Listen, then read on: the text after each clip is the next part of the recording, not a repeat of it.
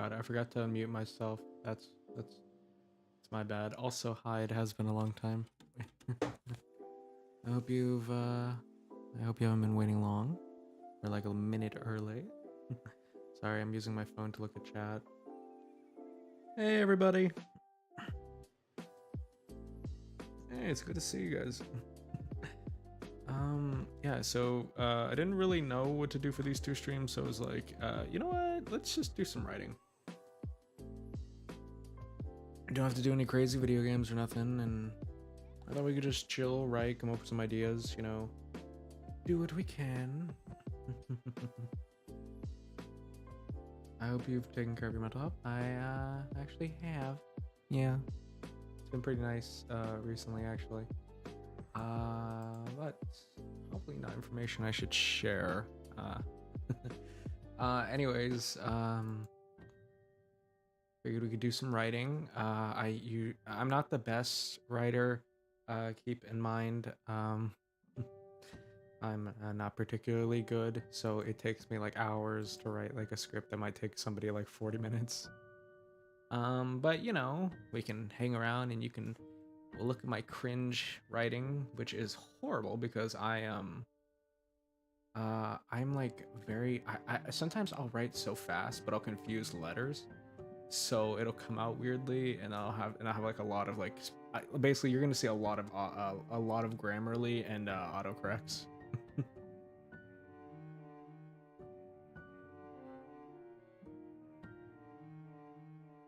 Hello. Thank you, Randercatch. I do enjoy what I do.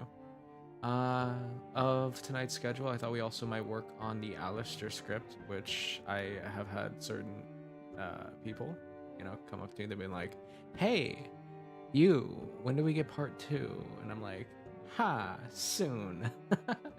Anyways, so speaking of this script series, I was actually planning. Okay, so here's what I was gonna do. So I was actually going to do this one, maybe a third, possibly a fourth, and then from there, somewhere in the third or fourth one, we can branch out into other storylines. Maybe not with the same listener, but with definitely different characters. You might have noticed that on my latest video, I tried doing a deeper voice. That was just to see if I could, and if people didn't think it was like horrifying, you know. You know, because I might be playing Husker in a future video. Because I was like, I was talking to a friend, and they were like, why don't you do Husk? And I'd be like, you know, that actually sounds like it would be a pretty good idea. Yes, indeed, Daisy, you should continue writing your scripts. Anyways, I thought for now, before we might come up with a few ideas. So if you guys have any ideas for what you guys want to see, now is the time, and I will start writing. Also, did you guys watch to the end of the last video? Because there was a very special surprise in the end credits. I hope you stayed to the end.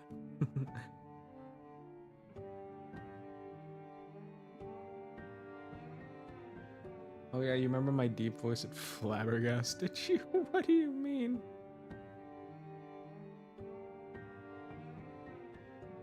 Yeah, my deep voice was... Hey, sorry, I need to reset my audio. My deep voice was fine. I hope you liked it. It was just weird trying to sound like that, because I... I'll admit, I listened to a video of Dracula from Castlevania before I did that script. And I was just like, alright, I have to sound like I absolutely am like some immortal vampire dictator or something like that. That's what I have to sound like. You were wondering what the ending was about? That is in relation to a project that will soon come to fruition. It's going to be a big project. It's not going to be like the other ones where I was just getting models and stuff like that. This is groundbreaking. The entire channel is going to undergo something very, very interesting. But then again, I'm just a host. Anyways, you might consider checking the clues, looking at the hints. Maybe there's some lore you can put together. Maybe there's a story that's being intertwined. I actually have a friend who's a writer who's helping me with that, on top of me also writing the story. But either way, follow the clues, take the hints, and figure out what's going on in Nightshade.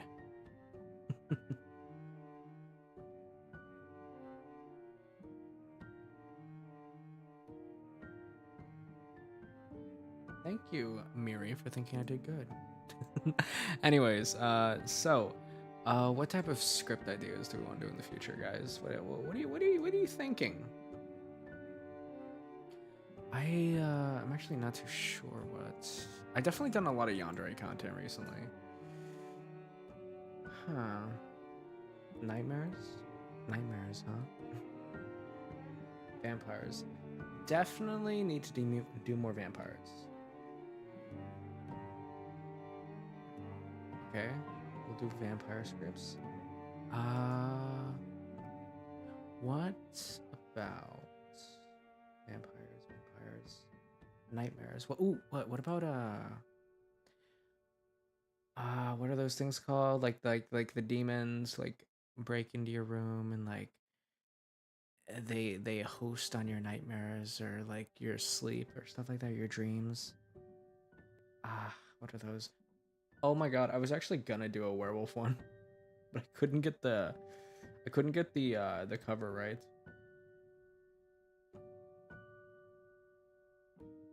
Werewolves, androids. I was actually considering writing scripts for that. I don't know why there was an awkward pause. I think I took a second. My brain was trying to like comprehend how to spell android. Sleep paralysis demon. That's what I was thinking about. Okay, sleep demon. Got it. Actually, because I was thinking about doing because if you noticed on my channel, I've actually been doing shorts recently, and I was considering doing one of those because I've noticed that there's also a lot of like content for Detroit Become Human. So I was thinking about like doing some content from that, like a few comics here and there, voiceover dubbed. I've also been thinking about like writing my own comic with the future project that's coming up.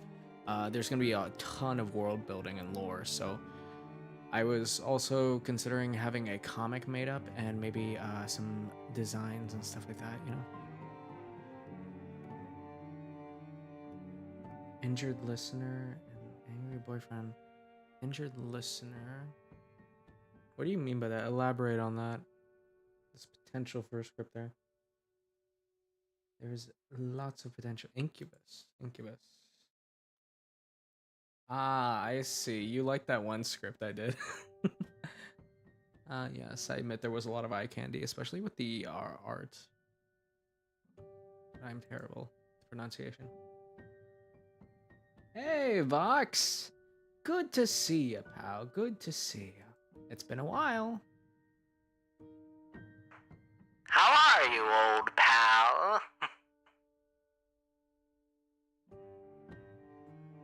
Sorry, I don't know if what? Thank you. I swear I'm not illiterate. Surprisingly, I had really good grades, and why is it? I swear to God, that's how you spell incubus, right? Am I? Yes, that is how you spell incubus. Okay, I'm gonna dismiss. I think that's grammarly just being weird. Yeah. I really love any excuse I can to use that Alastor. It's like it puts a filter over my regular voice, so that way I just do my Alastor impression, and it puts like the staticky filter. Hello, Dragon Dreamer. Good to see you've arrived. Inhuman listener scripts. Lame. Okay. Inhuman. Okay. Okay, I got that. Inhuman listener. Okay, I like that. I like that. So like, oh my God, what if what if the listener's like a vampire, right? And they like and I'm like their prey and stuff like that. We do like a like a predator and prey script, but we reverse the roles, you know? I don't know, something like that could be fun. Collab with Matt Z ASMR. I don't know who that is, but I'm not doing collabs for a long time. I might occasionally ask a friend of mine or two to voice some small lines, but I'm not doing any major collabs for a long, long time. Game of cat and mouse. I have a feeling that you just like those scripts where I end up chasing you through the woods. Maybe I've got an axe or a knife or something. Is that what you're into? Do you like being hunted? Do you like it when your heart races and you feel a sense of fear? Sorry. Got a little lost there. When am I gonna do a Vox ASMR? Oh, yeah, actually, yeah, that is in the works because I had somebody who requested it for me. But the thing is, okay, let me explain. God, I clicked on it again now. So this script is going to lead into a whole storyline, and then eventually, when the listener gets to he double hockey sticks, is when we're gonna have chances for this listener to meet other characters and potential other listeners that are not this listener to meet other characters. Like I was thinking for the Vox one. It could just be like Vox hires a new secretary or something like that because oh god, what's his name? The one that the entire fandom hates. The one who like God, what's his name? And the guy who owns Angel Dust.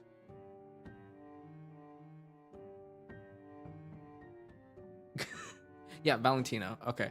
So I was thinking because Valentino is like always going on like crazy like basically tantrums and shooting people and stuff like that. What if Vox needs to hire like a new secretary so we get the listener coming in for an interview and then or their first day of work or stuff like that. We could definitely do something like that. That might be interesting. Oh, how I love sleeping. Indeed, I've actually been requested to do more sleep aid audios.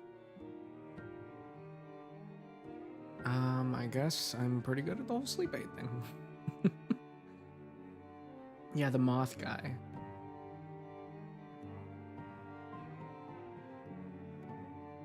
Bro, we need more Vox hypnosis ASMRs. We don't get enough of them. Yeah. Oh my god, I forgot he could hypnotize people. I mean, okay, like my friend pitched the idea for me. That eventually when we do Husker, we were like, okay, what if at this point in the story, this character or another character is the listener is what if they're what's it called? My brain. Sorry, this is literally how erratic the writing process is for me. Is because I'm thinking of 1,000 things. Normally, when I do Alastor, I just put on like 30s, like serial killer sounding music and just zone out. But Uh, anyways, so for Husker, I was thinking maybe like for one, we could do like a small introductory thing where it's like an audio where Husker like meets you at the bar and stuff like that. You've had a long day, maybe something happened, or maybe oh, actually, maybe we could incorporate Box with that. Actually, that might work. Okay, but then we do like a whole comfort audio, and then later on, I was thinking like Husker could be like the only one that's up. So like you go to his room and like you ask for his help after having a nightmare. Obviously he's Husker, so he's gonna be a little like abrasive and stuff like that. And then yeah, he takes pity on you, and then he helps like sleep aid audio you to sleep. Like ASMR.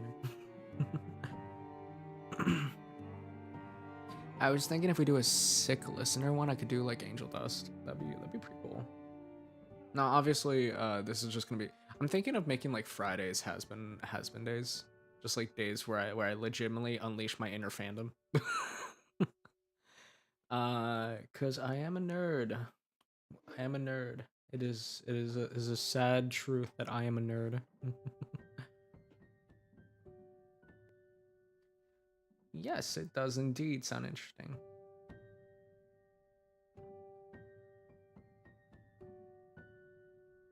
Truman Show ASMR. Oh, I'm sorry, that's funny.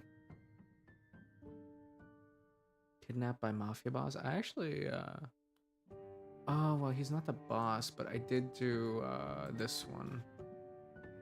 I did this one where it was like a mafia boss's son has a crush on someone, and then the boss is like, all right, kidnap that person and force them to love them and treat them as your pet and stuff like that. Son's like it was like a whole thing. Basically, mafia boss's son makes you his pet. Yeah, I did that one. Yeah, this is where I keep some of my scripts. Let's see, Corded, Yandere Ghost. This one I did not read ahead of time. Got halfway through the script and I was like, this script doesn't even make sense in some parts. So I was like, nah. This one was too short and was kind of jumping and speeding around, so I had to scrap that one. Wanted to do this one, but I need to redo the cover art. Redeeming a defeated villain. This one was pretty cool. I had like electrical powers, and I was quite shocking. Anyways, and this one's held prisoner by vampire. This one I was working on a front cover for. Your werewolf spouse tries to keep you alive. By the way, make sure to check out the original. Yeah, see, this was posted by Splashest Pig, a phenomenal writer. Anyways,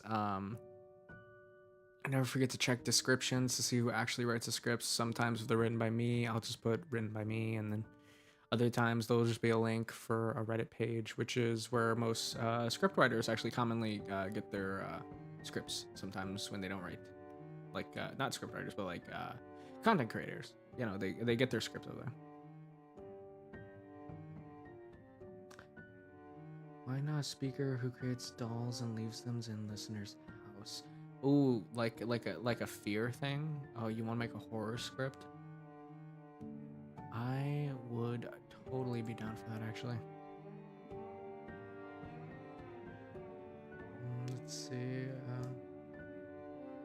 What is Heelshire Core? Hear me out. Okay, I'm hearing you out. What do I need to hear you out on? Also, I want you to know I have a candle next to me. And to show how crazy I was about writing this script, I bought an Alastor candle off of Etsy because I was curious. I was like, you know what? If I'm gonna be diving into this fandom, I'm gonna need to just have this in the background because I already buy candles anyway. So I was like, what the hell is this? I need this in my life. Apparently, it smells like brimstone and fire.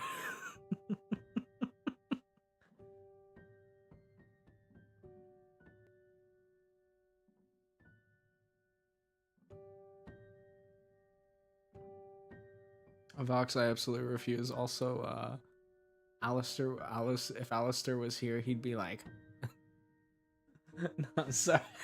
I get taken back to when I did that short for Alastor, and he was like, what? Oh god, it sounds better with the filter. Whatever. Want to see your face? Unfortunately, you can't. Why? Because I'm hideous. No, I'm just kidding. Summon Alastor cat? I wish I could. I can do a voice though. Why, hello there, everybody. Never going to happen. Absolutely love doing that voice. Either way, when we last left off with the Alastor script, we need to start with part 2. So I was thinking, by the way, Catastor. Okay, so I was thinking for this script. By the way, FYI, if I'm actually writing the script for this, so yeah, if you don't want to if you don't want to be spoiled on how the next part will go, just teleport away. Just disappear. I'm sorry, I don't know. I'm so cringe. Here, let me drink. Let me drink some of my drink real quickly. Ow, it spilled on my nose. Lobotomy ASMR. What? What do you mean lobotomy ASMR? Okay, that's crazy. Saved by a siren? Sorry, I'm trying to find my... I'm gonna mark that one later, actually.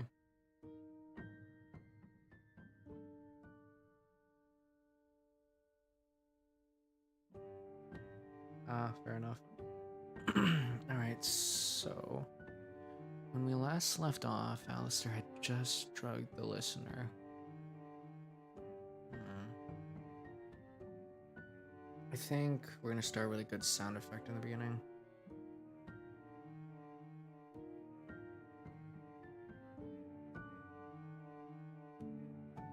Woods. And then we're probably gonna go with dragging sounds.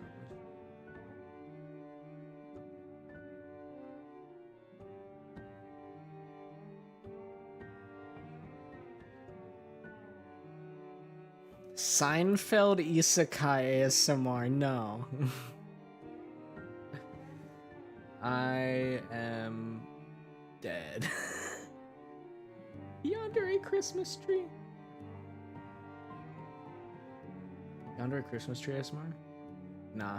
Maybe, you know what? We reach 100K before Christmas. I will do a Christmas tree ASMR. It'll just be me dressed as a Christmas tree, and I'll just be making like hella scuffed yandere quotes. Let's see, dragging sounds. Ooh, actually, why did I put a D? Fading.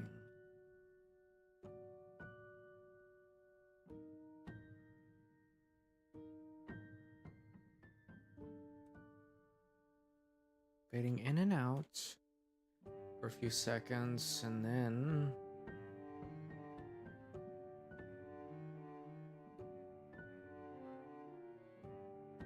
one, two, three, four. Fade into, let's see. Ooh, yeah, shovel. God, why am I shovel digging?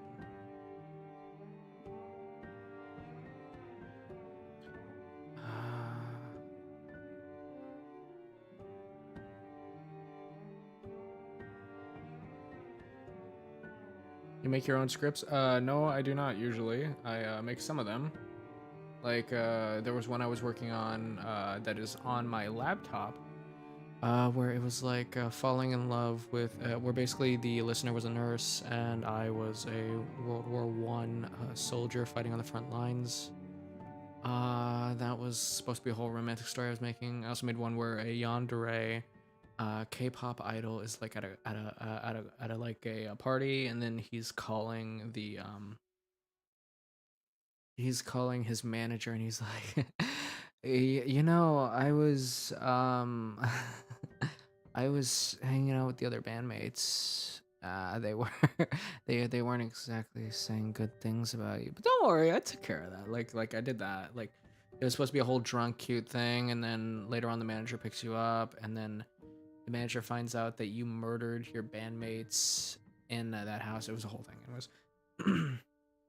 I've also I've written a few, you know. One script I actually I actually wrote but didn't take credit for by accident, because what had happened was I was I was going to use this one script for a Joker one where I was like playing the clown prince of crime, and then what ended up happening was the cover I had used, I realized too late after I'd already made it. I was like, oh, after I'd written like a whole new script and stuff like that, because I didn't like the original. I decided, you know what, I'm gonna do it myself. So I wrote a whole script, and when I slapped the cover together, it actually still had the name of the other writer for the other story. So I was like, you know, it doesn't matter. I wrote it. It's fine. So I actually didn't take credit for that one, even though I actually did write that script. Anyways, shivel, shivel instead of shovel. Listen, you're gonna see my atrocious writing. It fades into shovel digging. Pause. Let's give a brief pause for silence. Listener starts to wake up. Alastor, he notices the grunts, he notices the pain, and he looks over to them. Ah, hello, my dear. It would seem that you. No, he wouldn't say something about the alcohol. Would he?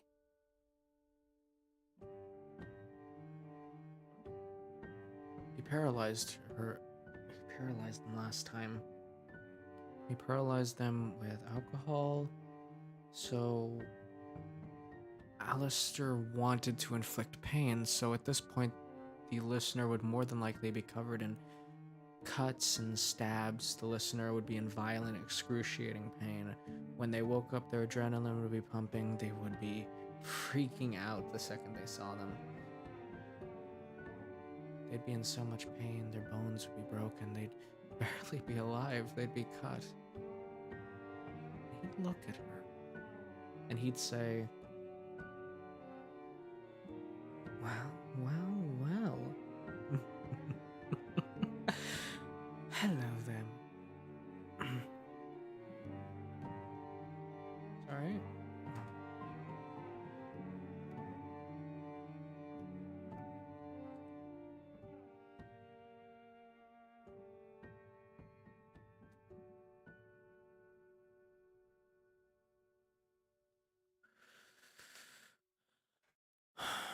Does that sound right? Well, hello there. No, that's not how he talks. He talks like, why, hello there. Pleasure to be meeting you. Quite a pleasure. Well. Hello there, my sleeping beauty. You give a little chuckle.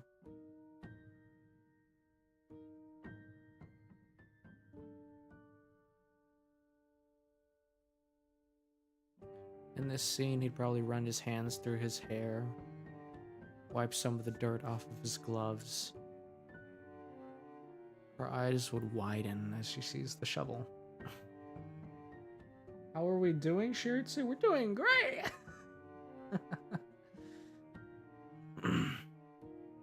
Alastor would call them prey. I don't know if that would happen. Because this is the night. This is the night Alastor dies. This is the night he messes up. This is the night that he begins. So Alastor would more than likely, because I used excuses in the last one.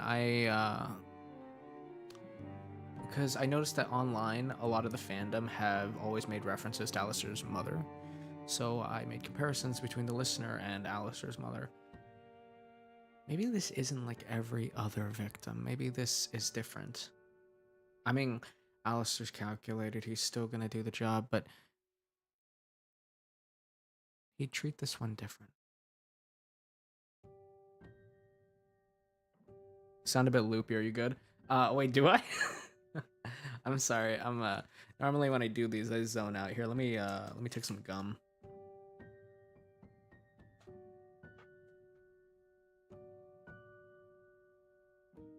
I sound loopy. Is it my microphone? Does my microphone sound bad?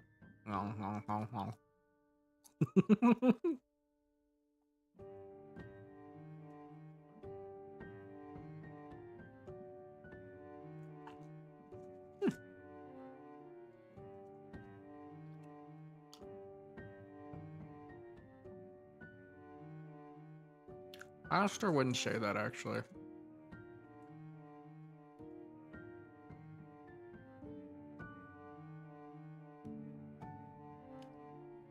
You have to understand when I do audios, when I do this, when you hear me chuckle, it's not voluntarily. Whenever I'm in an uncomfortable situation or doing anything crazy, I always giggle. It's just the way I am.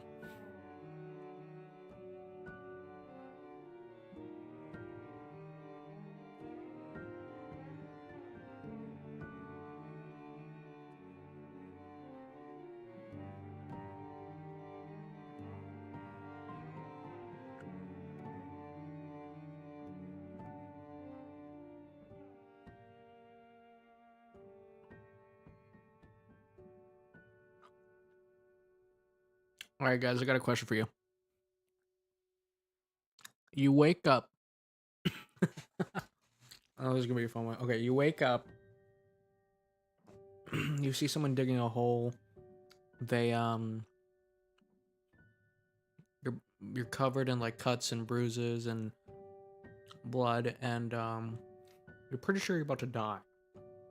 What question do you ask this strange man who was so nice to you earlier today?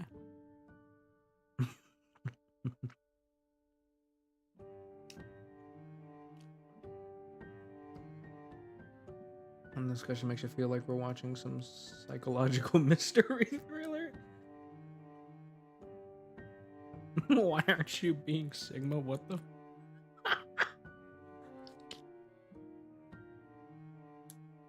Not again.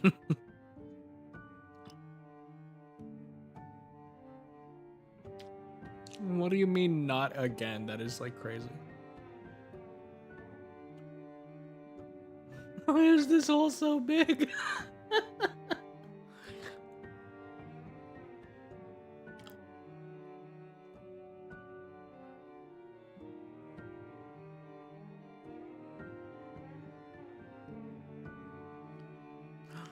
What do you mean? I am doing great, goddess of nature. Actually, let's reply to that one. Why is wait? How could you do this to me?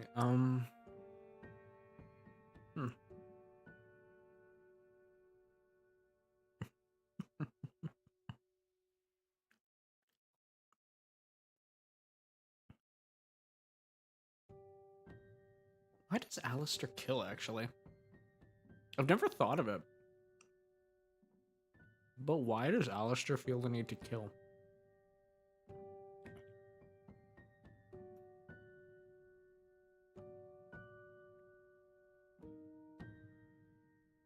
He likes having that power over people. He more than likely wants them to be afraid through the whole experience. What can I call you? Call me I don't know, just call me Culture or Michael, you know, either one of those.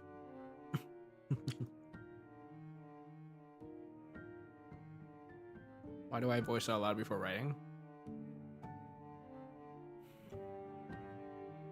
Just a habit I have. I guess it's the same reason that I'm not doing it now, but because of stream. But I usually listen to audio recordings of the character. I listen to fan songs, AMVs. I guess it's because you want to get inside the head of the character. I don't know. Maybe it's a weird process, but it's mine, I guess.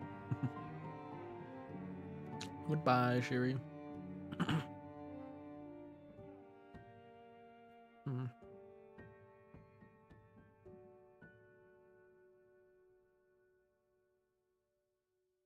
Hmm. Let's see.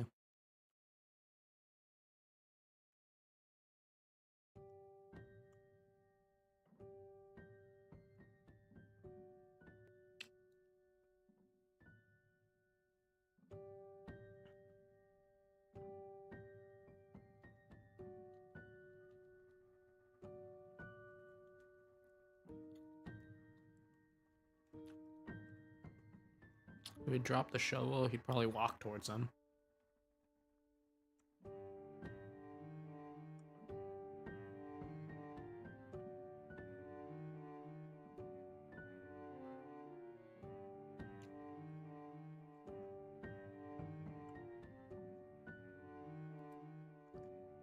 would. Hmm. It would seem I'm going sloppy in my old age. Oh wait, Alastor would only be 30 by this. Okay, because he died in 1933, so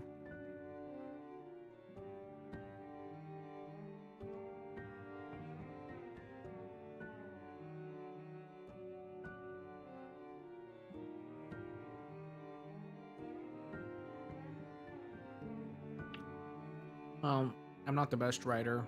I just try, you know. And besides, a lot of time, my best, because like I'll write the script and I'll stick to it like 90% of the time, but what really gives it like the more natural touch is when I start coming up with words. Like, for example, this script, why, hello there, my charming demon belle. It would seem I've gotten sloppy. Never mind that. Oh, no, never the matter. No. You'd say never the matter. You'll be dead soon. No, that's too basic.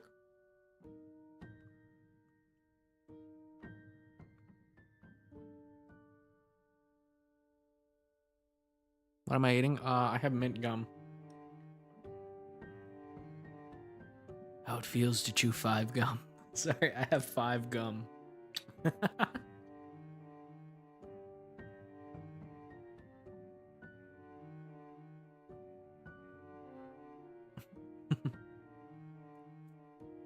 Dominic. Ah.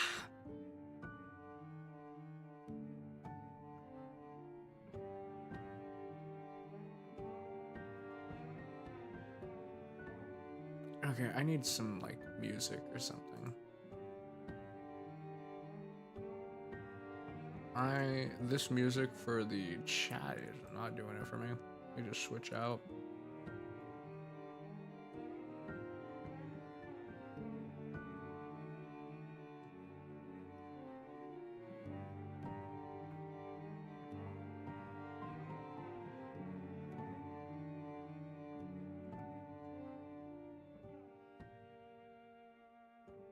Hmm.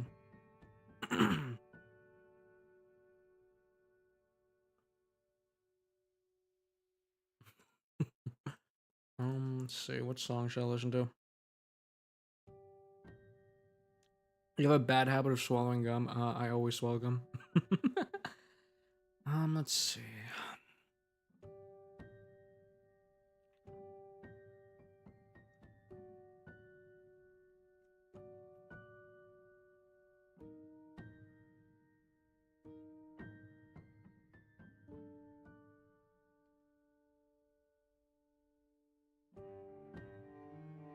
You want me to listen to 2000 Screamo? What?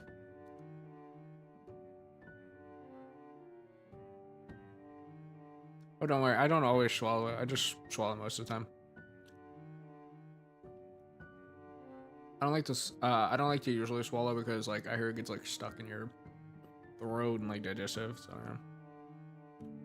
Imagine dying. Oh my god, I can't.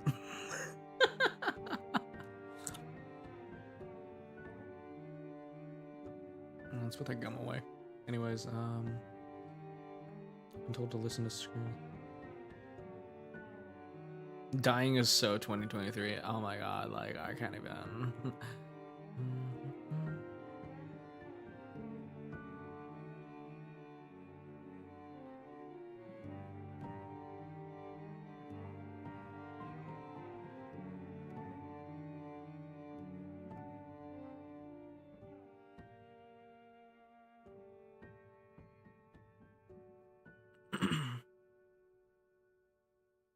My model kind of fits with the thumbnail. I don't even know what the thumbnail is. Uh, if I'm being honest, I kind of put like at the last second I was like, I don't have a thumbnail. Oh god, put the first thing you find.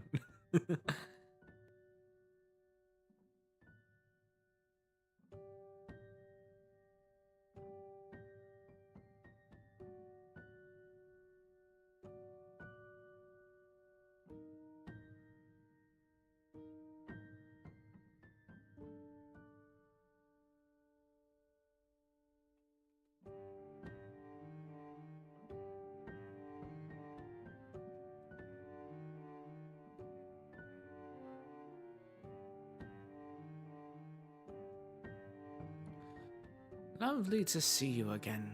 Well, despite the situation we find ourselves in. God, I refuse to pay for upper versions of Grammarly. Screw that. Is that... Did I spell that wrong? God, I'm horrible at writing. You're gonna see how bad of spelling mistakes I make.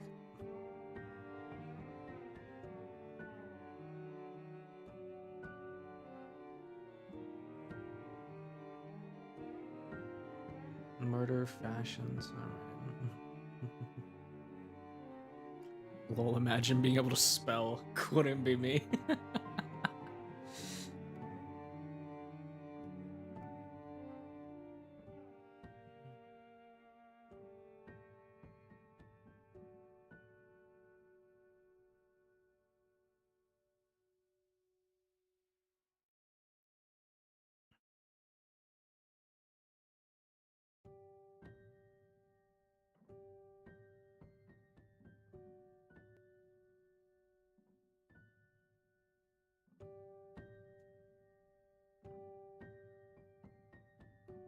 Where are we? My dear, we're out in the woods. The lovely woods of New Orleans. Oh, you'd probably... That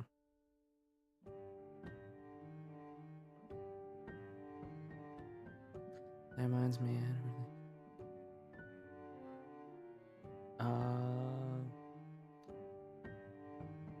Do I have dyslexia? I actually don't know. I've never been tested. Oh God. Hello. Thank you to Nightless Kingdom for the 5 gifted memberships. Seriously, thanks. Thank you, Nightless.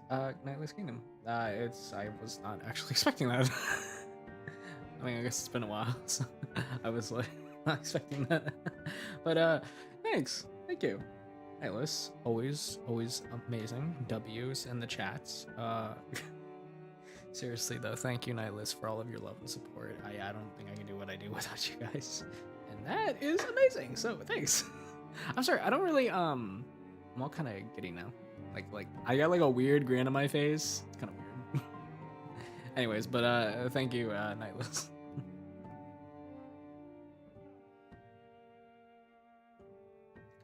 Thank you for the 5 gifted subs. um.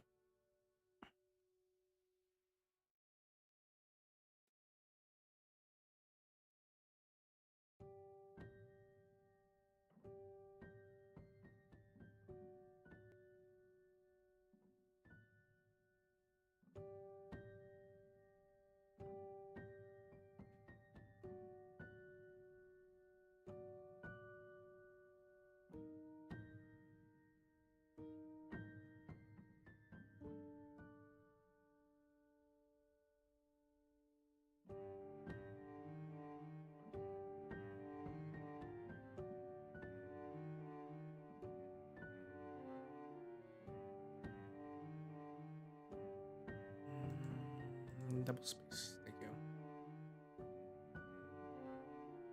God, I swear, in an alternate timeline, I can spell correctly.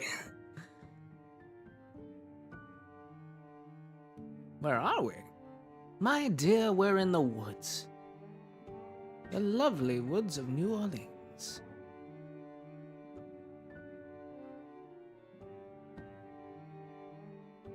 Hmm.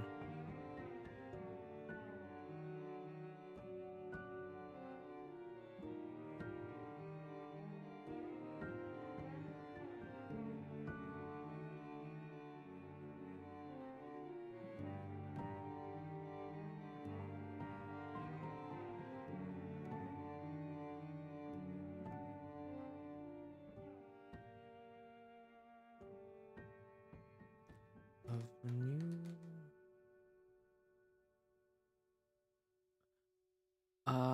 God, I cannot spell New Orleans. I will, God, my cringe writing. Humanity's weakness is having brain cells. Yes, that is also my weakness.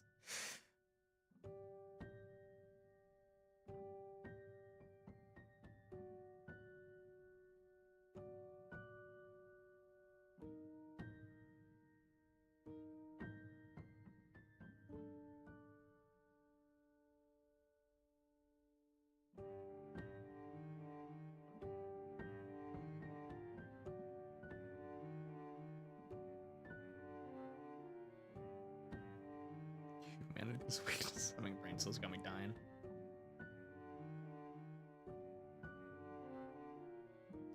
You'd have to be crazy.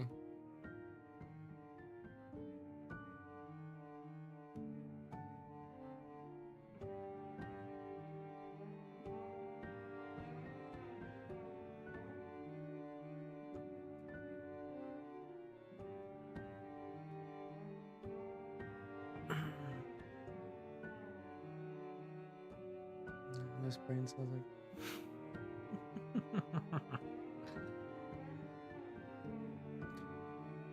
Why, my dear, we're in the lovely woods just outside this town.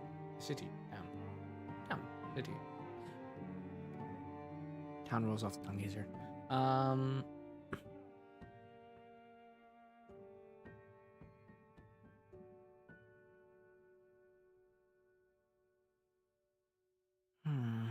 Just outside the town.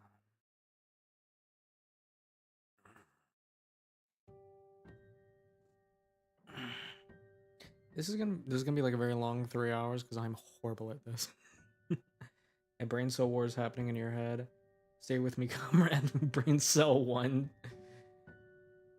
Too many letters. Dies. Why, my dear, we're in the lovely woods just outside the town. I'd be terrified. Why did you bring me here?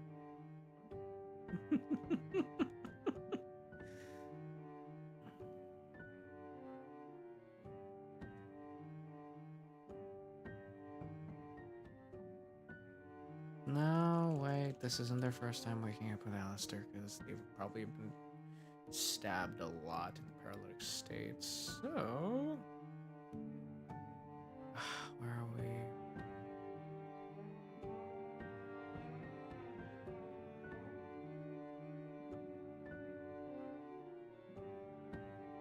This is a strange one. Ah, God.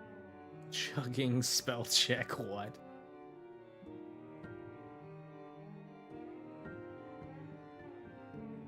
What's the weirdest dreams you guys have ever had? I had a dream one time. Is it weird that I've had a bunch of murder dreams? I've had those. Those are interesting. Let's see.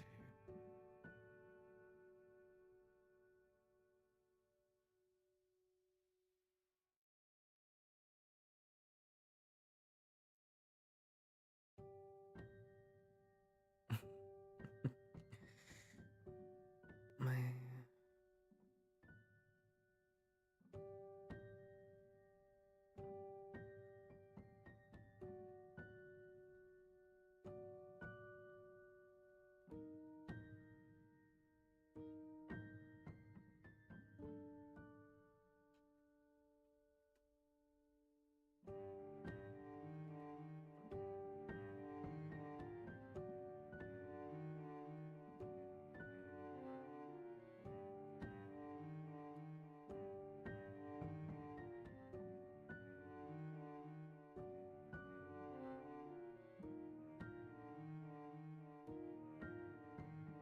So much spell check.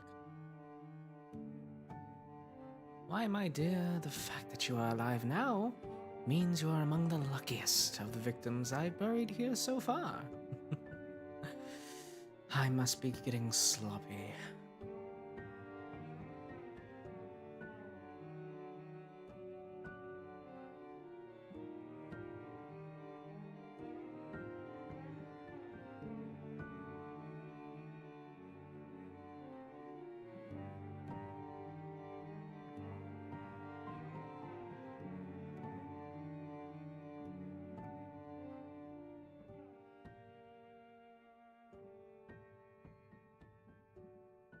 Let's see. Oh, I got an alert. Let me switch on my song. This song is not exactly helping right now.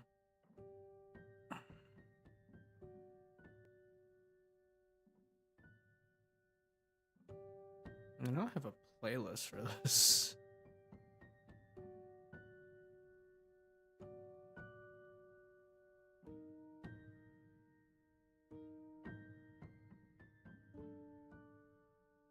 Alastor would be like late, early 20s?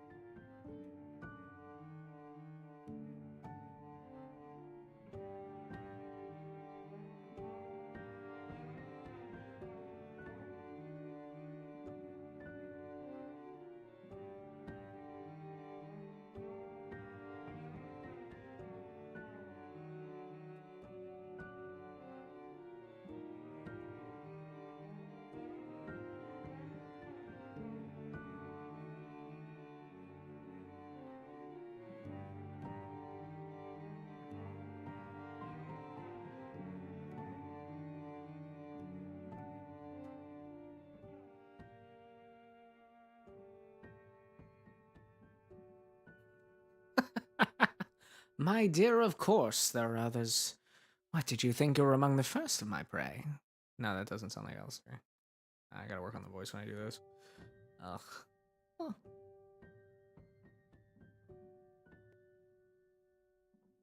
I wish you luck at your party, Ocean View. Oh man, that is like good. I'm drinking gamer subs.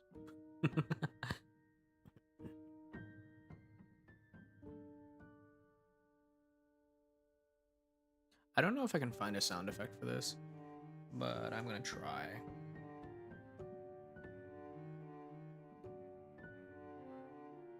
God, that is very horrible.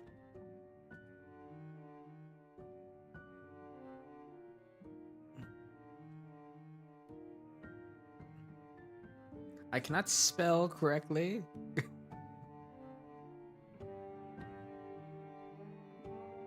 um.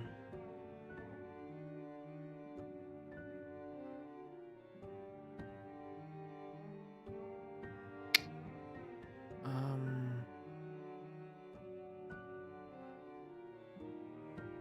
Thank God that the autocorrect just kicked in. Walks forward.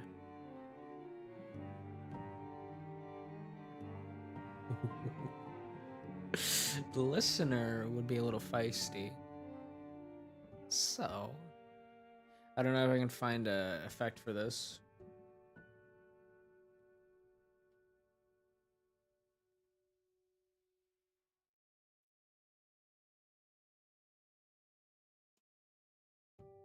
My dear, of course.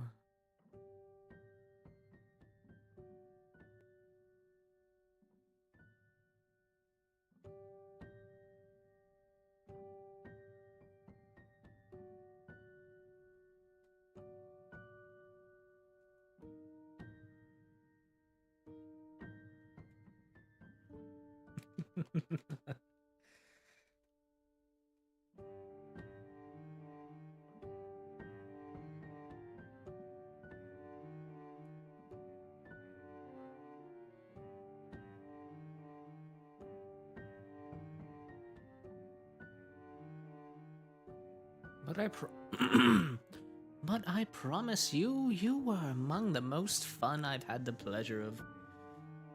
Um. Mm-hmm.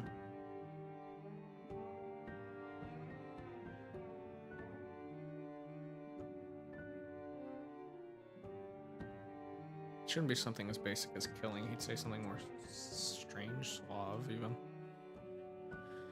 I've had the pleasure of. Wahaha. Enjoying the company?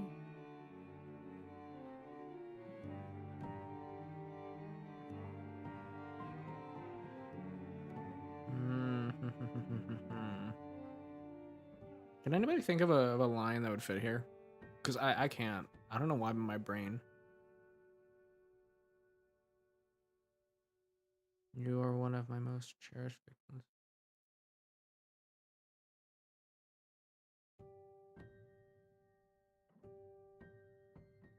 Ooh.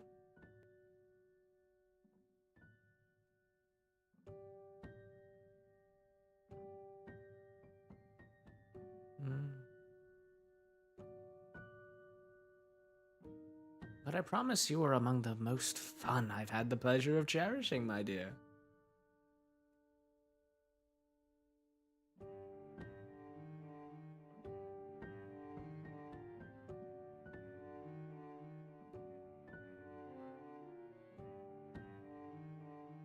Is that a spit sound effect?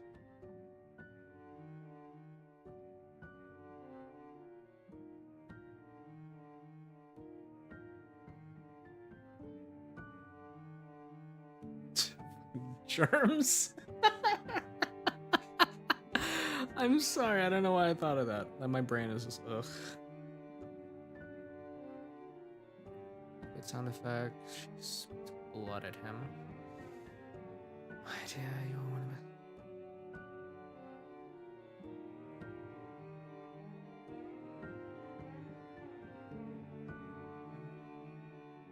of my best. Well, it's not a bad line, but I haven't established a friendship relationship. All they've really done is know each other for like an evening. So, actually, I could use that later.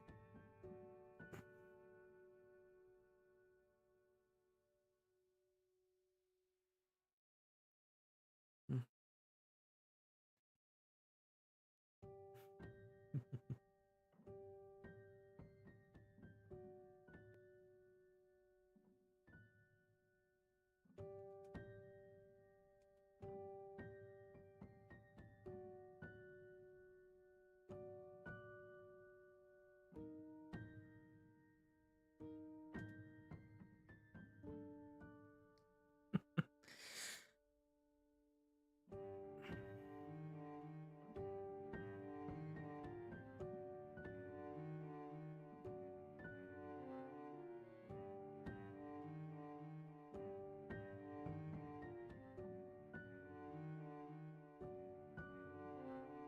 Oh, actually, hmm.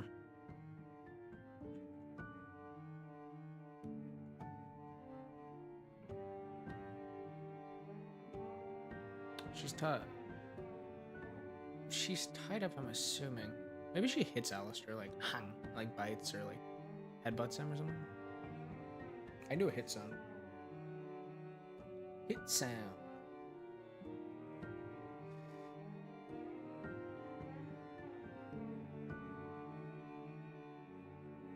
Oh, that's, I love that line actually, Francois.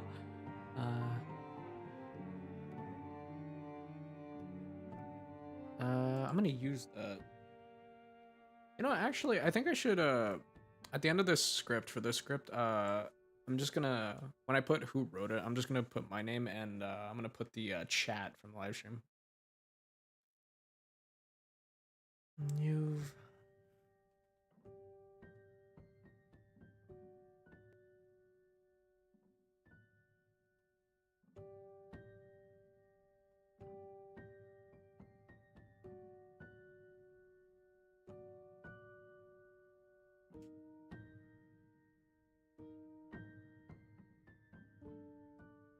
But I promise, no. But I promise you, you've been one of the most entertaining, most amusing by far. I'm gonna replace this one with entertaining, though. Okay, not, I don't want to make a header.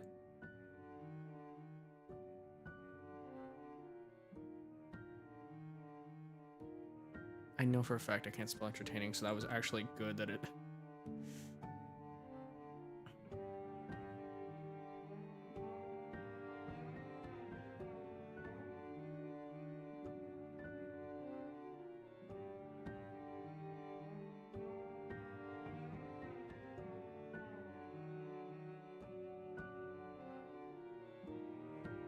Just, ah. That's to symbolize, like, oh, you hit me, and I'm like, ah. My dear, that is no way to act for a lady. How uncivilized. Alastor is from the 30s, that actually makes sense, but no.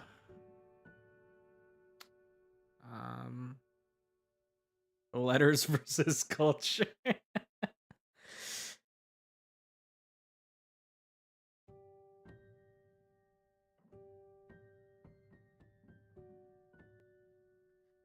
Yeah, Francois, that is actually an amazing line.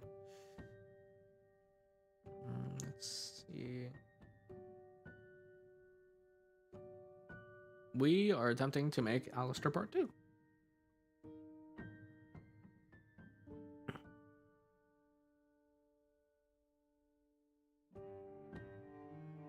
You know, actually, let's not even do that part. Let's say...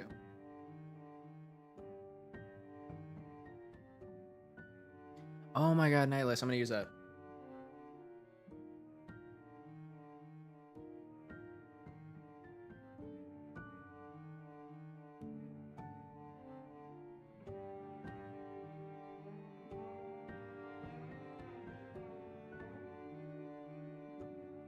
No, I should use that later, because I still have to give an opportunity for the hunters. Okay.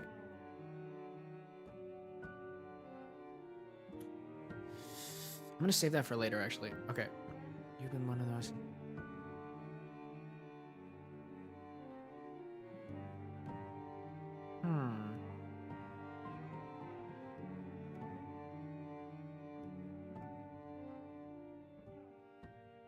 Okay, I have to walk a line right here.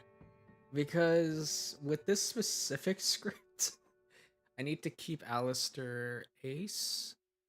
But maybe some slight flirting would... No, he wouldn't flirt. He would only flirt in the beginning just so he could like charm them into getting them alone and then kidnap them. But now that he's done that, he doesn't need to. He drops the act. Let's see.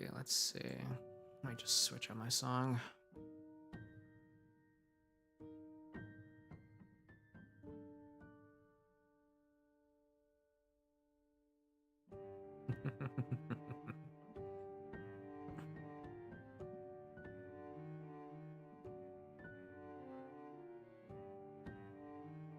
Alastor in Wonderland.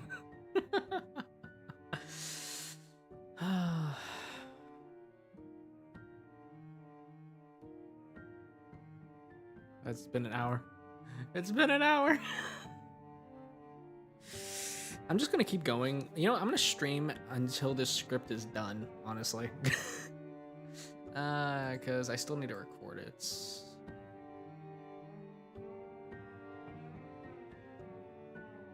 No, because I don't know if I want Alastor to... Okay.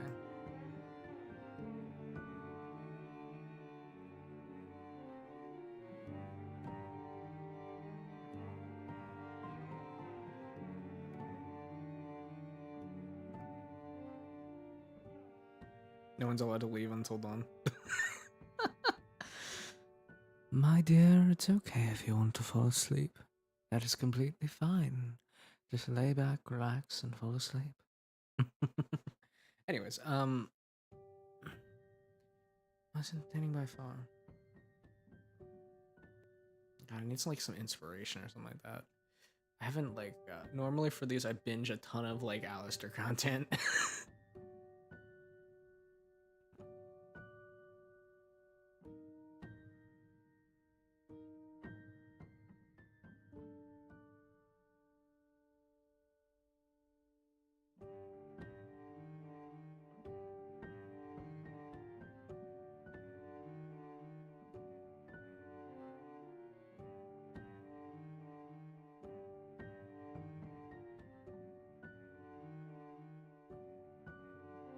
But what if we got school?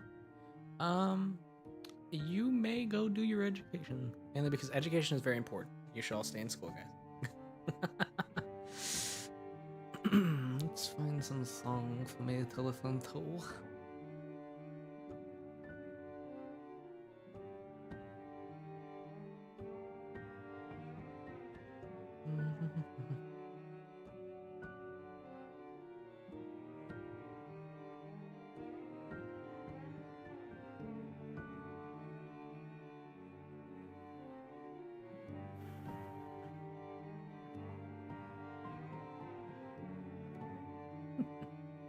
Alright, I know what to do.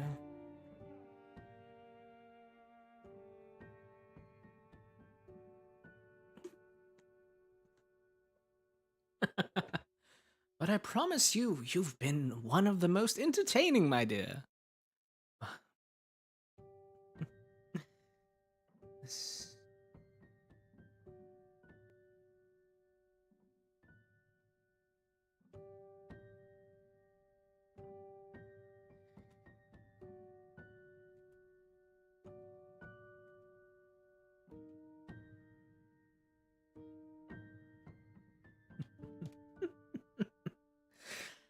Oh, don't look at me with that face.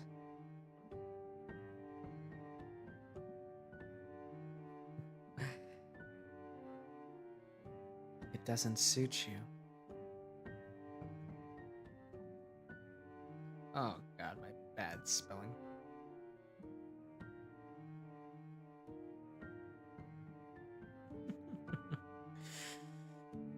Why not smile more? You know you're never fully dressed without one. That feels a little out of character for this scene, but Alastor is a bit of a psychopath, so actually that might work.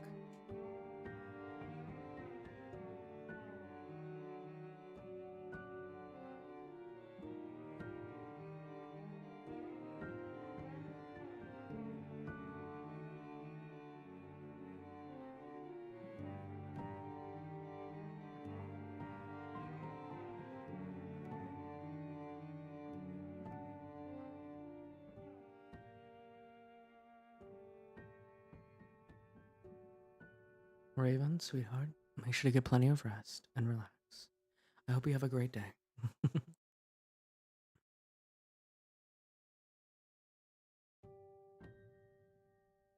Maybe I'll finally have a dream and not a murder dream. I would not, well, considering the content without writing, I don't know if murder dreams are off the table, you know? So frown doesn't suit you. You should smile more, my dear.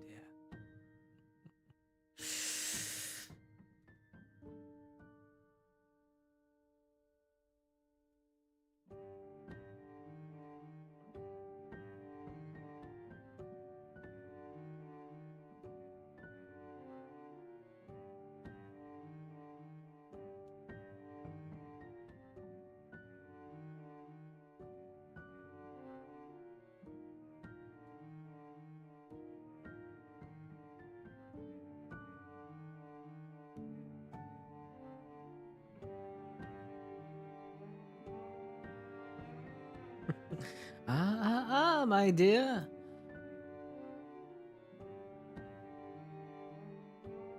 No, it's ha ha ha. I need ah.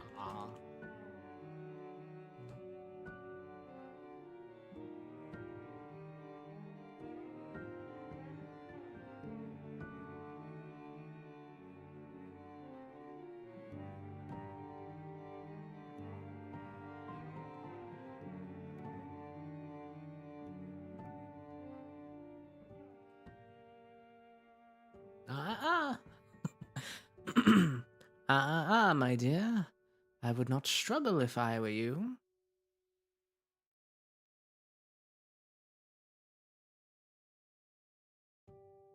And then let's give him. Ooh, wouldn't that be cool if like I add a little bit of the radio effect? If I was like, okay, guys, let's try this one. Let me set something up.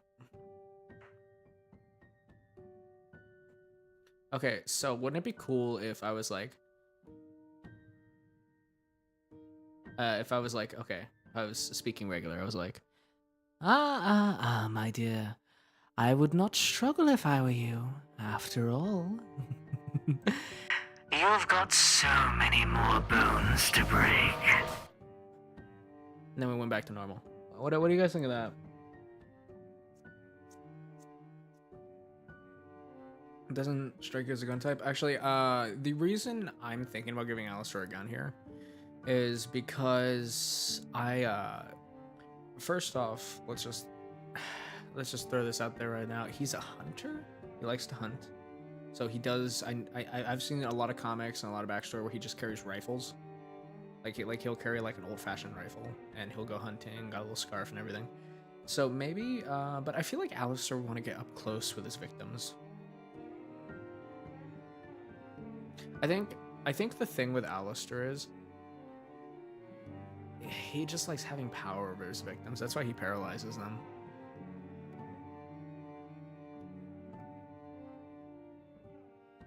Maybe you would say something like that.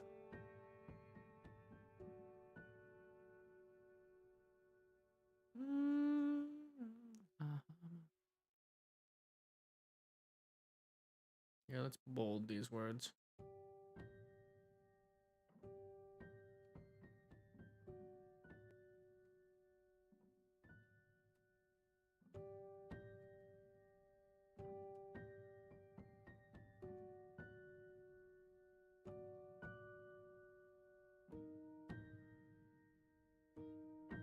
Ooh, I just thought of something. Oh my god. Oh my god, I thought of this. Okay.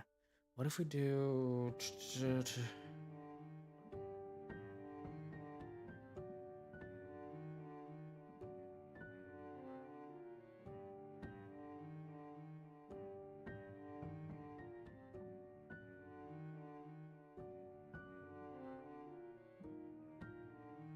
Yeah, we'll do a bone-breaking sound effect. So that we can make the scene more intense and uncomfortable for the listener.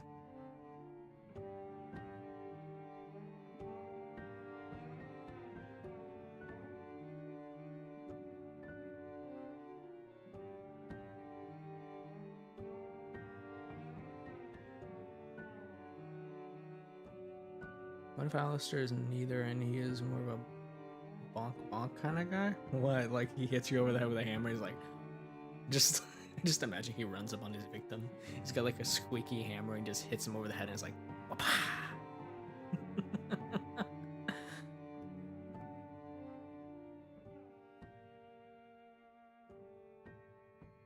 Oh yeah, you know. Honestly, I needed to get this done. I was like, you know what? Screw it. I'm like in a comfortable place. You know, I'm doing some stuff, so I'm like, you know, let's just do a live stream. You know, see how I feel after it. See if I want to get back into doing these. You know.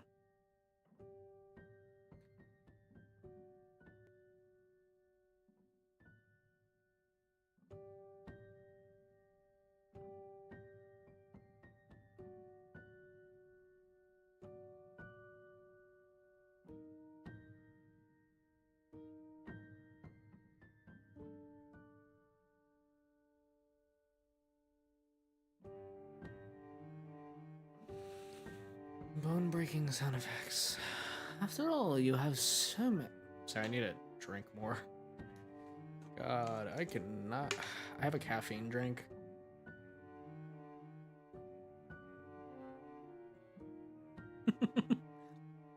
It's because caffeine helps me a little bit when it comes to writing.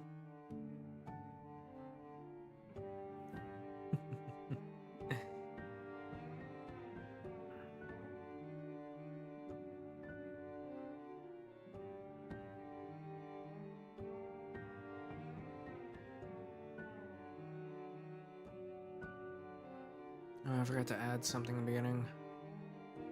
Oh no, I already added dragging sounds.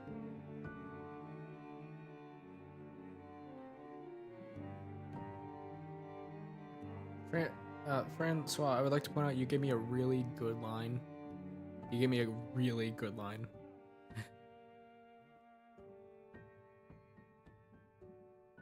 Literally amazing line.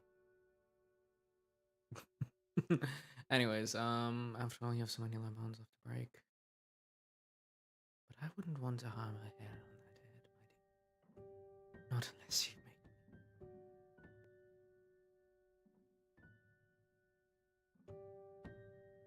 Ooh, that's what I should do. Okay, okay, okay. To put emphasis on it.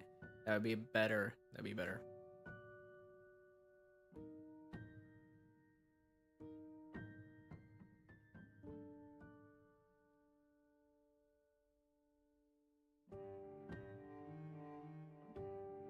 God, that's. How did I ever get A's in English? I think all of my teachers just felt bad for me. I wouldn't.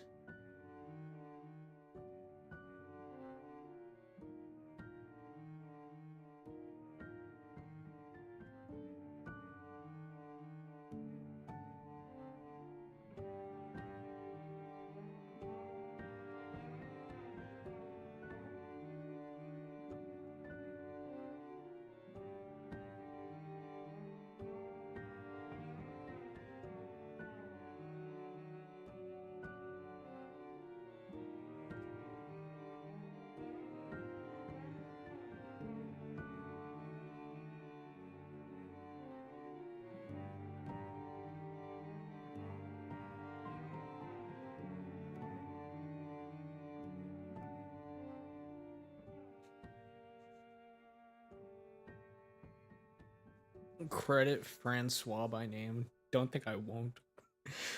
I'm not above doing.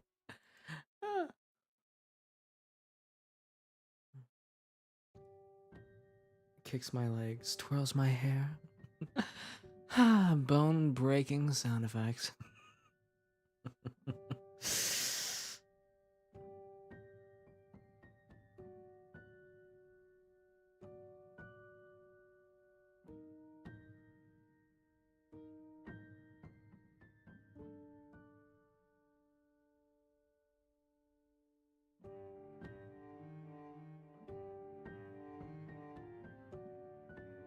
So I was adjusting my music.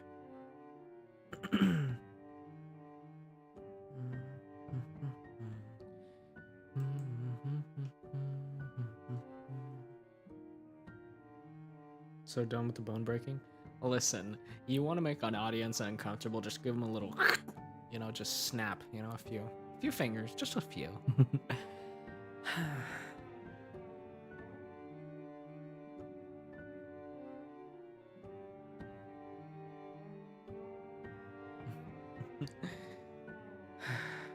My dear, your screams are music to my ears.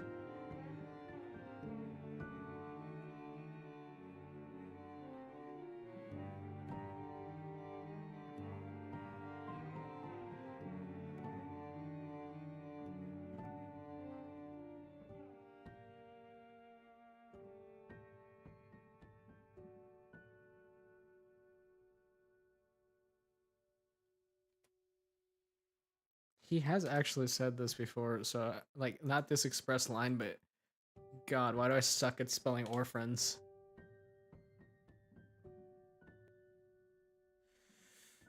I need an end to this line.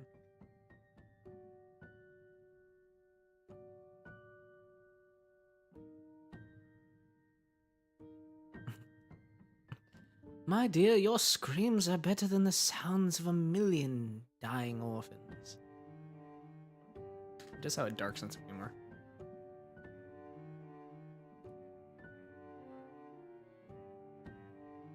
Nope. My dear, your screams are better than the sounds of a million dying orphans. No, too jokery. My dear, your screams are better than the sounds of a million dying orphans. Too jokery. You hit that sweet spot.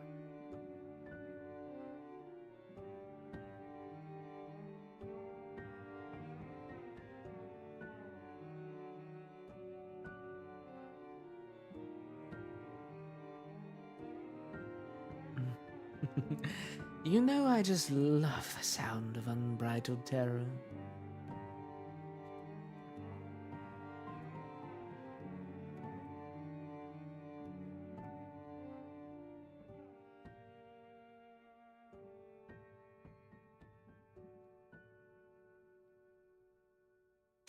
By the way, I got the unbridled terror thing from Francois. I love that terminology, so I'm gonna use it. Thank you, Francois. Dude, seriously, do writing. Write amazing things.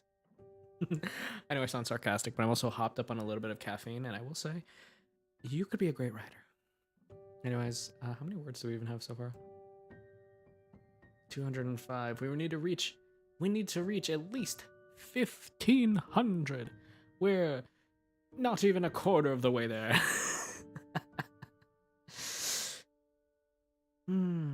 Let's see. You know, I just love the sound of unbridled terror. Music to my ears.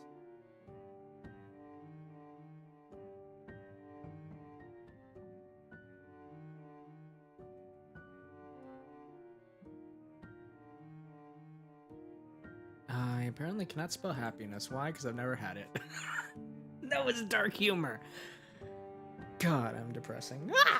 Sorry. Anyways, that was funny, I think. No, it wasn't. God, I'm sorry. I've been drinking too much caffeine. Size and happiness.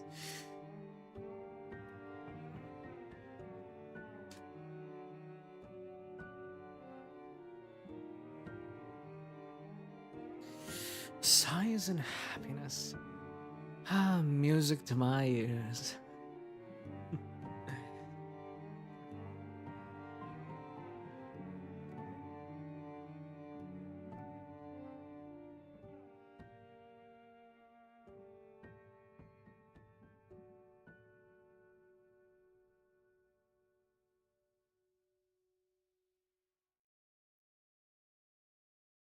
Hmm. Why do the kids hate everyone? Because they do. They despise everyone. Ah, music to my ears, my dear.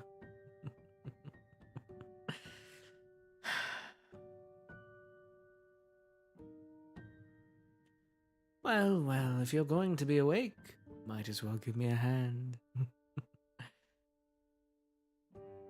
Less in a metaphorical sense, but more in a very realistic sense. I'd like for you to dig your own grave, darling. No, not darling. He would never say darling. Maybe that could work. Have the listener dig their own grave. That'd be dark. But then again, this is the Alastor, and this is his dark beginning. So maybe music to my ears.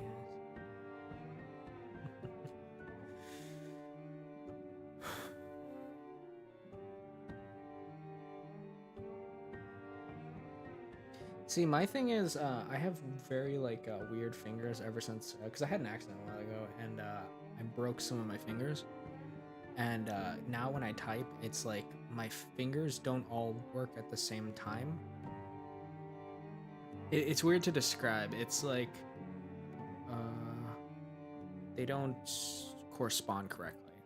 So now it's just like when I type, sometimes it'll hit the word next to the letter next to it, and I'll like freak out. Ugh, God. To be fair, that was my own fault. I shouldn't have reached. Darling, what makes you think I've gotten used to saying the word darling? Listen, I want you to know it is a pain, okay? I'm out here legitimately going up to people and being like, and I'm having a casual conversation with someone. I'm like, oh, yeah, yeah. So did you try out that new Froyo place, darling? And they're like, what, what'd you call me? I'm like, a smoke bomb disappears, runs away.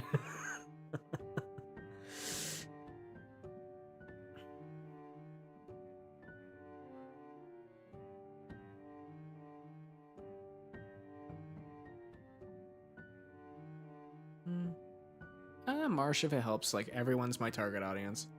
Honestly, when I make scripts, okay, first off, when I make scripts and when I record scripts, there's because first off, okay, let's start with the scripts that I don't make. 90% of the time, I like they are like they have like she and he pronouns. So like the thing is, like 90% of the time, I also gender flip their scripts because I'm like, oh yeah, because most scripts are actually made for female voice actors. So I like gender flip it, change up a few things, and then when I read it and it says and it's a pronoun, I'm like, um, and I have to switch it over to the other one real quick without sounding like, hey, I'm reading for a sec. I do that all the time, and like a lot of times I'll get like little slip ups, and I'll be like, I already recorded so much. Okay, fine, we'll just go with it and hope nobody noticed. That actually happens.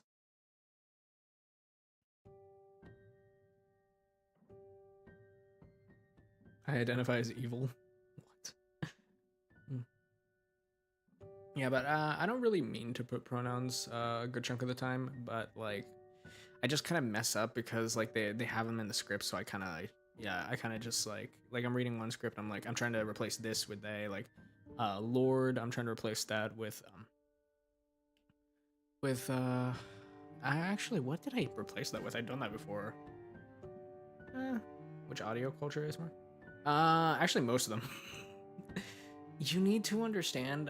One of the biggest problems I had when I was starting out was realizing this industry is like the a lot of the scripts are written for female voice actors, so it's always F for M.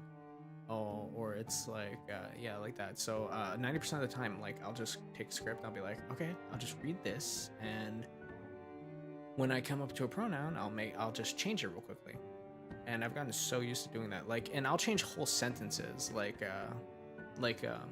example, I'll have a line where it's like, where read by a female VA, it'll be something like, "Hey, don't you like feeling pressed up against my chest," or something like that. And I'll be like, and I'll make up a whole thing to counter around that, and just cut that out of the script.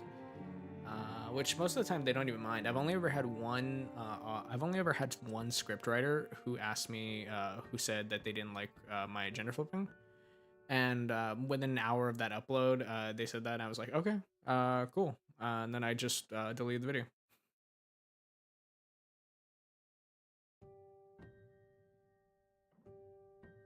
5 gifted memberships. Thank you, Nihilus. Nihilus. Hi, Nihilus.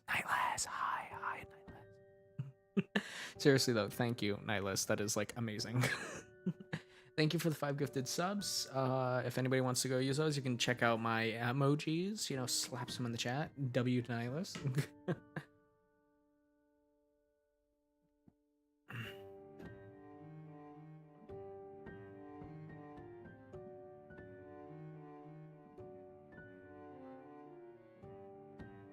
We definitely appreciate Nihilus. Nihilus is amazing. Let's see. You want to make me stutter again?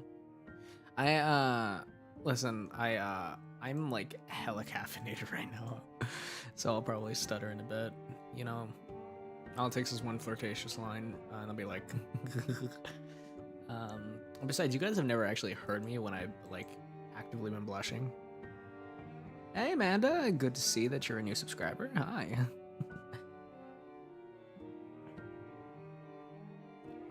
But yeah, I'm actively like on a ton of caffeine right now. I've been drinking this juice for the entire stream. Music to my ears. You truly are a lovely little specimen, aren't you? You truly are.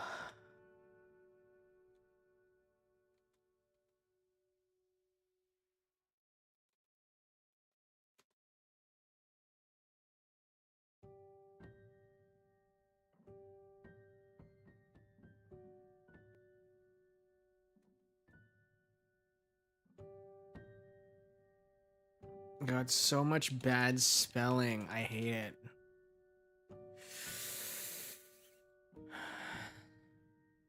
You truly are a lovely little one, my dear. You truly are a lovely little bell, aren't you, my dear?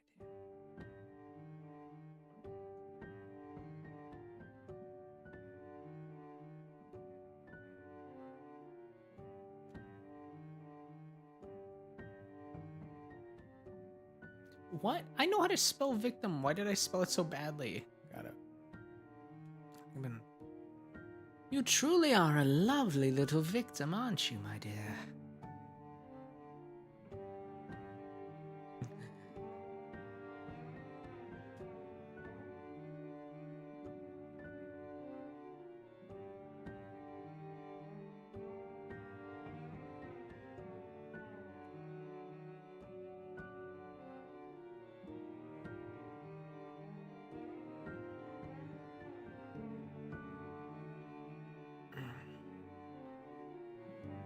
I need to calm down with the caffeine. Listen,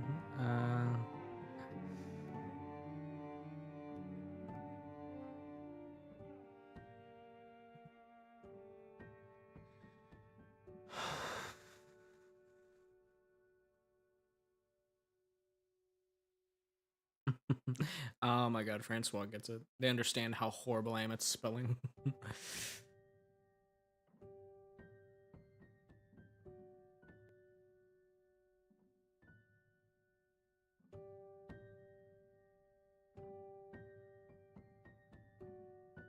God, I never should have installed Grammarly.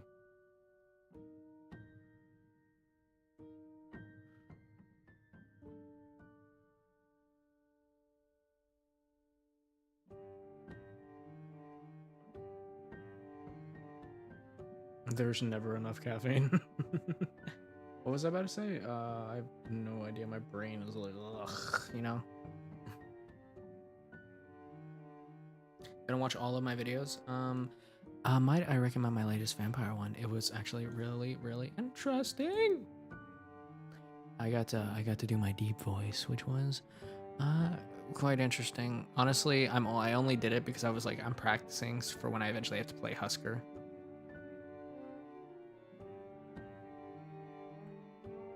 I think I can do a good Husker, but the thing is when I do a deep voice, it goes like it goes well, hello there. Like it goes into a cowboy voice. I don't know why. I don't know why. I think it's because I used to practice my deep voice from McCree. That's what it was. I used to practice my McCree voice where I'd be like, well, or something like that, you know. Like when I did the vampire one yesterday, I was doing an accent. Why, hello there, my dear. Tell me, do you like it when I bite upon your neck? Like I was doing that. What if I do like a because I don't even know how Husker sounds. He has like a gravelly voice. He's like you really think I'd be listening to any of you guys? You really think I'd be listening? You really think I'd be stuck here listening to you motherfuckers bitch and moan all the time if he wasn't making me? Like, I don't know if that's how Husker sounds, but I'll have to look. And the thing is, I have to look at what his voice actor sounds like and then try to imitate that.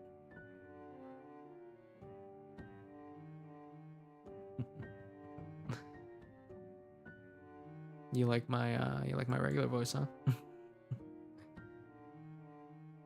You want me to do the highest pitched, most annoying voice ever? I'm watching this video 2 times. I'm glad.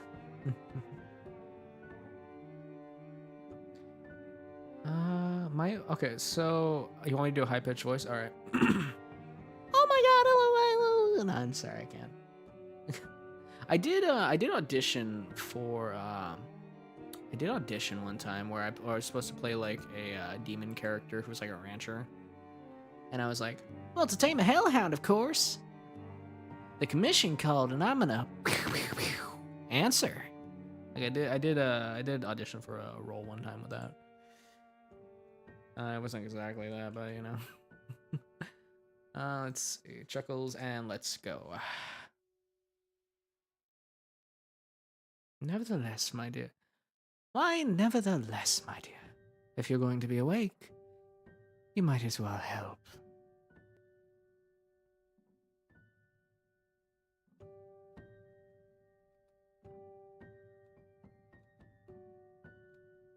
Nevertheless, my dear, if you're going to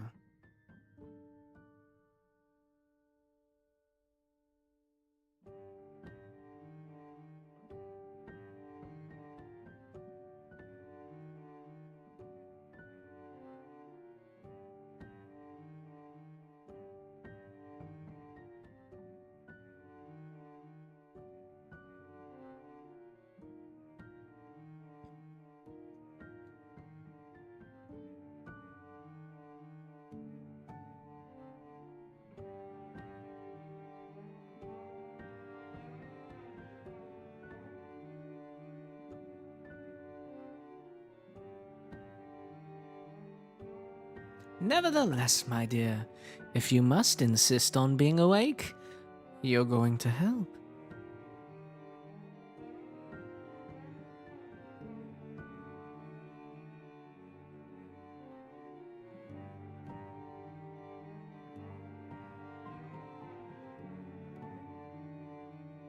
Which one of my videos would I recommend for you to watch? In my older videos, I didn't have good mic quality, but I will say you could go watch a series that I did right completely. The Adam scripts. Ah, come on, I got to be Adam. It was fun. You know, first man, sort of king of awesome, you know, coolest angel that ever existed. No, I'm just kidding. I got to be Adam, which actually I'm thinking of incorporating that side of the story into this. So I have another friend who's also thinking about doing some scripts for like Charlie and other characters, and we were thinking of creating a Hellaverse with an ASMR roleplay series. Like, I'll play different characters, they'll play different characters, and they were gonna post theirs on their channel. We could do like a whole thing like that, you know? Hey, we got Vox in the chat. Nice, nice. Hey, Vox. You're looking quite lovely over there. Nah, I'm just kidding. Not really into television. I'm a lot more into podcasts and radio. No, I'm just kidding. Wah. Nevertheless, my dear, if you insist on being awake, you're going to help.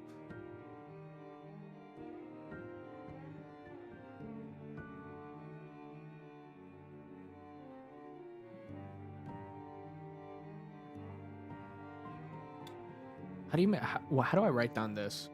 Just tisk tisk tisk tisk, my dear.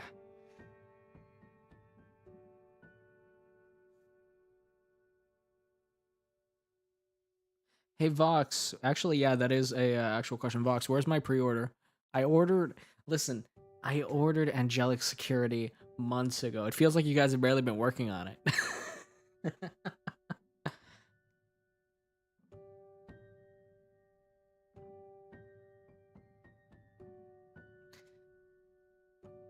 Now, I imagine the listener would take the first chance they get to try to run at him.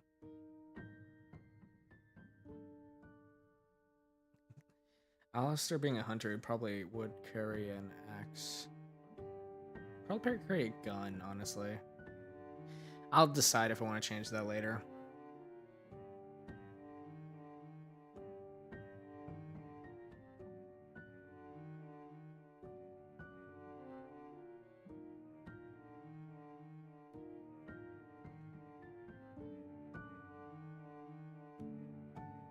Given the fact that it's 1930, it would more than likely be a...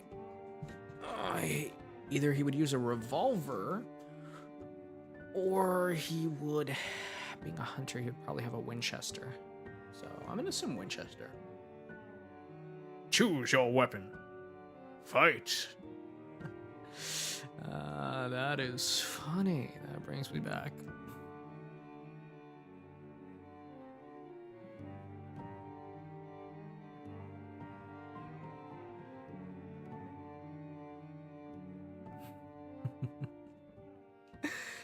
Not another step, my dear.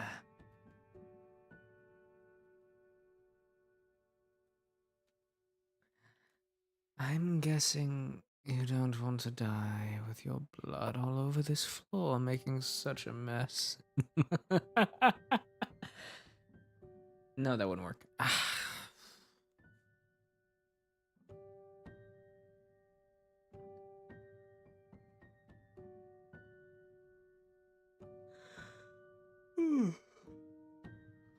Indeed, Vox may have left.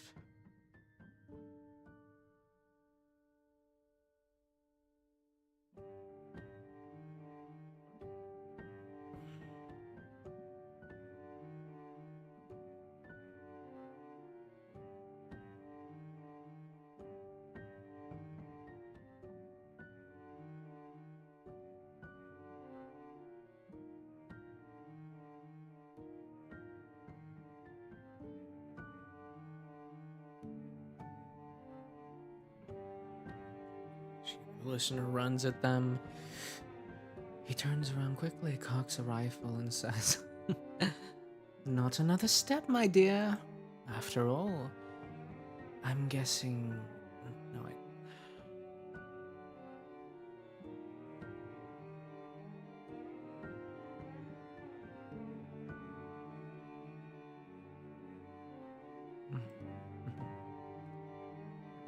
The listener's gonna die anyways. Why would they care if they get shot?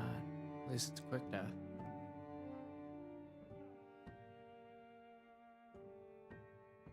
Or I'll have to make a pretty... Not another step, my dear. Or I'll have to make a mess of that pretty little face of yours.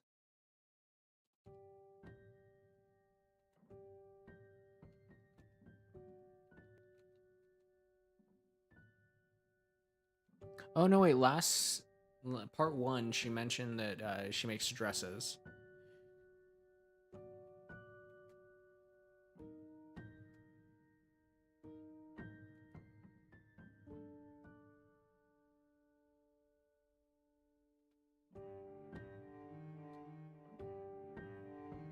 Not another step, my dear, or I'll have to make a mess of that pretty little dress you made.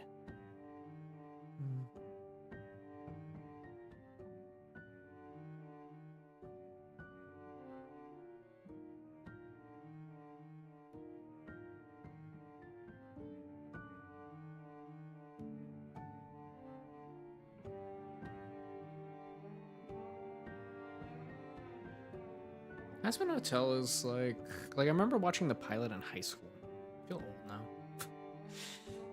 Whatever.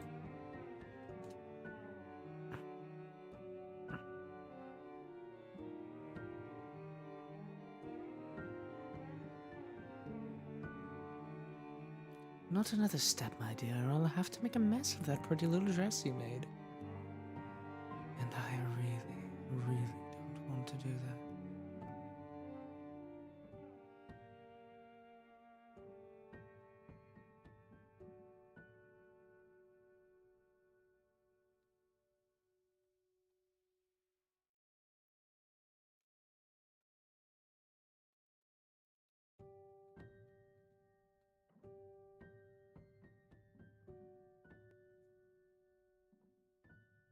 Ah, my back cracked. Oh, yeah. Seamstress slowly backs away. I forgot you made outfits. I now identify as a chair. Can I... Can I identify as a granola bar so I can start? Dude, I haven't eaten all day. Been too busy. Oh. Ow. Sorry, I took a swig from my drink and it got in my eye. Ugh.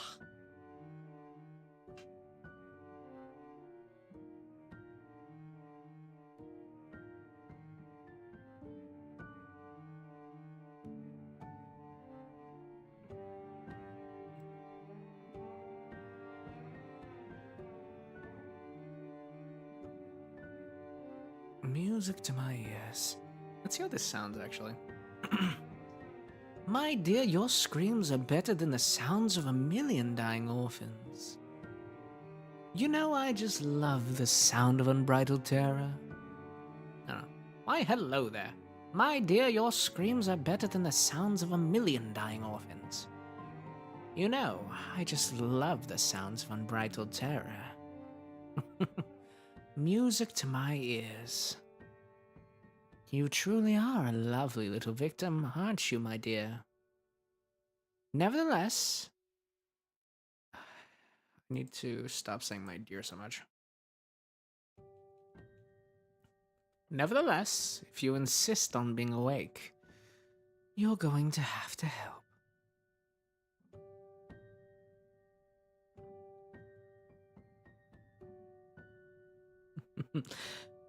He spins around quickly. She rushes him with a shovel. Not another step, my dear, or I'll have to make a mess of that pretty little dress you made. And then he says, and I really, really don't want to do that.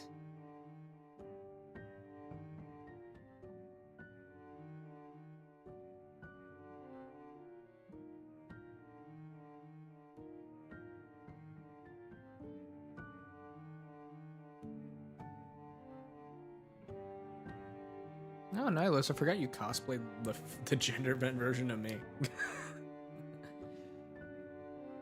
So why don't you do us both a favor and get to digging?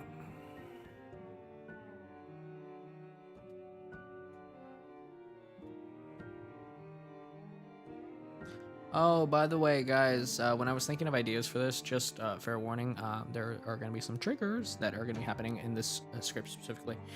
Possibilities of murder, suicide, abuse, and yeah, parental issues. Yeah, just FYI, because I forgot I was thinking about adding that in to bring more depth to the character and to explain him, a little. Anyways,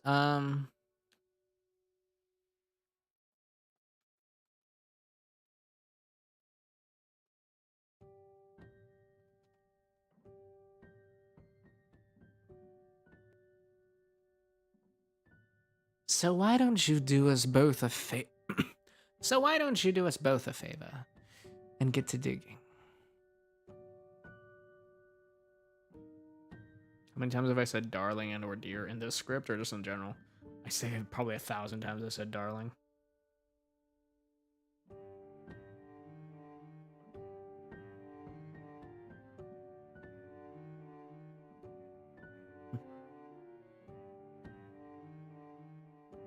Oh, you actually had somebody gushing about me? To be a fly on the wall for that conversation, my dear.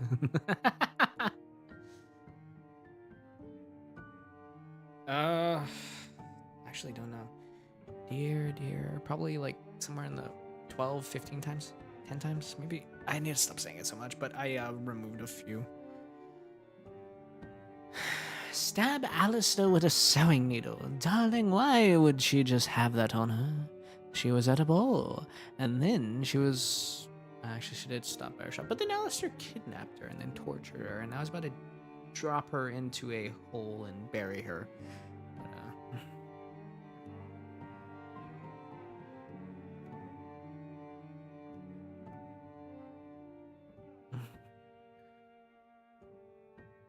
So why don't you do us both a favor and get to digging?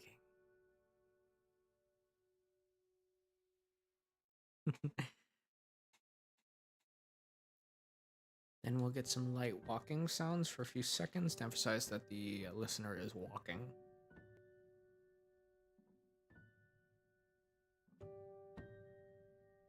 Some walking sounds.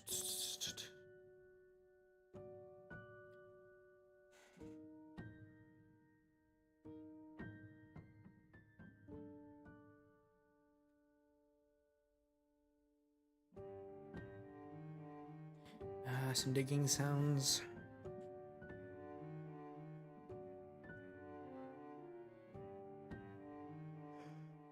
You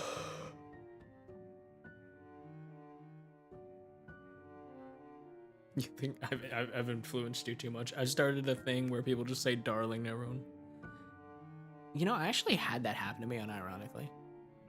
I was on my way to Washington for a thing, and man, I tell you, I don't know where we stopped, but it was like a diner.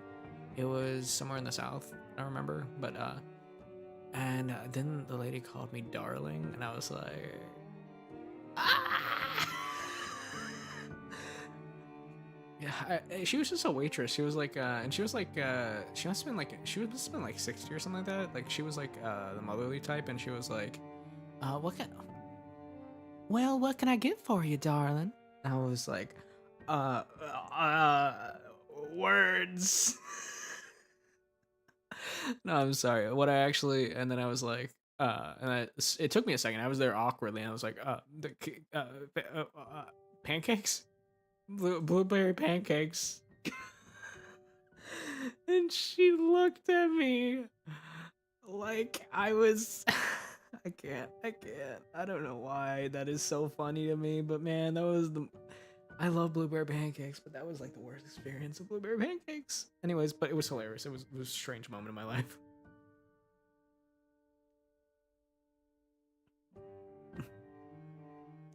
Like, it was just a weird experience. God, now I'm blushing. Damn it. Okay, let's get back into this. So why don't you do both of us a favor and get to digging?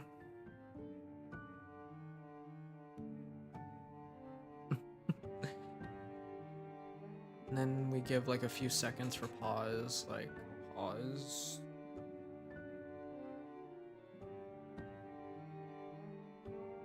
Once this one cashier called me sweetie, it was adorable because he was thinking to himself while doing his job and dancing lightly. I adored his energy. Listen, I aspire to have the confidence to be able to walk up to someone and be like, hello there. Like, I don't know why I'm doing the accent. Okay, just walk up to someone and be like, "Hey, darling." Like I don't know why. God, if I ever don't die alone, I'm gonna be like, I'm gonna walk up some.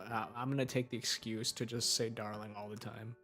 That is a fact. I have an obsession with that word. Let's see. Pause. There's a brief pause. The shoveling sounds will go through the next few parts of this audio while he says, the listener says, the listener who is starting to become a little bit more complacent, but their heart is erratic in this situation. They're digging and they're trying to buy time. So they say, why, why do you do this? Why would you do this to me? And Alastor would respond, why? He would chuckle a little.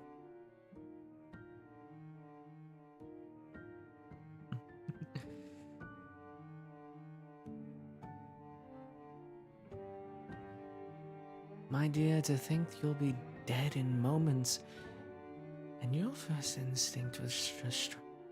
Oh wait, sorry. To think you'll be dead.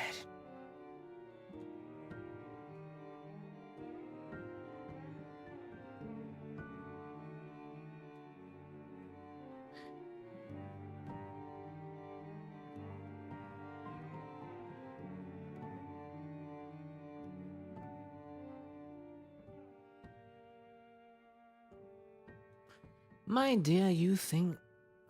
dear, to think you'll be dead in moments, and you want to spend your final moments talking to me. Oh, how you flatter me so. You flatter me so. Does anybody know how to spell flatter? I'm very bad at this.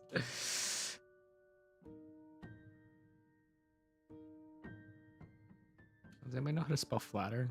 Like when you're saying, I don't think I had the right correction right there. Flatter. Thank you.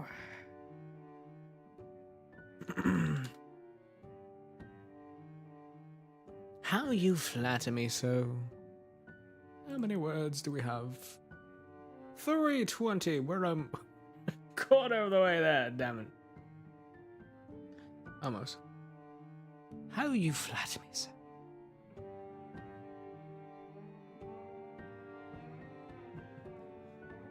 But does it really matter?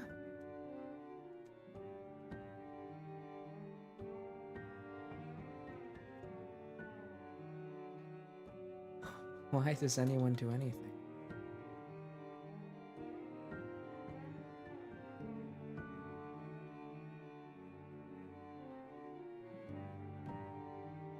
But does it really matter? I mean, why does anybody do anything? God, I am bad at writing. But does it really matter? I mean, why does anyone do anything? Sheer absolute. In a world so full of hate. No. Why does anyone do anything?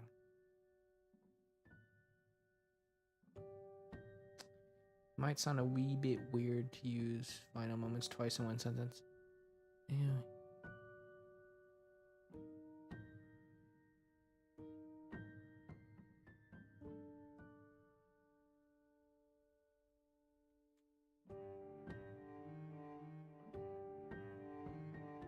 How's this? My dear, to think you'll be dead in mere minutes, and you want to spend your final moments talking to me. Oh, how you flatter me so.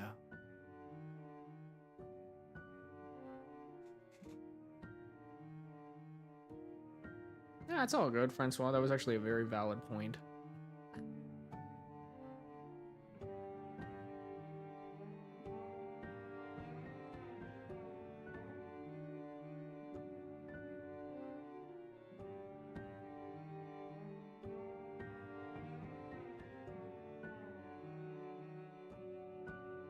But does it really matter? I mean, why does anybody do anything?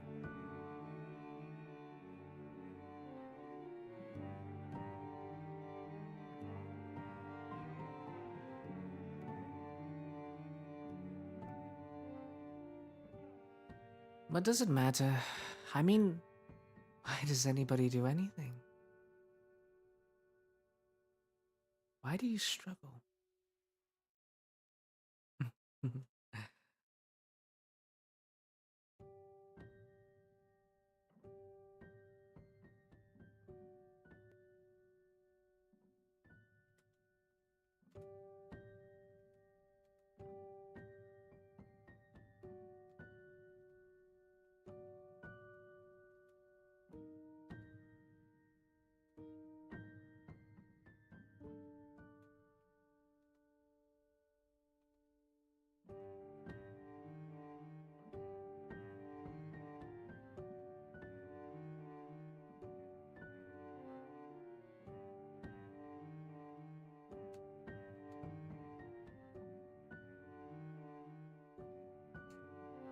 I mean, why do you struggle? What's the sense in holding on to this pathetic existence we find ourselves in? That's a little melancholy for Alastor, so I'm not sure about that one. What do you guys think? Hello! Hello, Vox! Good to see ya. Good to see ya. Oh, you bought a Snorlax plushie? Dude, I really want a Baymax plushie. Yeah, Vox, where's our angelic security pre-order? We ordered it so long. Also, what do you guys think about this line? I mean,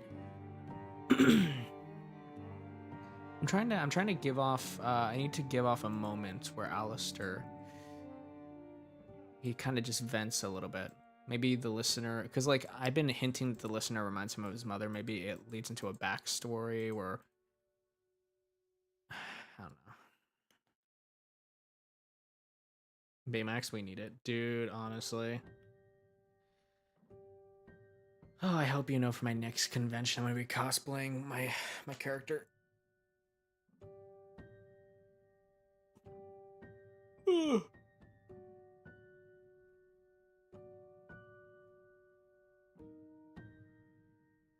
We don't talk about angelic security. Oh, I love it. I love it. Anyways, I mean, why do you struggle with? Why do you struggle? what's what I mean is, what's the sense in holding on to this pathetic existence we find ourselves in?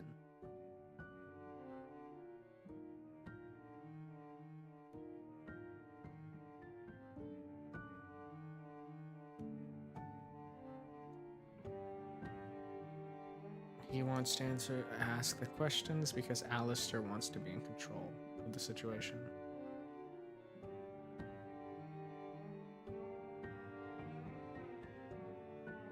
Man of culture, maybe. Wait, sorry, I can't see it because it's blocked by the heart.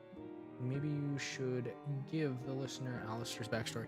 I had a backstory, like a loose one. I was thinking, like, because I've been reading so much fan fiction and so many, like, web comics that I found a consensus, like, I'm definitely gonna have to put trigger warnings, but I was thinking that Alastor was close to his mother until she committed suicide, maybe. And and maybe he blames his father. Maybe that's why he maybe that's why he's so sadistic and why he likes to cause pain onto others. Maybe that's why he always wants to be in control, because he wasn't in control when he was a kid. Anyways, sorry, I'm getting too real here. Jeez. Hello, Lion. Have a great day. I get very existential when I write scripts.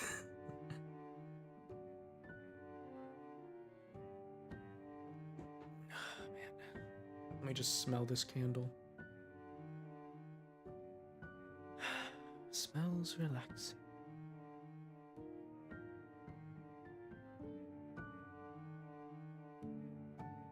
What's the sense in holding on to this pathetic existence we find ourselves in?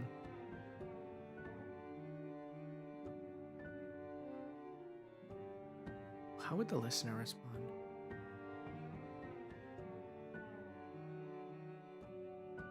What's the sense in killing me?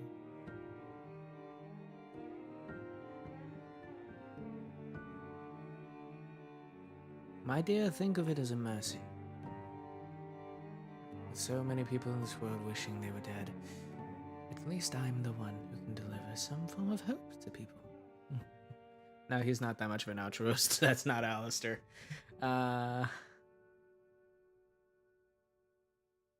Did I just pick up a candle? Well, I mean, the candle is in one of those glass jars, so as long as I grab it correctly, it's not gonna burn me.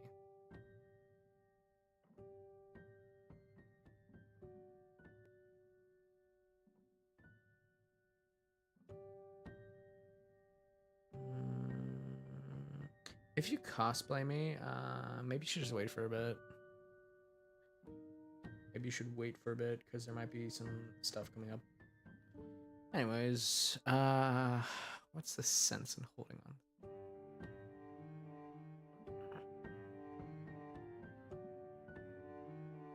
Alright, somebody give me a response. What would the listener say?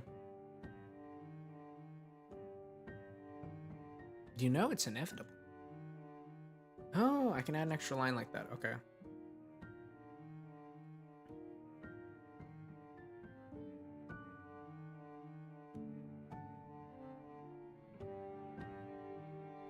You know it's inevitable. You're just going to be another victim in the news, another face on a carton of milk.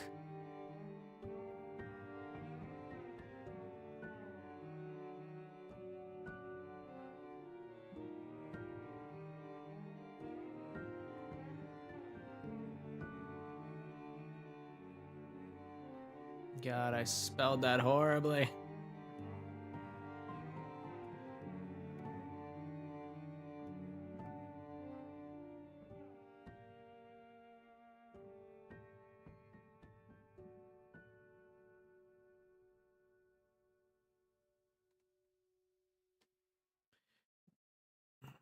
God, I spelled horribly.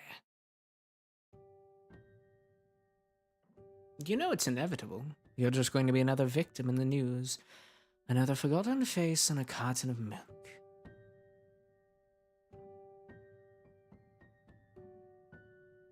I dismissed that.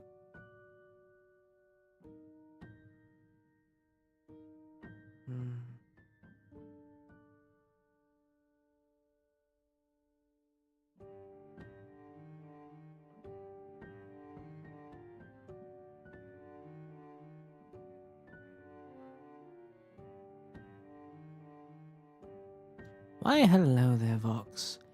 Are you falling asleep, my dear? Well, well, well. If you'd like, I can help you fall asleep forever, my dear. Anyways, sorry. I need to get back into doing this. What's the sense in holding on to this pathetic existence we find ourselves in, my dear? I like to think of myself as something of it.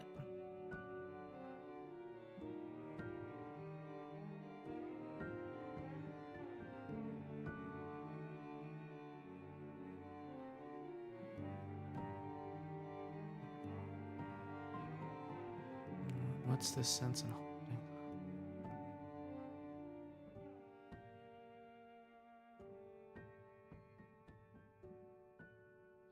What?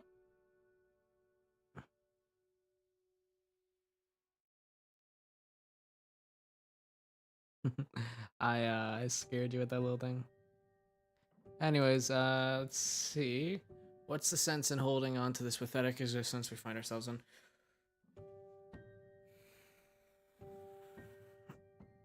Oh man, what would the listener say in response to this?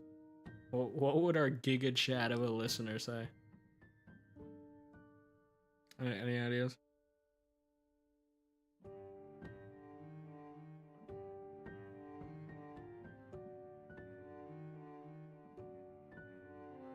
What would our Giga Chat of a listener say? What would they say? What's the sense in holding on to this pathetic existence we find ourselves in? How many words do I have? Still need more. Hmm. Hmm. Hmm.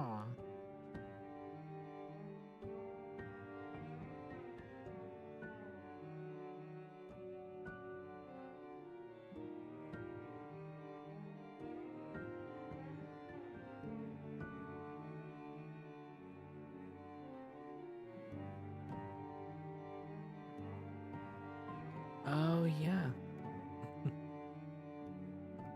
Looking for you. I actually like that. I'm gonna use that.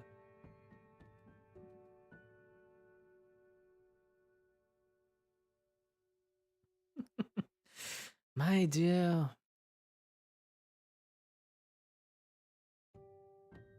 My dear, after running your...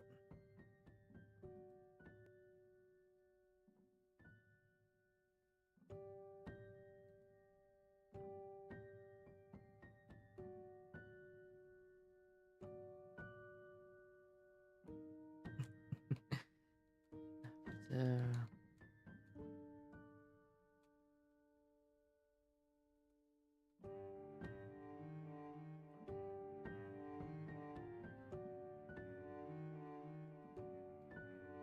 Newspaper.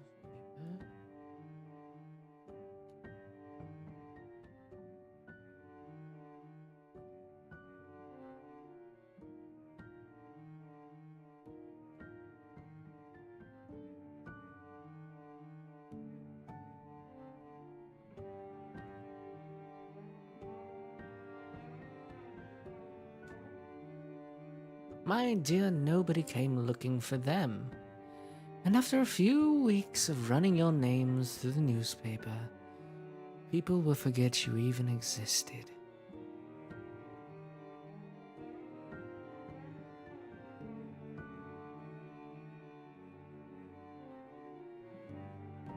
Happy early birthday! Very much. Happy early birthday to your brother. Yeah! Sorry, I'm hopped up on. Oh, my back.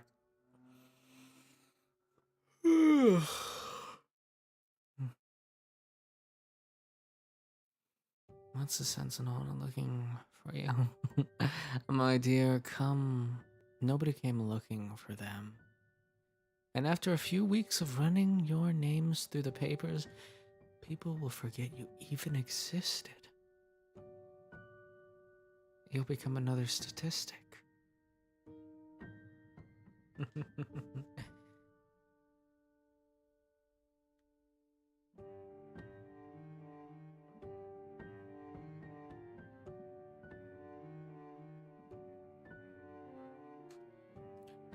You'll become just another statistic in the long-running murders of New Orleans.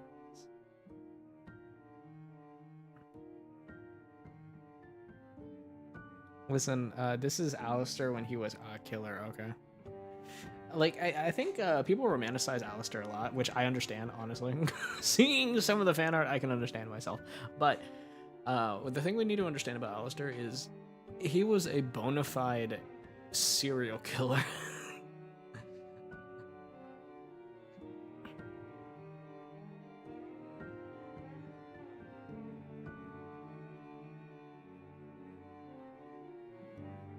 Ooh, I can lead a sympathetic moment. Okay. Give myself I'll sound sad when I read this. My dear, nobody came looking for them.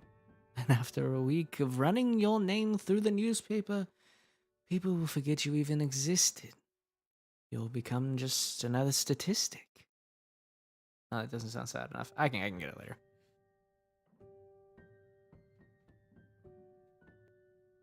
Dude, I remember I did the YouTube shorts where it was like the entire cast and they were like God, that one where it was It was a voiceover of that comic where they read a note from another demon. It says, "I secretly want to sleep with the radio demon." Dude, tell me why that's almost at like that's like at 20,000 views, I think, or close, or maybe 10,000, 20,000. I don't know, but it's getting up there, and it's pretty cool. You'll become just another sad statistic, my dear.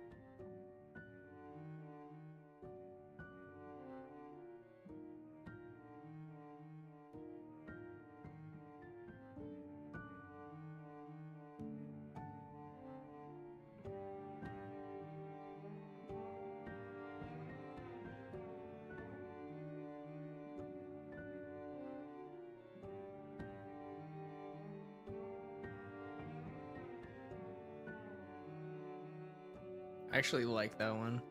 I'm gonna use that one. Thank you, Abby.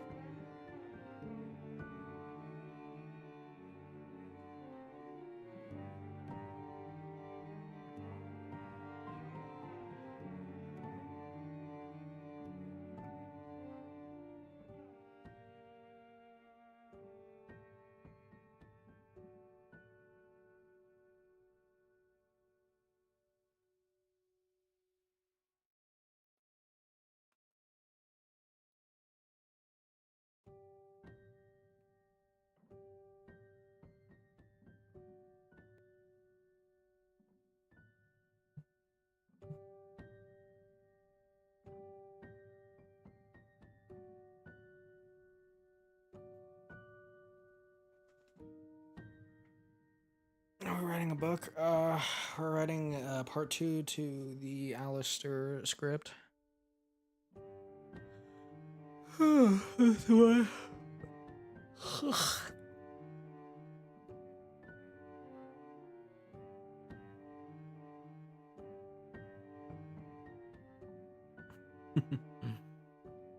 Let's see.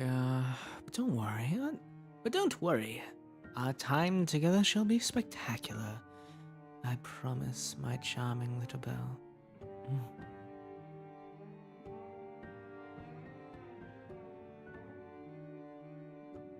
A chat mascot. When the new event happens, maybe I'll commission one.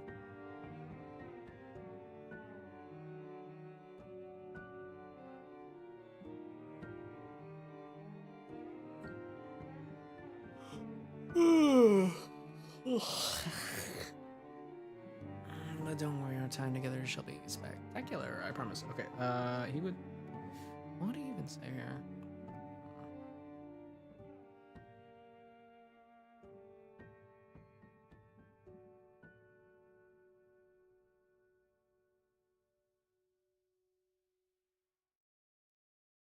What is the event? I don't know.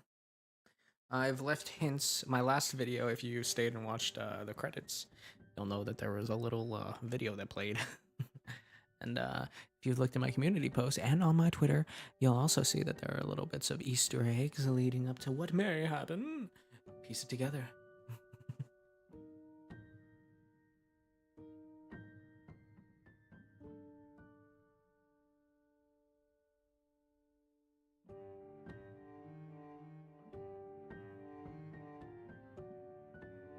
Don't worry, the event won't be happening for months. I need to build up to it. Anyways, but don't worry, our time together shall be spectacular. I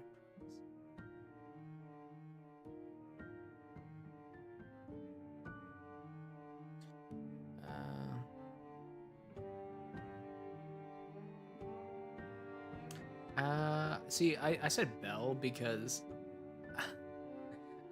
the thing is, the reason I have occasionally called the listener my charming little Belle is because I remember that time he called Charlie. The only time he ever gave a pet name was when he called Charlie as Charming Demon Belle. So I was using that because I was like, okay, that's the only time he's ever actually given any. So maybe it's used.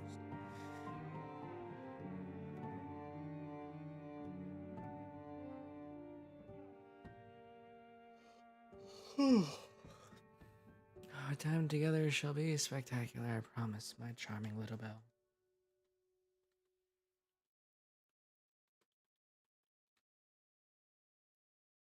I know it's not the most popular, but I have actually been reading a lot of ship comics between Charlie and Alastor. I've actually noticed like, dude, I know it's not technically the right ship, but honestly, it's so adorable. Like the fan fictions are great. The oh my god, the Husker and Angel Dust comics. I need to do those. And some of the Alistair and Angel Dust ships like comics are pretty cool. What audio on your channel should I listen to? There is actually one I can think of. Let's see. Maybe that's why he calls Charlie his bell. Let's see. Let me go find it. There's a specific audio that I recommend because I loved how it came out.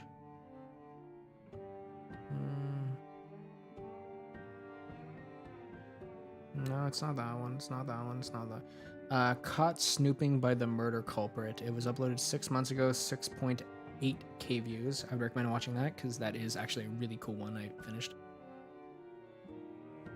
Alastor X Adam is odd. Yeah, that is odd.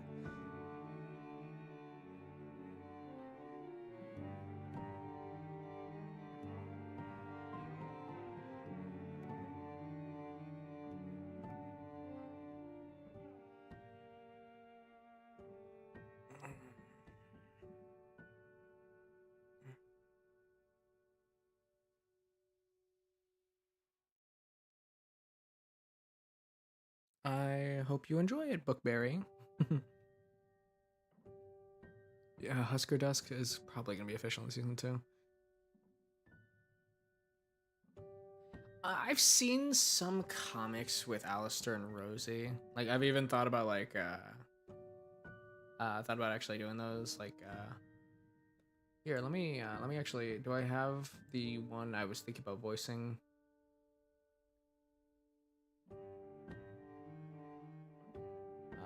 I need to find it, I believe.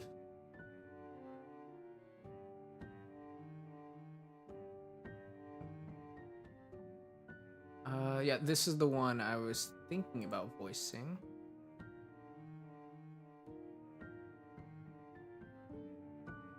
1 second. Let me do that.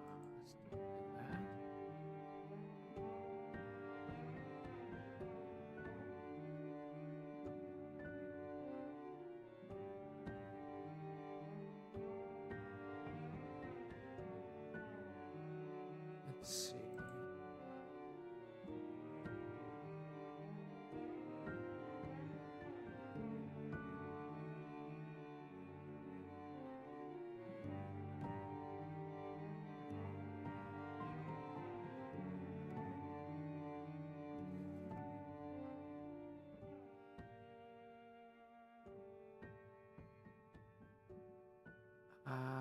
Apparently I can't bring it up. That is shockingly weird. Okay. Well, I tried to show you guys, but apparently I can't bring it up. Either way, there is a friend of mine who will be doing a Rosie audio, which will correspond to my universe as well, and will possibly be joining me. I was thinking we could do like an audio where it's like where it's like first off, I was thinking a Rosie audio with Alistair, where it's like sort of a motherly, fatherly vibe, where we give you like advice on how to deal with a toxic, possibly even abusive relationship. You know, something like that. My friend is actually going to help me with the script for that, you know, put it in the works and everything. But I thought we might do that in the future once we put this Helliverse up for the roleplay section. Oh, my back. Ah, fuck. That felt good on my knuckles. But don't worry, our time together shall be spectacular. I promise, my charming little belle.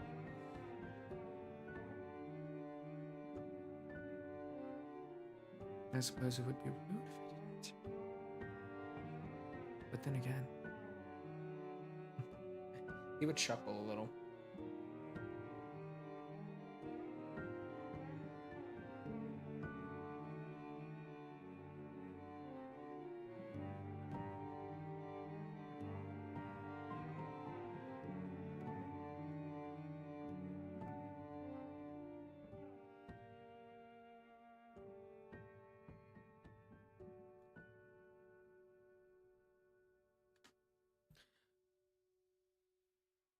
Like I was thinking, but I want to do that audio in the future. But at the same time, I also want to do a ton of research, because I don't want to be insensitive anyway, and I actually do want to give genuinely good advice. So I'm going to be doing a lot of research before I even do that one. Yeah, I imagine through that audio, Alastor will occasionally say, "My dear, it's quite simple. Have you ever considered cutting him limb from limb?" And then Rosie will be like, oh, Alistair, don't listen to him. He needs his morning coffee, something like that. Like we can like I don't know. I feel like that'd be hilarious.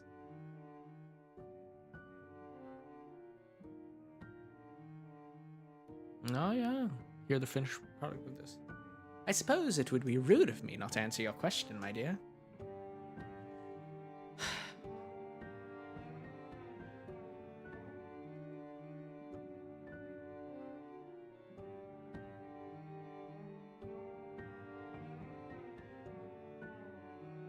How would he get into this?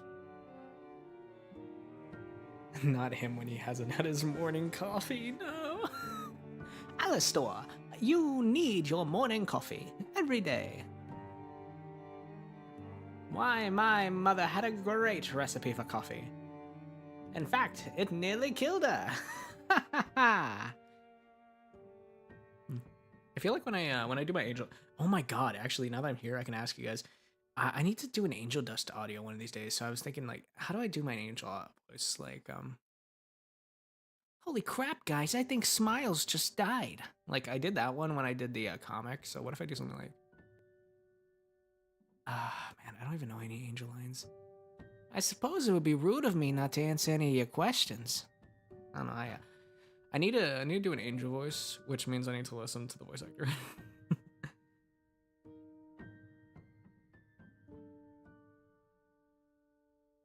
My dear, all I'm looking for is a light roast, maybe a matcha latte with a hint of oat milk, and could you possibly get that double whipped with some caramel?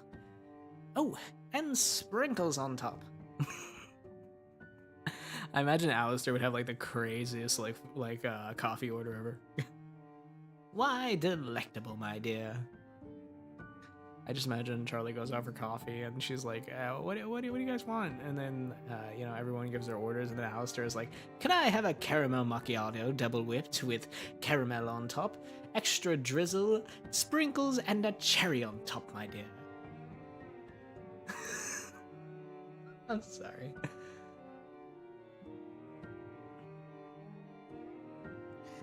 Mix cocky New Yorker with a slutty New Jersey crossed with a mid-Atlantic to do angel dust. Okay. Hey, I'm walking here. Like a New York thing like that, and then mix in some New Jersey. Hey, I'm from New Jersey. What are you? What are you, blind? What are you, stupid? Okay, mid-Atlantic accent. Well, I suppose I can give you some help. Of course, if you're looking for it. Hey, maybe we could give each other. I don't know. Like, what is the line? I'm sorry. Every time I think of Angel Dust, I think of like the worst lines ever.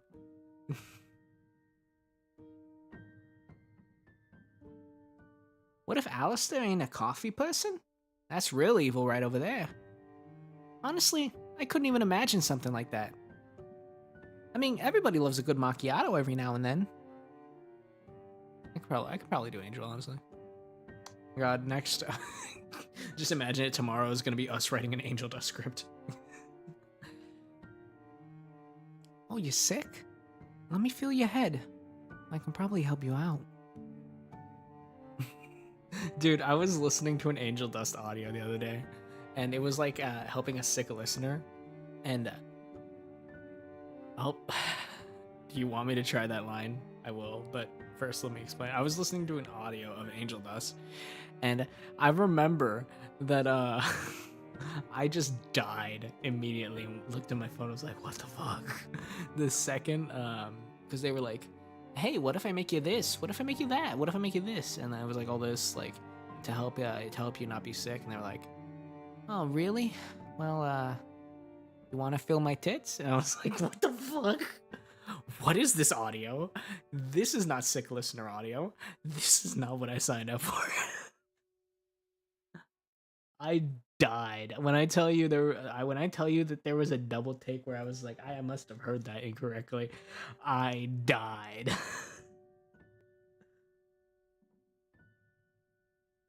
You want me to try the Angel Does Harder Daddy line?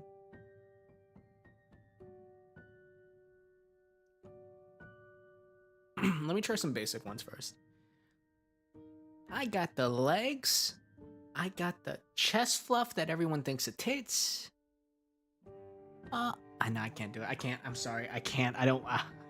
That clip out of context is gonna be bad.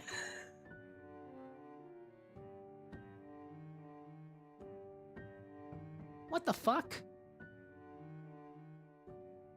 Well, he looks like a strawberry pimp. Wait, was that the actual line? Hey, he looks like a strawberry pimp. I could really do that, honestly. God, I'm cursed. My brain is broken. Well, thank you. I really hope you like it. I could probably do Angel Dust. Although, it'd be a little strange making so many sexual remarks. Although, then again, have you looked at me? I mean, I got the legs, and let's just say these... I can't. God, I'm gonna have so much fun writing that Angel script. Oh my god. Alright, guys, we're gonna take a quick break while I go regain some water and get some ice for my drink. I shall be right back. Let's see. How do I turn out? Oh.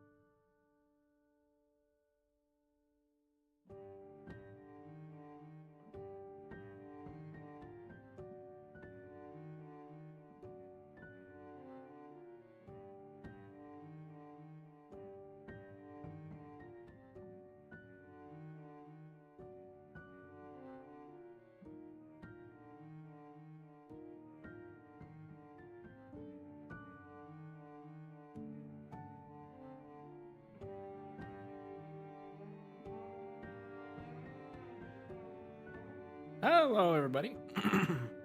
Let me just, give me a sec. I need to slide on these headphones. Hey, Abby. I hope you have a great night, darling. Snack break, everyone. Yes, it is. Yeah, I was grabbing a drink, putting some ice in my drink, and adding a little bit more drink mix.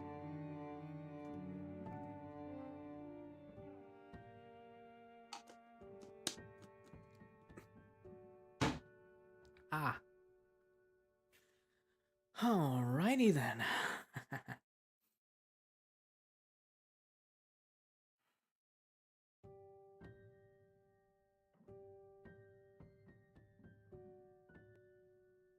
Rude of me not to answer your question.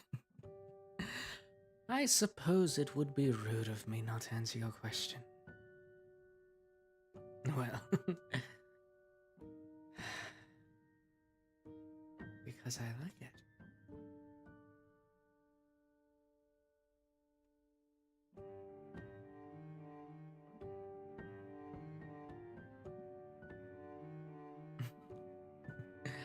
I like the feeling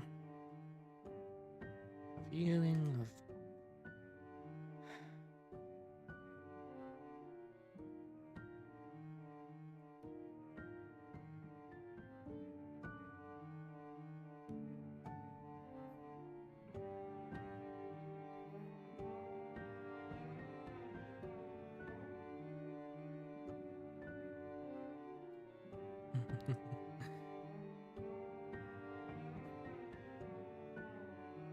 Mina, glad to see you could join us.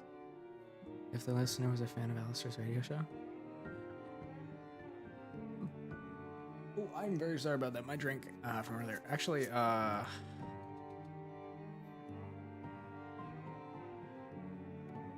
Alastor Part 1. Yeah, so I had this, where I had background characters, wow, you're so much more handsome in person. Why, you flatter me, my dear. You know, I had this, and then, so basically, the story is that, this listener has just made it into town and bought the Emporium up the street. They went to a local social event, we know, with music. They danced with Alastor. Alastor took them for a brisk walk through town. They went back to they went to their the Emporium. He like looked around. He was like, wow, lovely and everything.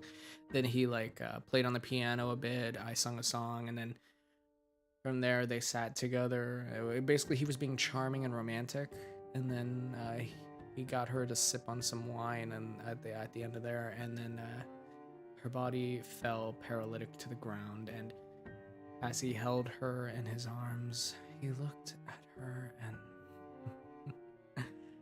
huh? Oh, man, my brain. Oh, I'm sorry. And yeah, and then like, yeah, and then after torturing them, now we're at this part where she wakes up and she's like, "Why are you digging a hole?" And then this. So Alastor's out in the woods burying a body, basically.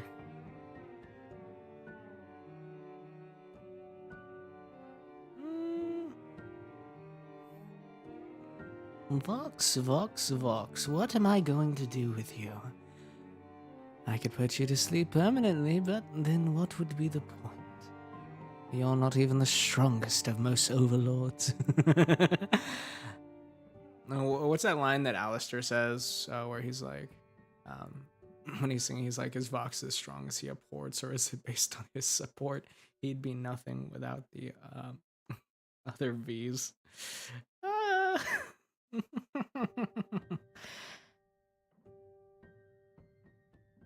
Damn, Alastor. Oh, don't worry, Vox. Let's see. Well, because I feel like I like watching the. It is such a lovely sight, my dear.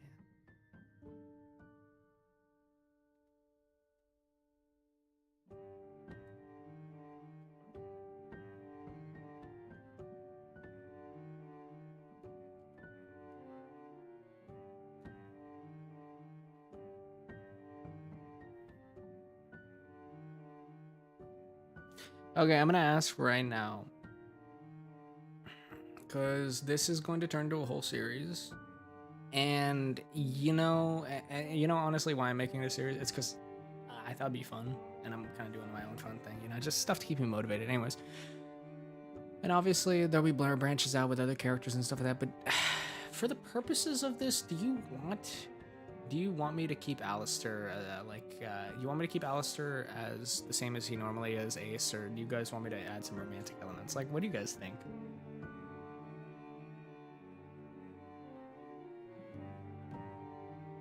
Because not for now, but I'm saying, like, I feel like in a future part, like in a more romantic sense, he might reveal like some past trauma, and he might open up about how he actually feels. Maybe even open up about his deal with who? Oh, I wonder who. Obviously, Lilith. Manipulative Ace. I kind of like that. Okay, but let's see, what does everyone think?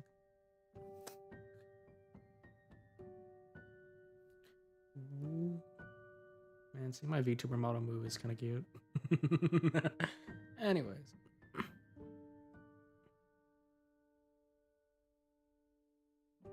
Oh, like how the Joker's obsessed with Batman, but doesn't actually love him. Well, actually, it depends on who you ask.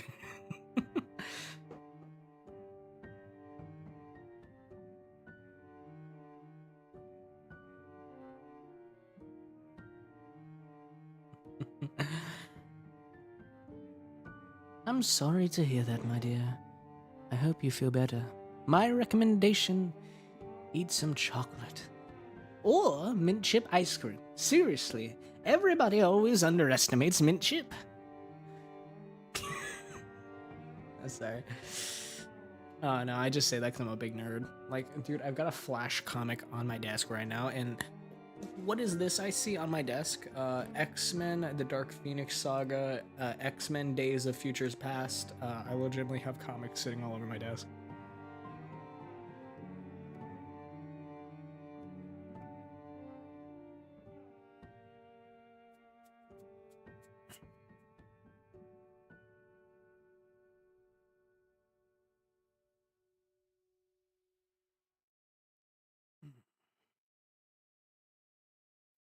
Mint chip ice cream is one of the most beautiful of ice creams. Why does everybody underestimate it?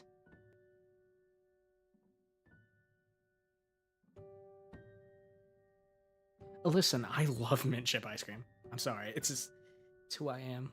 I'm the same guy who likes. Oh my god, what do they have? You ever go to McDonald's? They have like it's specific around St. Patrick's Day. It's like that green drink that tastes like it literally just tastes like mint chip ice cream if it was in a drink flavor.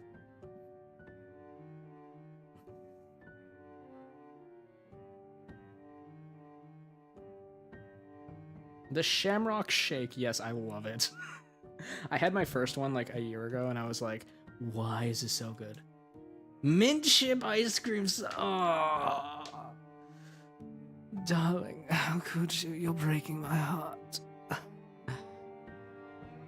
Mint chip ice cream. You've broken my heart, Lane Atlas. How could you? No, I'm just kidding. Seriously, thank you for the $2. That is literally amazing. So thank you.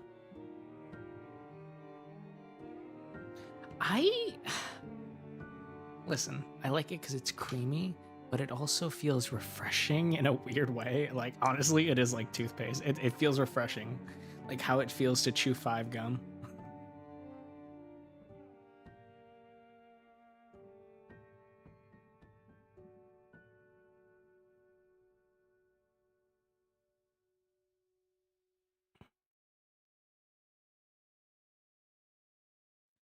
Okay, I need to sound like a serial killer right now, which shouldn't be too hard for me.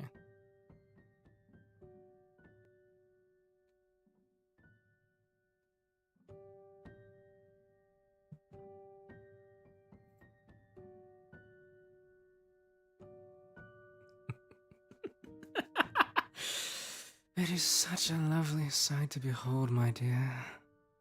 The feelings of your fingers gripping around their necks, the way their body thrashes about.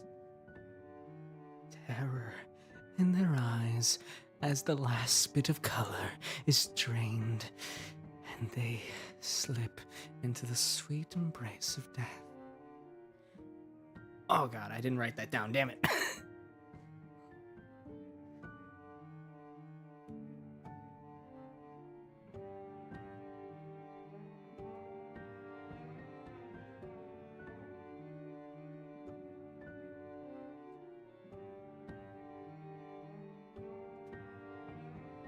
Was that too serial killery? I'm sorry.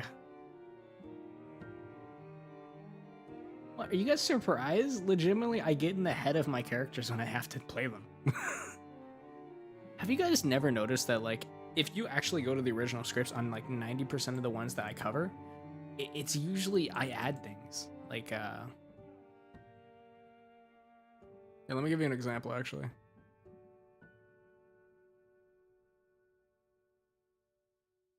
Like, let's see this one here. I will show you how I would read this one because I would change a ton of lines. I knew I'd find you in here, songbird. The winds outside are howling like wolves. Such a snowstorm, thrashing about the cold mountain tops. I don't think we'll be going anywhere soon. Aren't you glad to be inside, safe and warm? No. Tell me, do you not like the comforts of the castle, dear hunter? I have kept you in luxury, considering you've tried to kill me. I would consider myself quite a merciful lord. Would you perhaps like a spot in the dungeons? It's not what you want, and it's not what you need, trust me. Anyways, I don't do it a lot, but I do improv a lot of lines cuz I'm a weirdo. You know I am.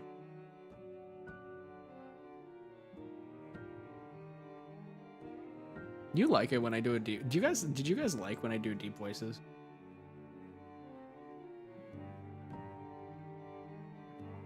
God, why did my viewership go up when I did the daddy voice? Jesus Christ.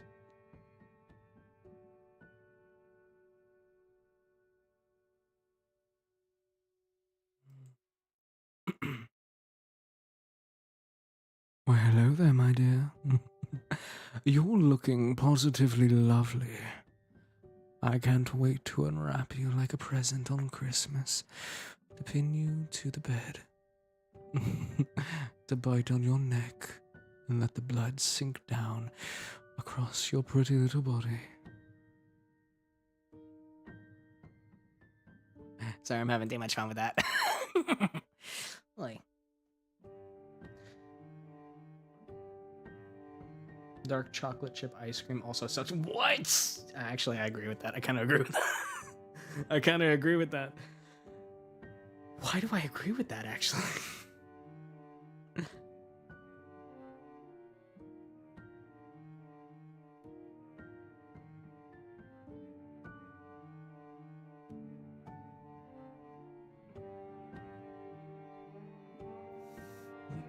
I kind of agree with the dark chocolate ice cream sucks. Also, thank you for the $2, Nylas.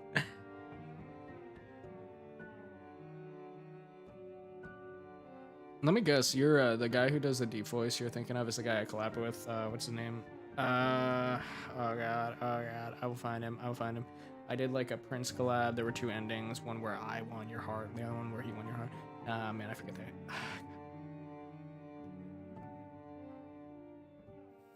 It is such a lovely sight to behold, my darling. My dear, the feeling of one's grip on their neck.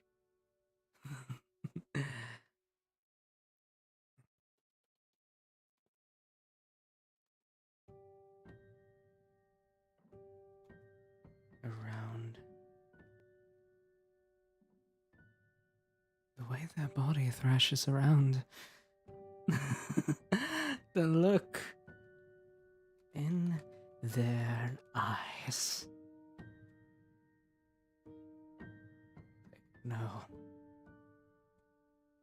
They're going to die.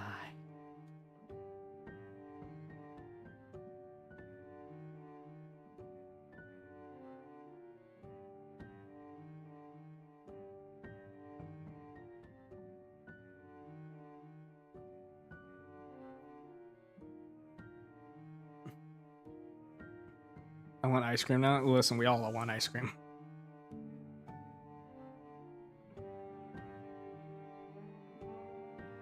We all want ice cream.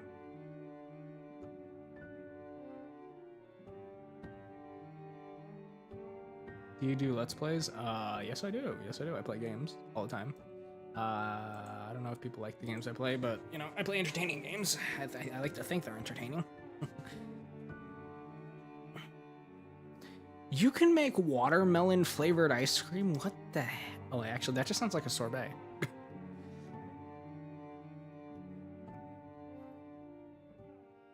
I'm gonna throw this out there. So, strawberry cheesecake flavored ice cream. I'd be down for that. I would, because I love strawberry cheesecake. Cheesecake is like the greatest thing ever.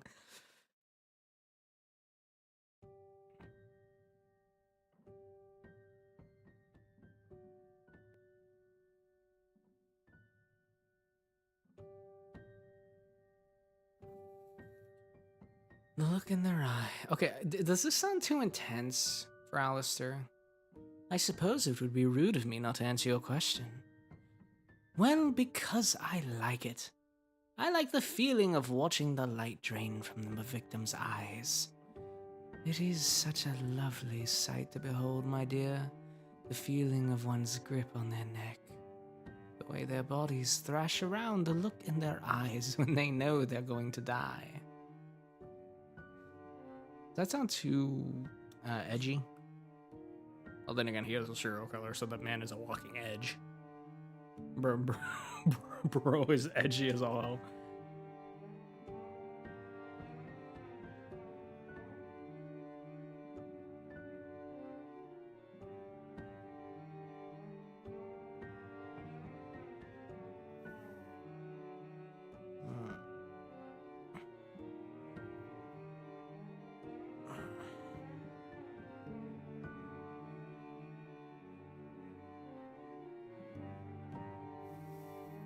The way their bodies thrash around. Vox, you can't stop me, no one can. Listen, with Vox Tech security, we'll be able to stop you.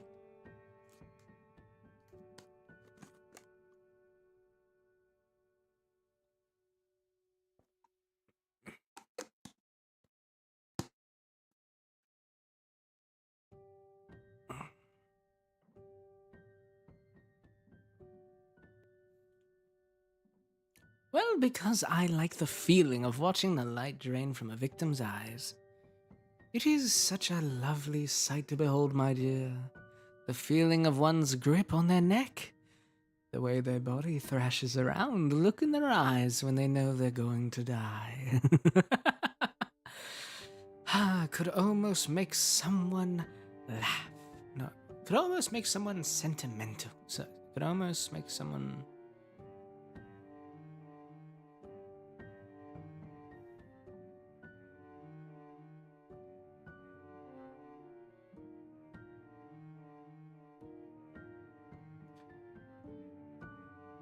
The way their bodies thrash around, the look in their eyes when they know they're going to die.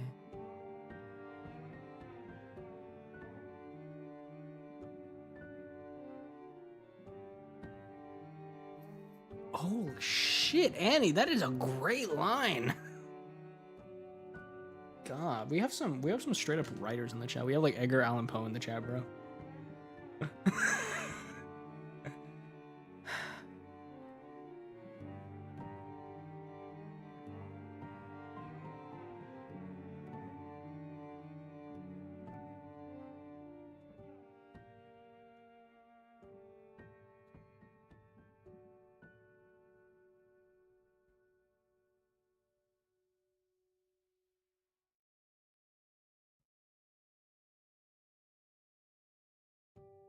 That is a grade A, solid, like Oscar-winning line. I actually love that.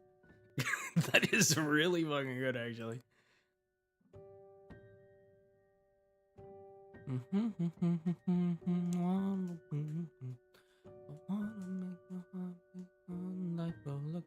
So I have a song stuck in my head.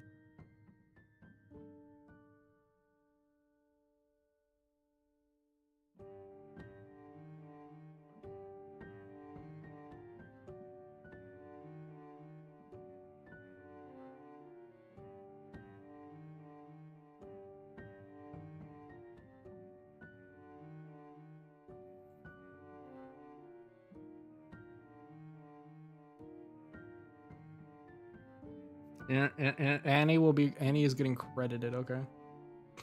I'm gonna go back through this actually. Do I have a pen and paper?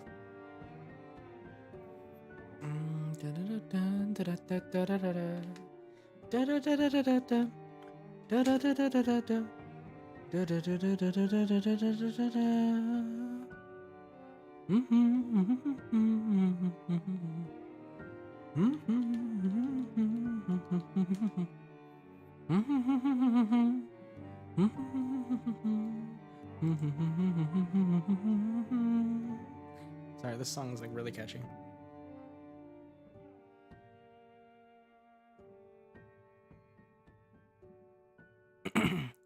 The only drawback is that the feeling never. Oh wait, he'd probably be sad. The way their bodies thrash around. Wait, he'd probably sound more sadistic. I suppose it would be rude of me not to answer your questions. Well, I guess because I like it. I like the feeling of watching one's life drain from a victim's eyes. It is such a lovely sight to behold, my dear. The feeling of one's grip on their neck, the way their body thrashes around to look in their eye. Oh, sorry, I fucked that up. It is such a lovely sight to behold. Oh wait, it is such a lovely sight to behold, my dear. The feeling of one's grip on their neck, the way their body thrashes around, the look in their eyes when they know they're going to die. The only drawback is that the feeling never really lasts.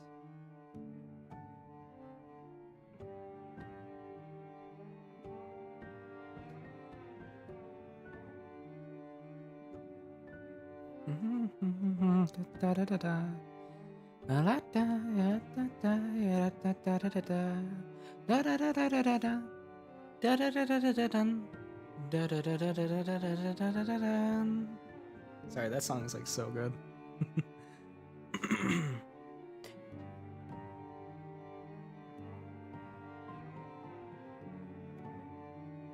Oh yeah, I have to include Nightless.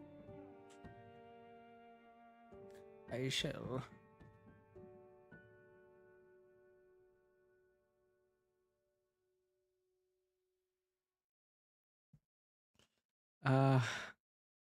Sorry.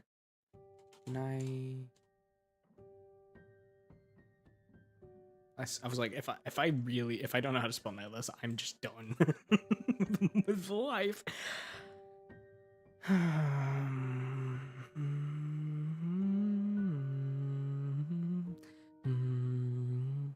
The only drawback is that the feeling never lasts. Maybe he has a moment of clarity here. You wake up and you're still the same person with the same life. Stuck in the same situation you never could have changed.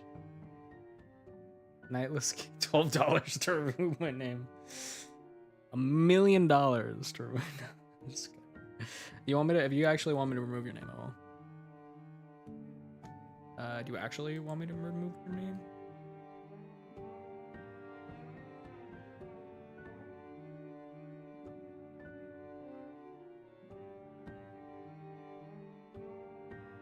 I haven't got a reply yet.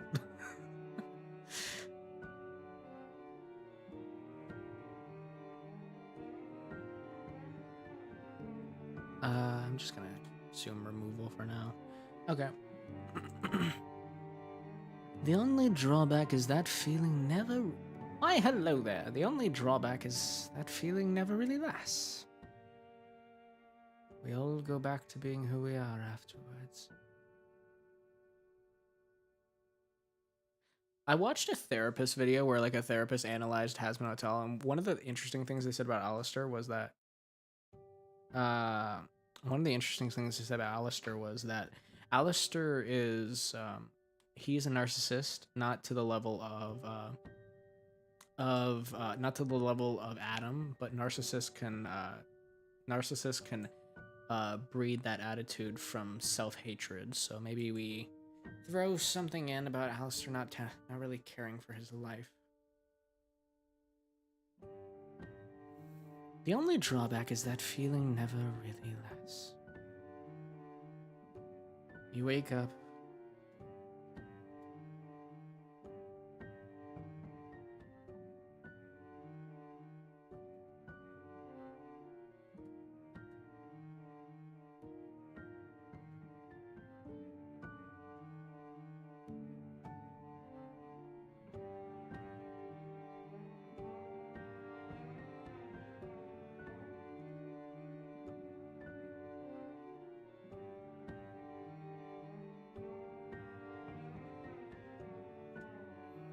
You wake up realizing you've got away with another victim, another hunt. I already removed you from the credits, but thank you for the $10. Thank you, Nightless, for $10.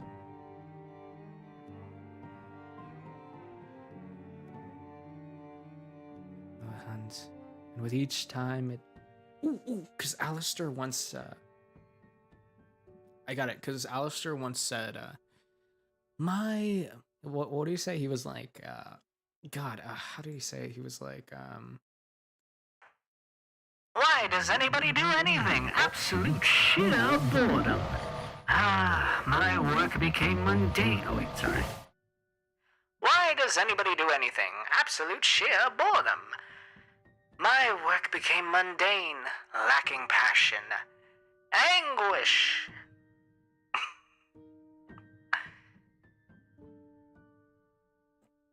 sorry.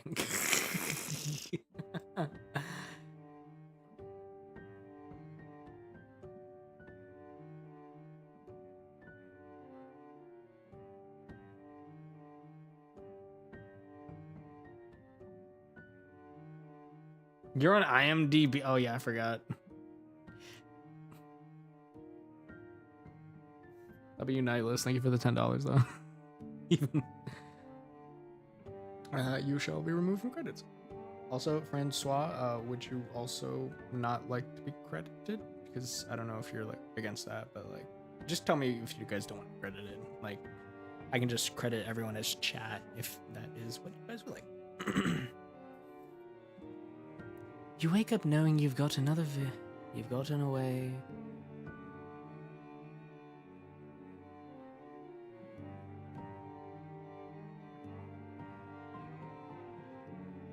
Away with another victim, another hunt.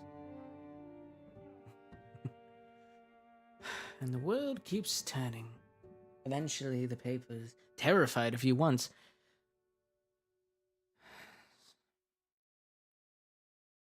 No. You wake up knowing you've got away with another victim, another hunt.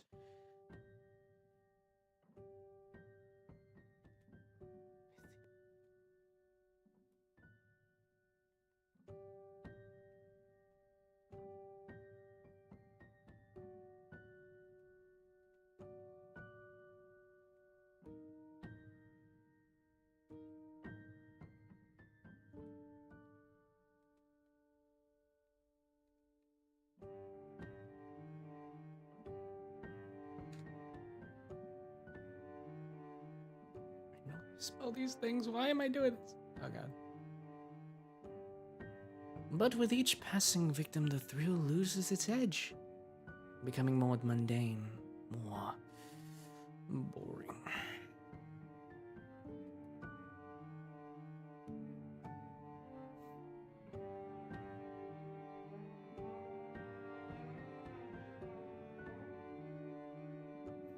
Why live if you're just bored all the time?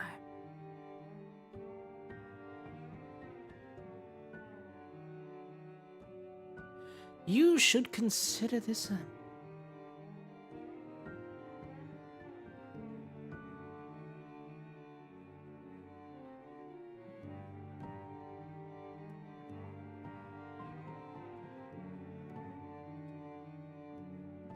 after all.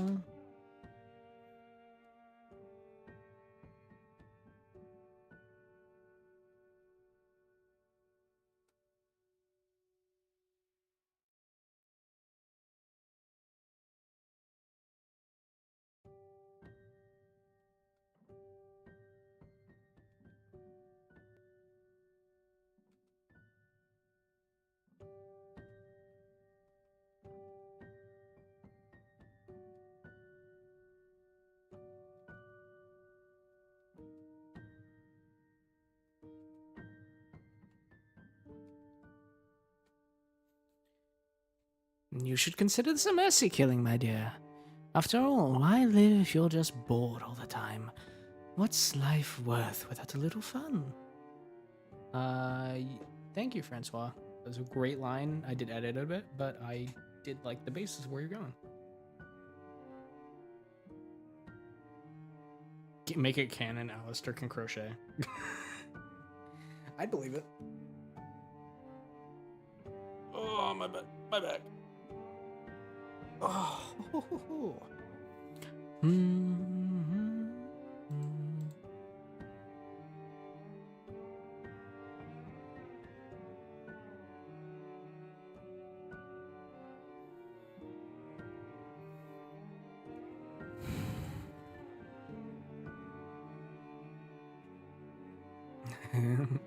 I really like the canon idea that Alastor crochets and he does everyone's like seamstress like he does all the seam work of the hotel.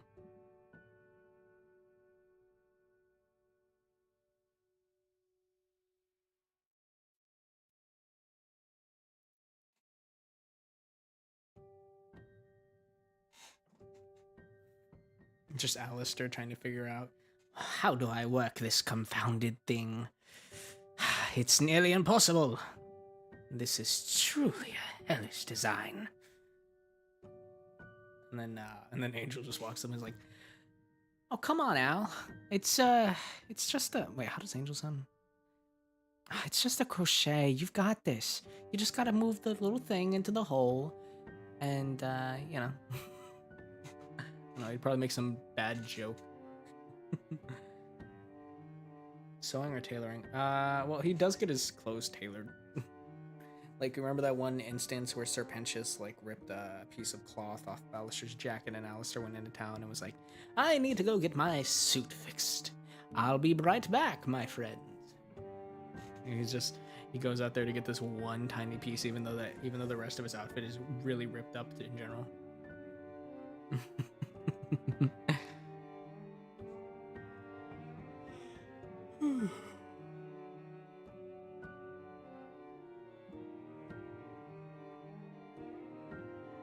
Okay, guys, we are 33% done with the script. Snore muting me. I'm back. Sorry, I was getting ice cream. Here, 1 second. Let me do something.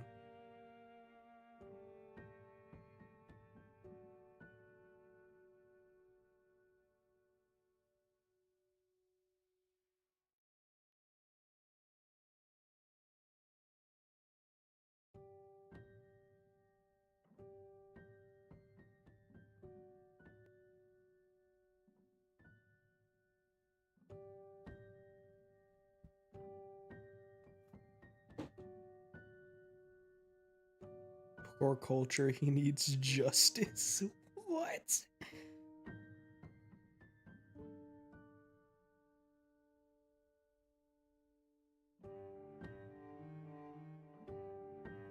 Yeah, honestly, Angel would probably make a terrible joke like that, if I'm being honest. I like to, my head canon is that Alastor learned how to cook from his mom, and they used to spend time together when they were younger, before his father drove her to suicide and Alastor killed his father. Like, that's my headcanon. God, that got dark, but that's my headcanon.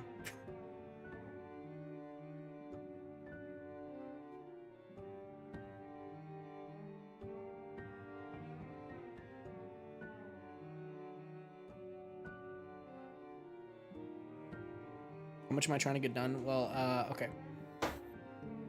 So, for example, well, the only reason this is taking so long is because I usually zone out and just write the script, and I can finish one in like an hour. But I'm also talking and being entertaining and you know. So 550. That's about 5, maybe 6 or 7 minutes of audio.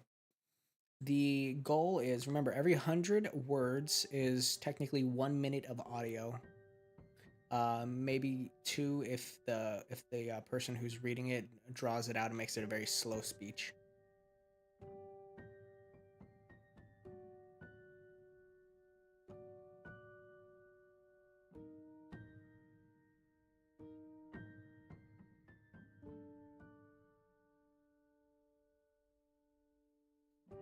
Wow, that got dark. Yeah, I did. But listen, that's just the headcanon I have for Alastor, because otherwise he's just literally a serial killer, and that with no sympathetic qualities.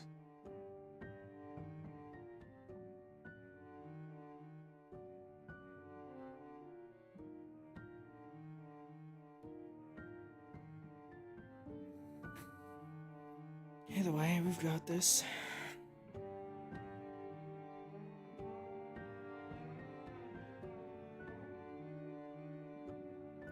I mean,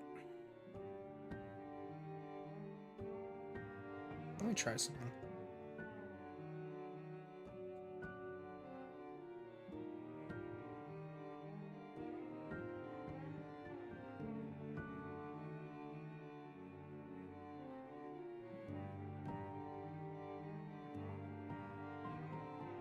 Sorry, I just need to switch up songs.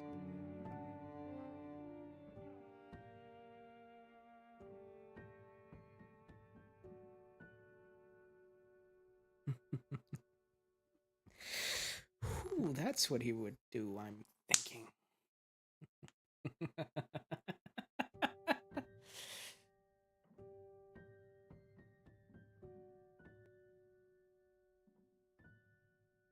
Let me put on some homicidal music.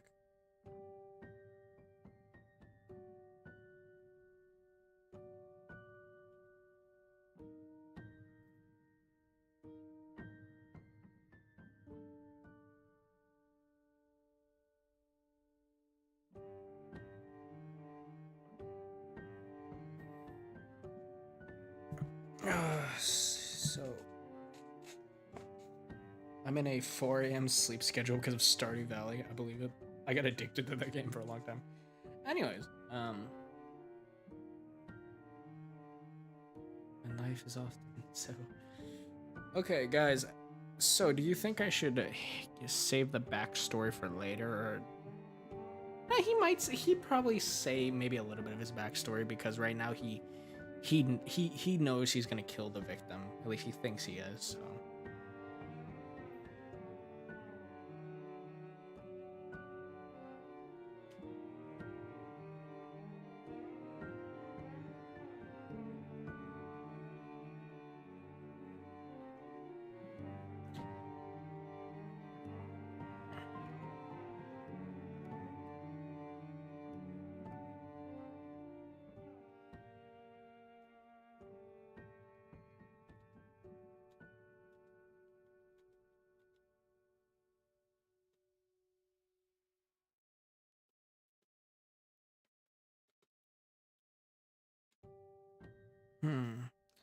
In a world full of so much pain and misery, sometimes all we need to do is keep smiling.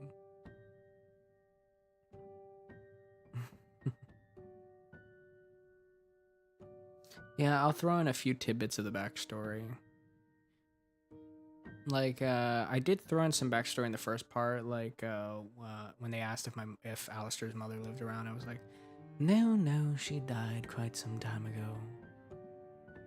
And then the listener was like, "Oh, sorry to hear that." And I'm like, "No, no, no.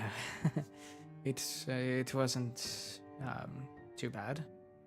Anyways, perhaps we should get back to dancing, my dear. Maybe you could tell me more about that emporium of yours.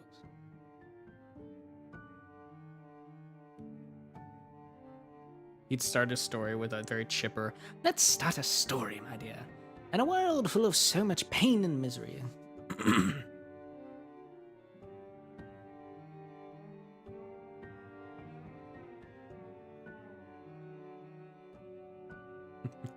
I got it.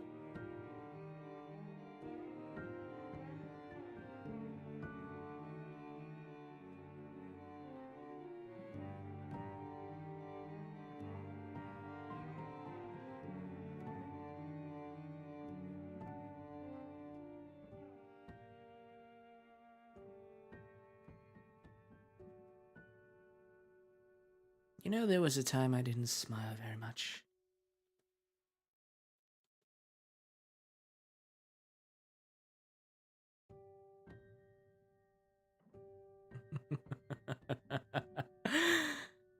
You know, there was a time I didn't smile very much.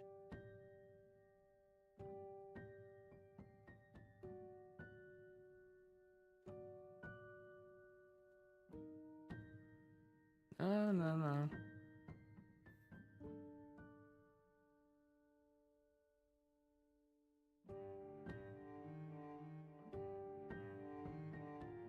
Oh, no, no, no. You want to talk about Rosie?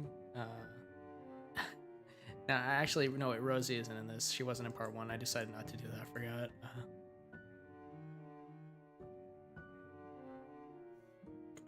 Rosie was the listener that got Alastor killed. There was a time I didn't smile very much. A time when the world seemed so heartless.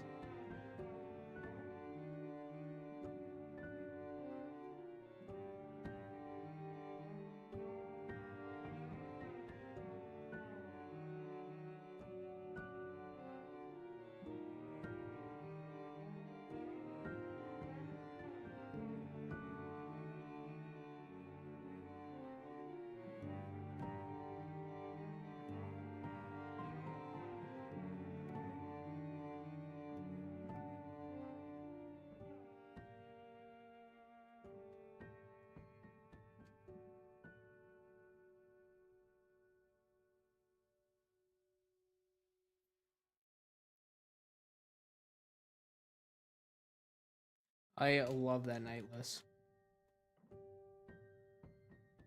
I'm gonna use that.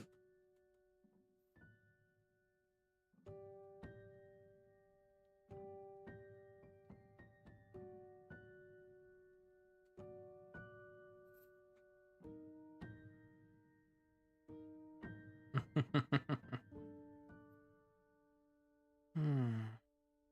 And I need to change this depressing music. I've been listening to the Jeff the Killer Sweet Dream song.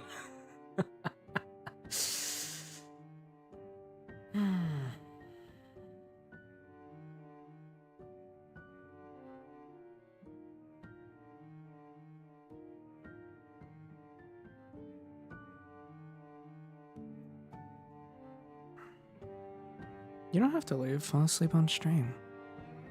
You can stay with me tonight, okay? Oh, no, no, no, not this music. I'm listening to my own music in my head. I have I have headphones for my own music. You guys are listening to the basic serial killer music I use.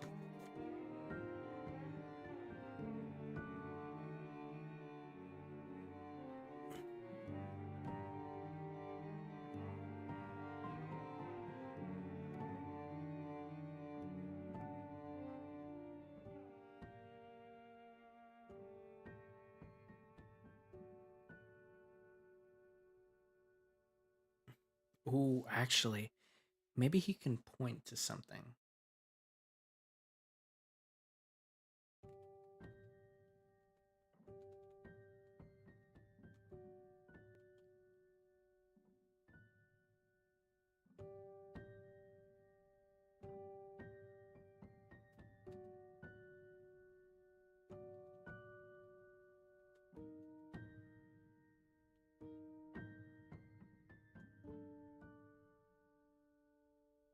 No, he wouldn't ask permission. He'd just say it.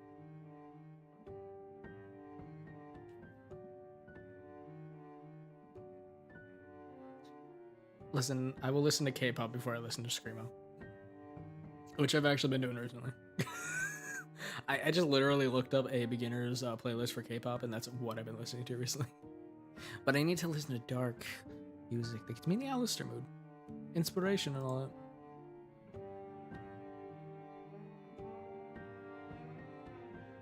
Oh wait, what was I gonna write? Ah, I forgot. Okay, for only a frown graced my face.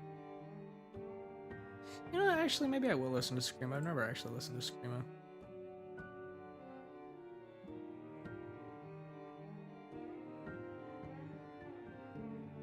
Frown graced my face. Let me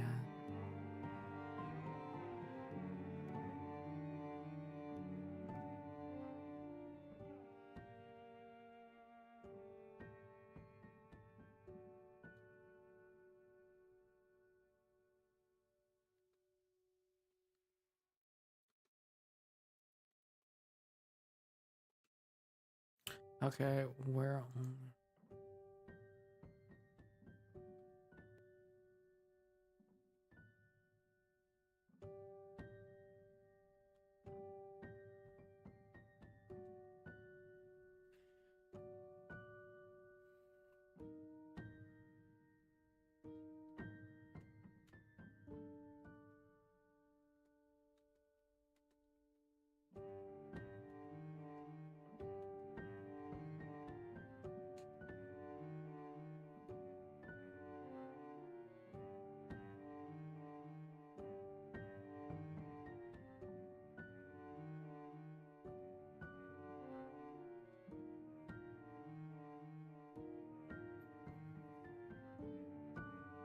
Doesn't Alastor like jazz? Yeah, that's actually part one. Jazz was playing, and then when I sung the song, I did what's it called? I did "We'll Meet Again." So yeah, trying to do period pieces. Hey, toaster flavored coffee. How are you, sweetheart? I know it seems out of the blue, my dear, but I was curious. So why don't you answer the question?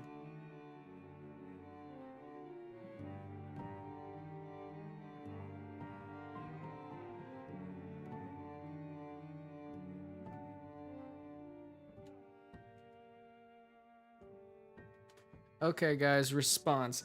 Did the listener have a good relationship with their parents?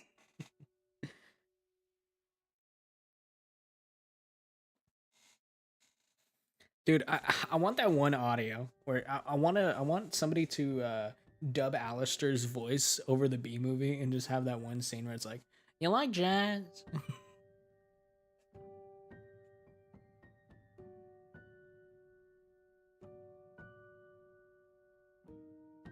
Actually, wait, I need to make sure I didn't mention anything about the parents, otherwise, for the because I don't have to retcon anything later. Blah blah blah. Truly admire your work. Blah blah. Things I chose my next victim and the local radio host. Blah blah blah. I will certainly nice. Blah blah blah blah blah blah. So then I need to know you, my dear. So my dear, tell me what should we toast to? Well, blah blah blah. Aren't you quite the okay? Well. Aren't you quite the okay, my dear? Have you had any formal training? My mother finds someone who knows what they're doing. Does my mother live around here? No, I'm afraid. If anybody wants me to, she was like my beautiful. She served better than she had out of life. That's enough, Pat. What are you talking about? Blah. I suppose it sounds a limited role of celebrity. Well, I don't believe she mentioned anything about her parents. Yeah. Worst case scenario, it's a blooper, a mistake, a throwaway mistake.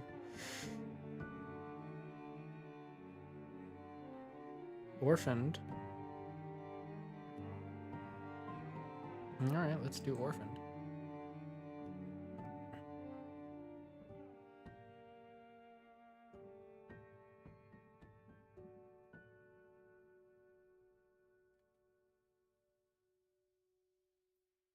Some could only be so lucky.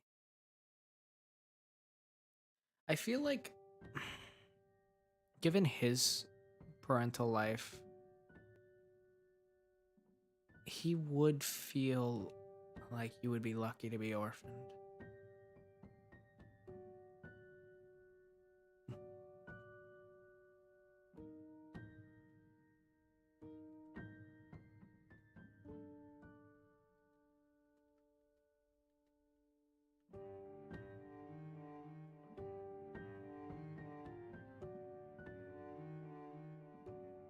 One could only wish to be so lucky, my dear.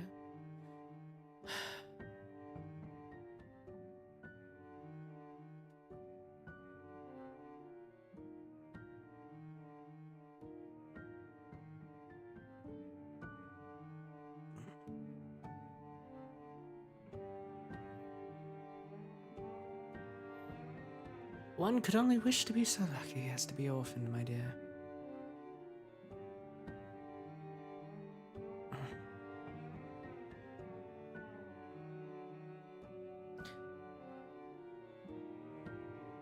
Oh no. The listener is an adult person. They moved into town by themselves to buy the Emporium, so they can't be living with anyone. I've already established that in part 1. So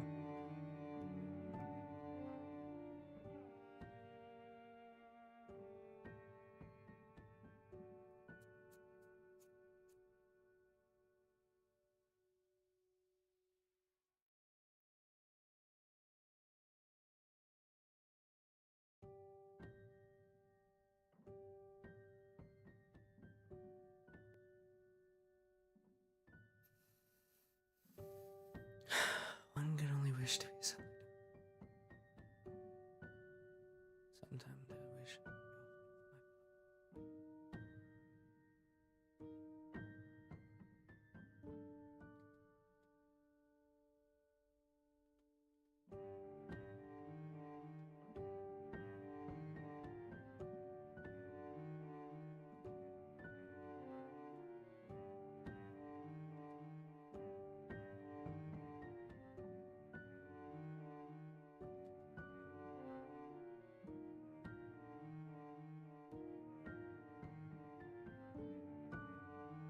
I just imagine he'd look off to the side and say something like, "Sometimes I wish I could be orphaned by my father."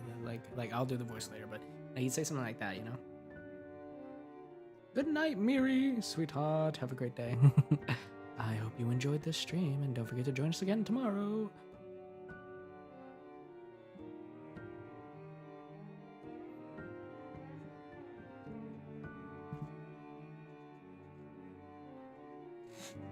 Boy, mate. Oy, oy. Let's see. Sometimes I wish I could be orphaned.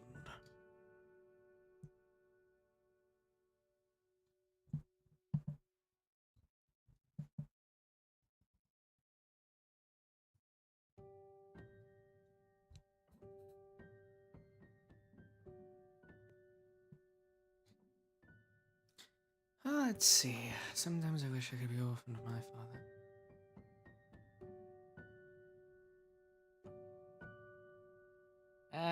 Would he just openly say that?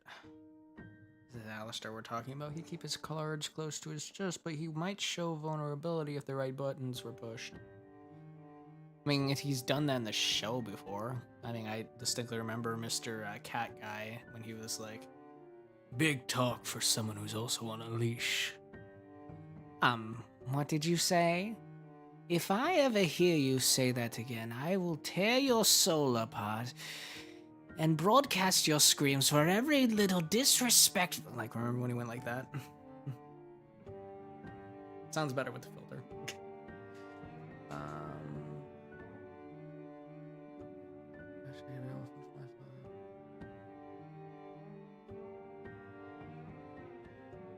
This implies his father's still alive.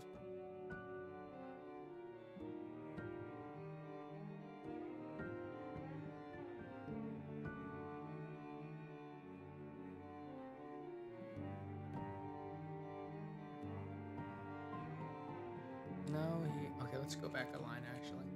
Sympathetic tones, you want.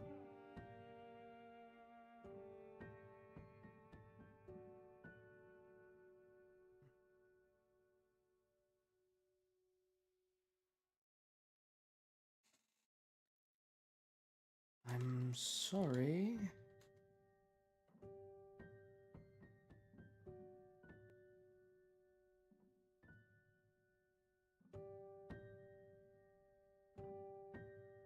I'm sorry to hear that.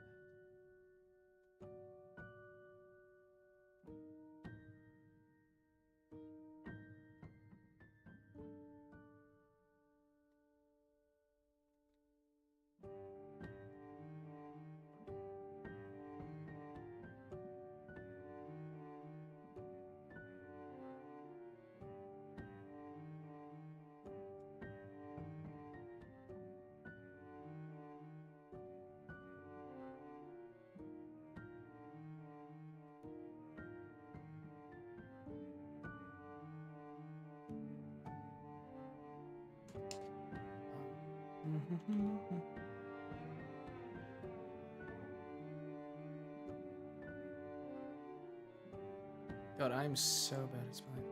This one, this one. Ugh.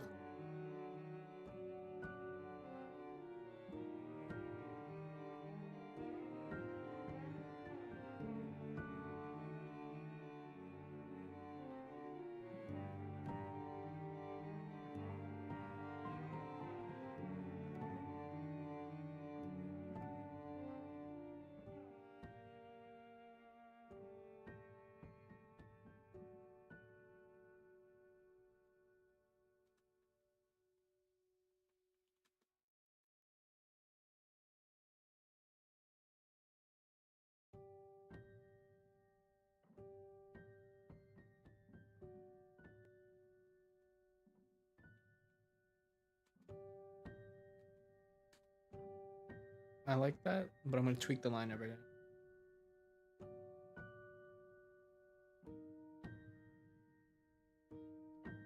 Ooh.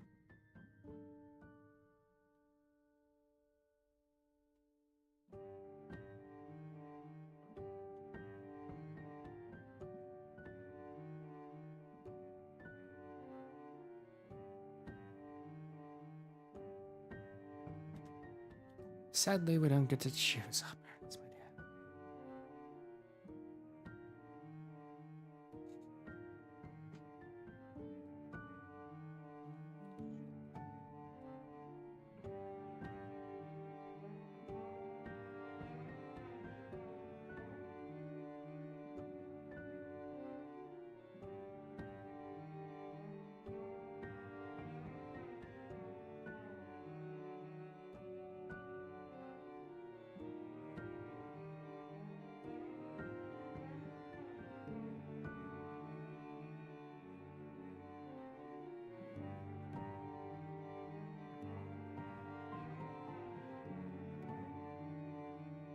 Thank you, Nightless, for the line. That is actually a pretty good line. I incorporated a lot of that. Thank you. Let's see.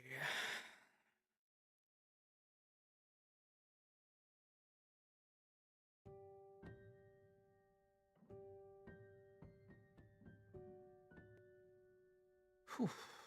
Okay, let's see. How much of this do we have left? This might be a 7-hour stream, actually. I might do it. Goodbye, Sam, darling. Have a great day, sweetheart. I'm not above doing a 7-hour stream just to finish writing this. Hell, I might record it here. Okay, let's do this. Let me switch over the music.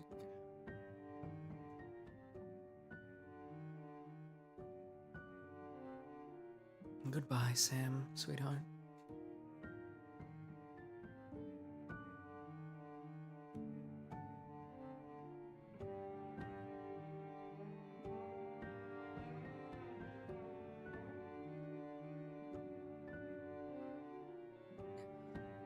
Why should I entitle you then?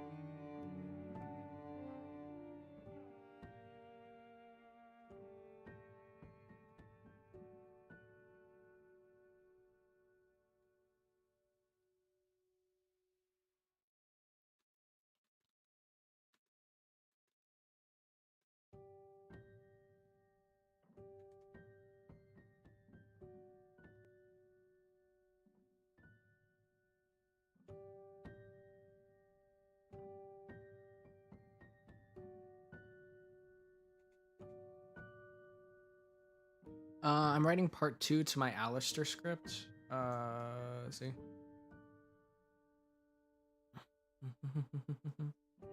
Also, hello, Deerling. It's actually a clever name. Let's see.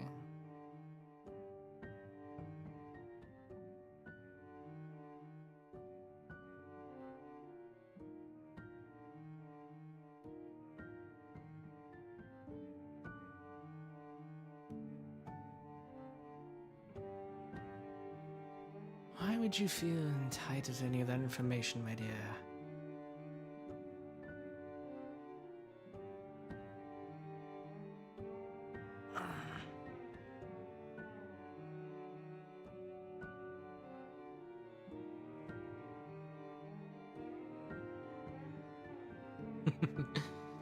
Well, quite a valid point, my dear.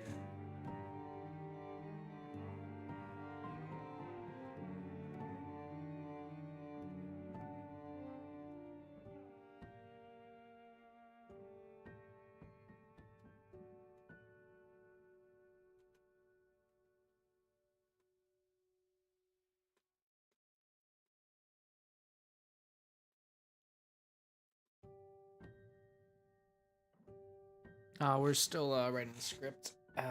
Toaster. Quite a valid point. I do suppose if you're going to die anyways.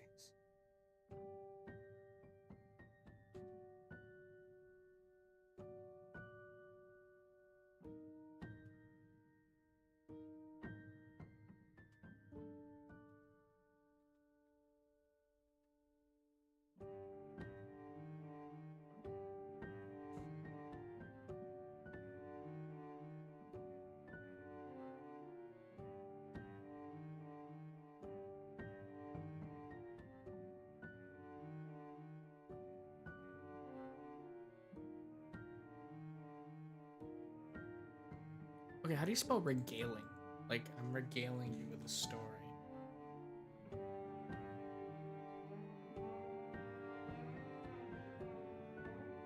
And what got me into doing ASMR videos? I'll tell you what got me into them. It was for fun. No, seriously. I was with some ex friends of mine, and we I don't even remember what it was. It was late, typical guys stuff. You know, we're playing Call of Duty, man. You know, just like hanging out with the boys. You know, and I'm sorry, I'm cringe. But anyways, so we ended up staying up a little too late, playing some games, and then I was like, and then we were talking about ASMR because I brought it up. I was like, dude, I love this thing, ASMR. Like it's so freaking good. And they were like, and like one of them, even for up till the time I knew him, he was like, I don't understand ASMR, it's stupid. So I was like, okay. But at the time, I was really into Yandere because I was like, because we were talking about it. My friend was like, yeah, you know, I can understand Yandere's. You know, I've always wanted a stalker, and I was like, and then I was like, you know, I'm so lonely and sad. I'd even take a Yandere, honestly. God, could you imagine somebody that actually loves you that much to obsess over you? And then we got into a whole conversation, and then it was eventually led to me being like, hey guys, wouldn't it be like funny if I made an audio? Because I already had the equipment ready from when I was trying to become a voice actor. So I was like, you know what, fuck it, let's do it. And I was like, and I recorded 6 minutes of audio, posted it to YouTube on a channel that I was previously using for anime reviews that I only posted like 1 episode of and then deleted. So I was like, okay, slap this together. All right, this is the video. And then when I posted it, it got like up to 600 views in like a week, and I was like, I'm popular. So from there, what ended up happening was after that, I was like, okay, let's do this as a hobby. So I kept doing it as a hobby. And then eventually it started becoming more than a hobby. It started becoming an actual like I felt like I could do this for the rest of my life. So I was like, fuck it. I'm going to commit everything that I have to this channel. All my cash, all my time, all my life. And then from there, I just kind of took off. And, you know, I have the occasional break where I don't upload for months, but that's usually because of depression and shit like that. But don't worry, I'm fine. So, after a little bit of a wishy-washy time where I was fighting with my mental state, I eventually got back on it. But yeah, I originally started because I thought it'd be fun.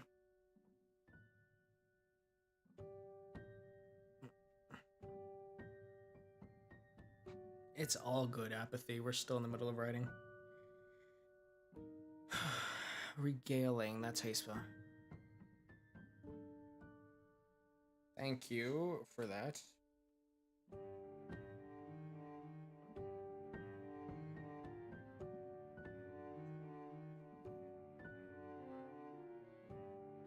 Do I plan on doing voice acting outside YouTube? I have tried. People don't like my voice. Like I auditioned one time to play the Joker. I was like, "Why, hello there, Batboy. I planted 3 bombs in Gotham Square Park. If you and the little bat brain can find them all in time, then perhaps you might just save the day, young Robin." And then, remember there was a time I auditioned for a demon, like rancher, I guess, and I remember when I did that one, I was like one of the lines was, and I still remember it. It was like, this is the voice I did. I was like, "Well, to tame a hellhound, of course. The commission called, and I'm gonna answer."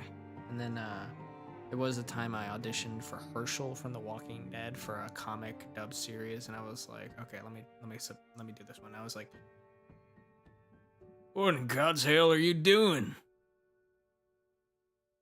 "I think we got walkers nearby." "What the hell, Rick?"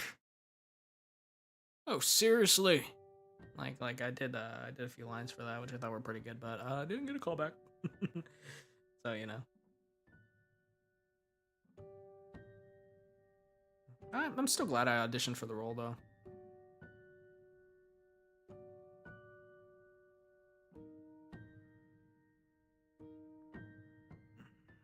Yeah, I like my voice, you know. But you know, I honestly I've done characters my whole life ever since I was a kid. I used to play Black Ops. Like I remember running around Kino on zombies and being like, what was that one that like I used to do the German dude, and I used to be like, I see your pain. I stick my straw in it, and then I take it out. You don't want my soul, it probably tastes like vodka. Then I got into Overwatch, and I was like really in McCree and stuff like that. Like you need to understand, when I have a weird thing with my head, it might be a little bit ADHD, but when I hear a line, I have to say it for like 15 times. I'm like, that line hits different. Like I remember, well, it sounds like everything's coming up exploding. And I used to do Reinhardt. Reinhardt, coming through. Hammer down. I love the wind in my hair. You know, I do those. Oh, you play D&D? I also play D&D. I host on Tuesdays, and I also have been greenlighting as a Pathfinder character recently. Dude, I love doing voices in D&D. It's so weird though having to do female voices, because I'm like, how do I do that character? Let me. Oh, I don't need no gum actually. Let me take a swig of my drink though.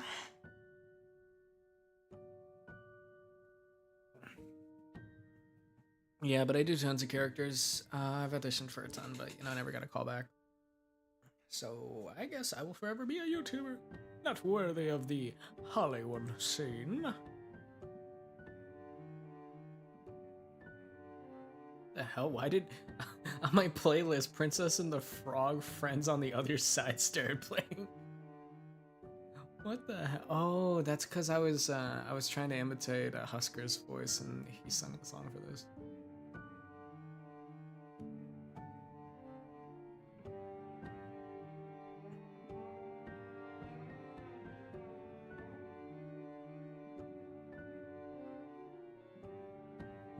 Let's see. Wait, what's this?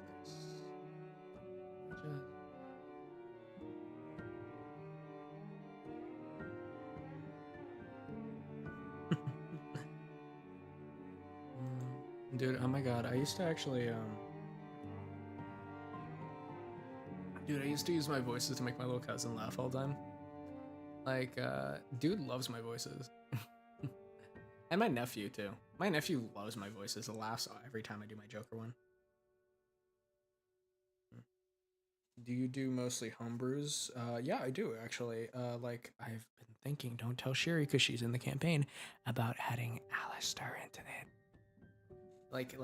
Like I found a sheet. It wouldn't be him, but I'd use the same skills and abilities that are from the sheet. I think it'd be pretty fun.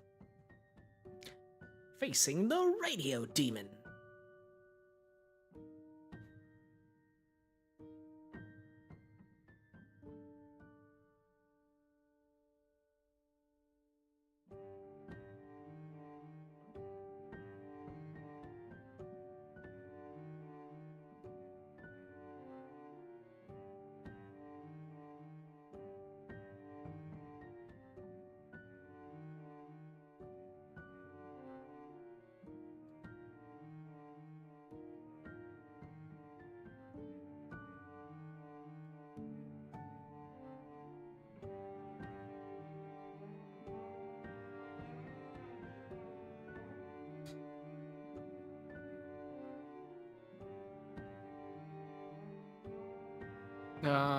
Well, you know, Husker, Angel.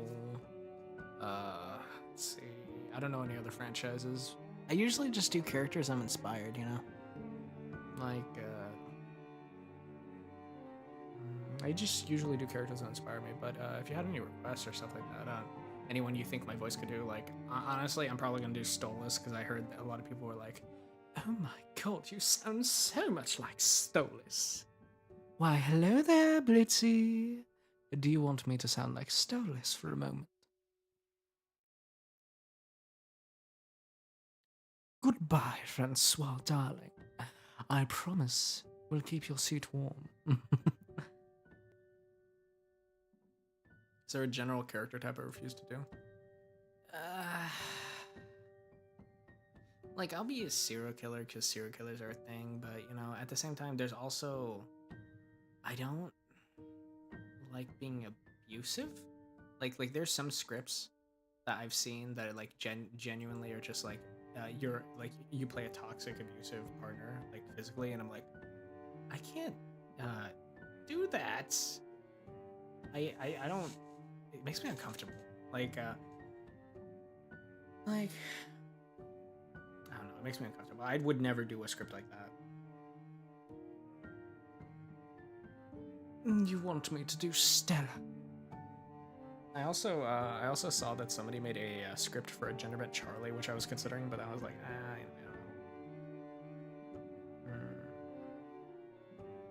know. Also, it kind of feels a little weird when people like keeping it 100% honest. I'm not really into a lot of like pregnancy scripts. Like, I'm okay being your husband, but you know the pregnancy stuff's a little weird, you know, a little iffy. It's just like, what? Kind of a little weird for a script, you know. Is kidnapping abuse in your eyes? I believe there's a difference. See, I believe okay, I believe like okay. I don't know how to describe it, but kidnapping has a different vibe. Like when you listen to a yandere script, you're like and the voice is like sorry, darling. I knew that I just had to keep you.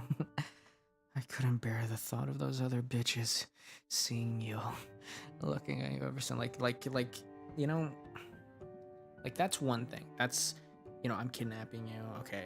But like, you know, in your head, you're like, you know, stalkers do exist, but this is an extreme. This is a very unlikely scenario. But playing a abusive boyfriend who like listening to someone play an abusive boyfriend and stuff like that who like smacks you around and does this and that and disrespects you is like that's really uncomfortable because that happens a lot more than you think.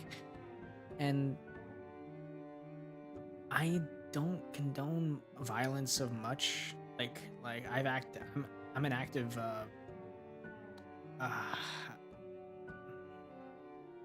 don't know if I want to say that. Yeah, it's more real, which makes me more comfortable. Like, listen, I condone peace. I am a peace-faring guy. I am not afraid to throw a fist if somebody punches me first. But like, I'm not a violent person. When I do these scripts, when I do this, I have to disassociate and be another character. That's the only way I can do this. Because I don't like I've tried like for example, I tried talking to girls. I've had a friend who was like, just go up and talk to her, and I'm like, and then I walk up and I'm like, hey, are you a insert bad pickup line? And I've been like, yeah, I'm gonna go, and I walk away. But when I'm doing a script, I I can sound any way I want. I can caress your cheek gently. I can hold your chin between my index and thumb. I can look into your eyes, and I can say honestly and openly that I love you. And I want the feeling of your lips pressed against mine, because you are my everything. Like, you know, I am not that way in real life. I'm an awkward nerd. You know, I have to disassociate to play these characters. Like when I'm being a like honestly the when I play a serial killer, I get lost in it because when I was younger I used to love serial killer docs. I still do, and I would spend and you know I loved horror movies, I love slashers particularly. So when I do these characters, like for example, you'll notice that I laugh a lot.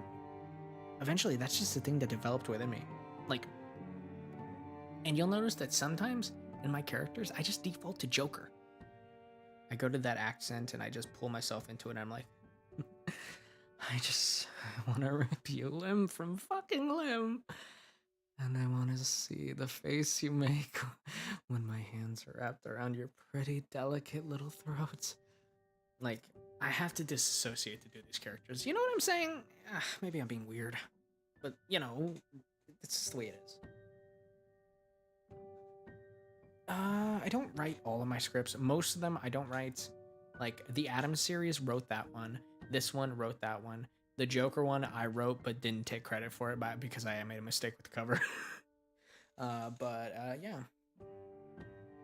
Like yeah, I don't write all my scripts. I just see, that's the thing. I'm always getting comments that are like, "Oh my god, you stole this from Mage," or stuff like that. But the thing is,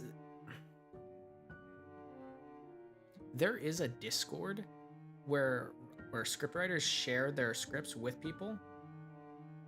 And the thing is, there's also an entire Reddit with like 40,000 people, and all it is they'll post scripts. It'll be like N for F, and it'll be like werewolf husband holds you close against the fire, or something like that. You know, like it'll just be a bunch of scripts, and people can often not realize that at the end of the day, people share these scripts. So one person might cover the same script 5 times.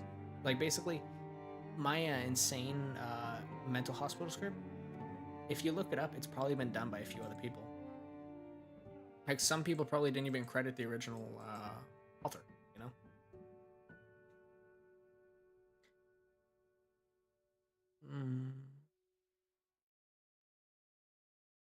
Yeah. Like I had somebody who came on one of my who came onto my one of my shorts, and they were like, "Oh my god, guys, he stole this from," and I was like, no, this comic was made by somebody. I put the comic artist's name in the description as well as a link, and I just voiced over it. So you know. Anyways, they're free for anyone to use. It is required, but multiple VAs can use them, obviously. Favorite video I have made? Aha, that is a bit of an interesting one. I guess Adam's script. It's either Adam's script or part 1 of this, because I felt so proud when I wrote these things. Like, I've never been one for much talent. Like my old scripts were terrible. Like, but when I did write brand, because I in the very first beginning I wrote my own scripts and they were terrible until I discovered that Reddit place. So, and you know, I guess it's just nice to see that I actually am developing talents in some things. You know, like even if it's very slow, even if writing a script like this takes me like 6 hours, it's still gonna come out pretty decent. And when I voice it over, people are gonna like it. It's nice knowing that people like something about me, you know.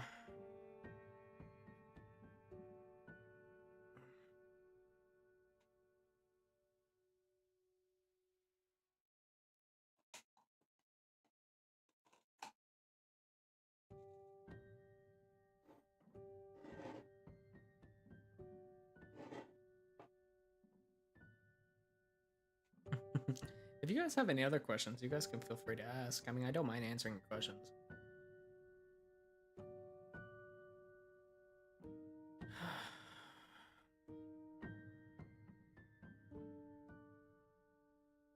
Hmm. How long have I been streaming, actually? Holy shit, 3 hours and 54 minutes.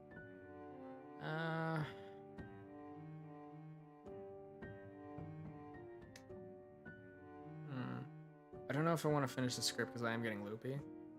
But I don't know if I want to finish it off screen. Do I have a reference for my VTuber? This one? Not this model. No. Yeah, I literally just told them take my old model, make it different.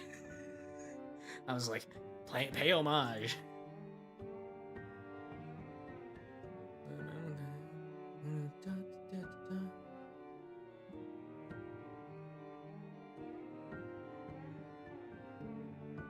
Is it EP time? Would you guys be offended if I finish off the rest of the script? No, actually, let's just...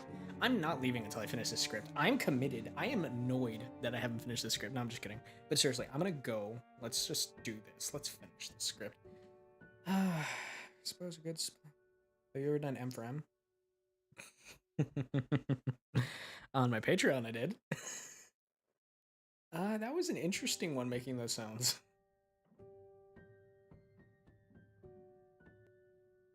Yeah, I'm just gonna keep going through and make this script.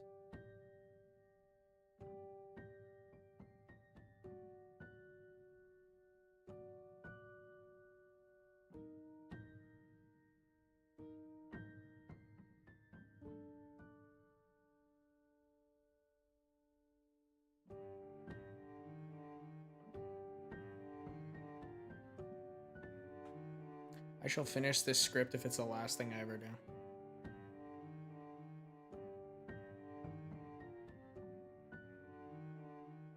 Wait, somebody just messaged me. What the hell?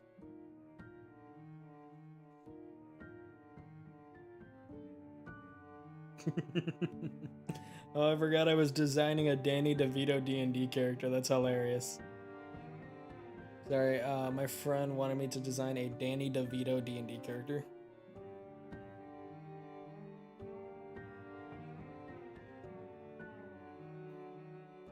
Probably maybe an hour or two from completing it.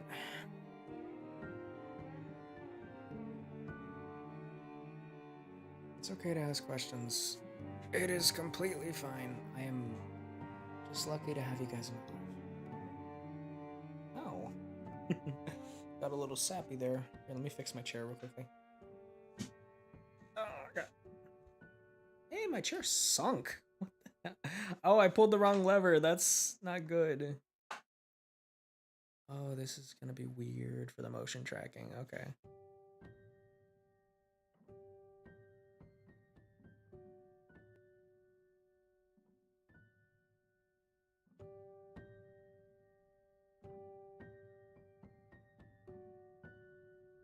What is that character for? Oh, it's for D&D. So my friend had a great plan. They were like, all right, so for the big bad for these, for the big bad, why don't we make it one really strong character? And I was like, okay, so we'll give him some badass name like Agathor Axe Splitter. the Blood King of like something really edgy, you know, and then be like, guys, as you are approached by a monster, Agathor, the Skin Flayer, and his brother, Danny. just Danny DeVito as like a little wizard, and he's like, yeah, I'm gonna stab you. I'm gonna stab you, little. I'm gonna wizard you up. I don't know. I thought it'd be funny for a D&D quest.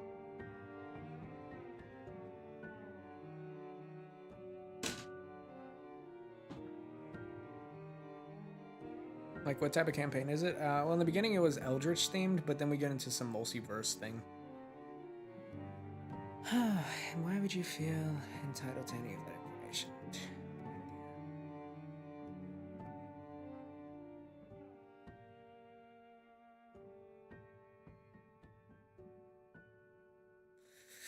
What do I do? What do I do?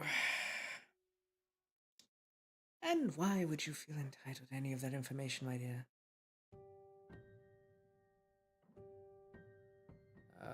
Let's bring the lines back, actually. I think I liked that before. Danny DeVito is the strongest man I know. He'd either have to be the actual secret final boss or weaker than a goblin. No, what if I build him up? Like, we give him his own lair and, like, massive domain, and he runs at you. Danny DeVito rushes you, magic swirling in his hands, and then he trips, and then a hole breaks through the floor, and he falls into a cavern. Just dies. Oh my god, that would be hilarious. You can't tell me that wouldn't be absolutely, like, diabolical. Oh, we're talking about the Danny DeVito themed D&D character I have to make.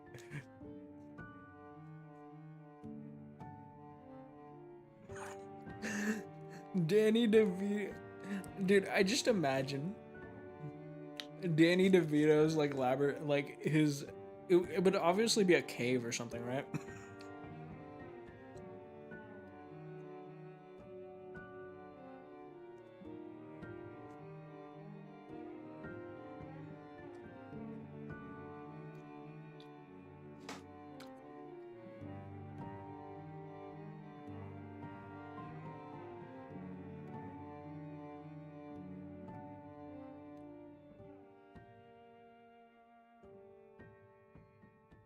Sorry, I got some gum.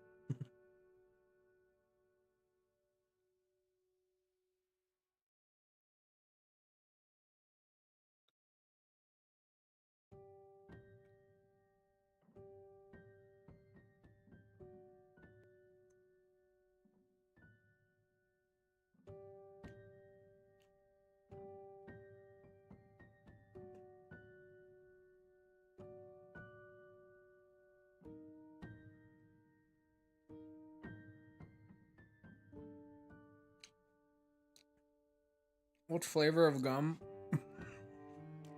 Spearmint rain. How it feels to chew 5 gum. Whoosh! 5 gum. Stimulate your senses.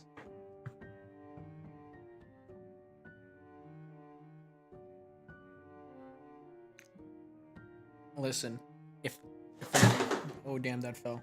Francois, I swear to God, here's what I need from you. I need you to play that electric guitar and just go like guitar solo. like pull an Adam. I want you to learn the entire lyrics. I want you to learn the song. You are gonna be Adam from now on.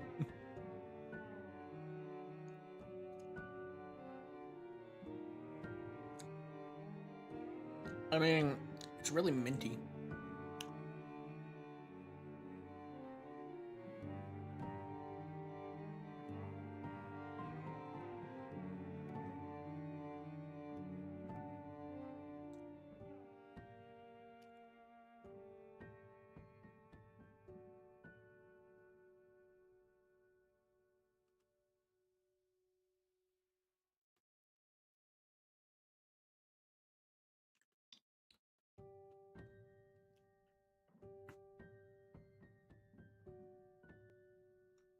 Congrats.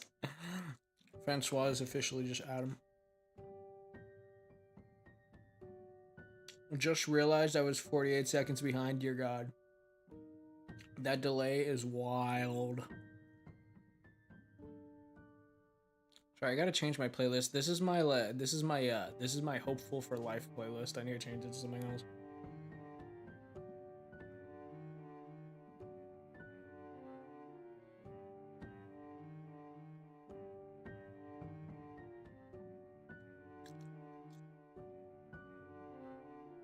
Let's see. I guess I could tell you about.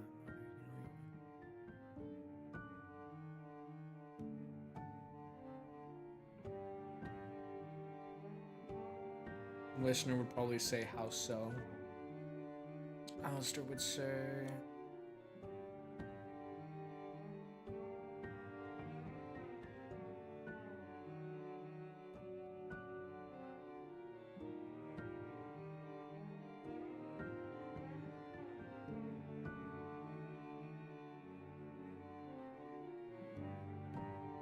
He'll have a tinge of happiness in his voice before he breaks.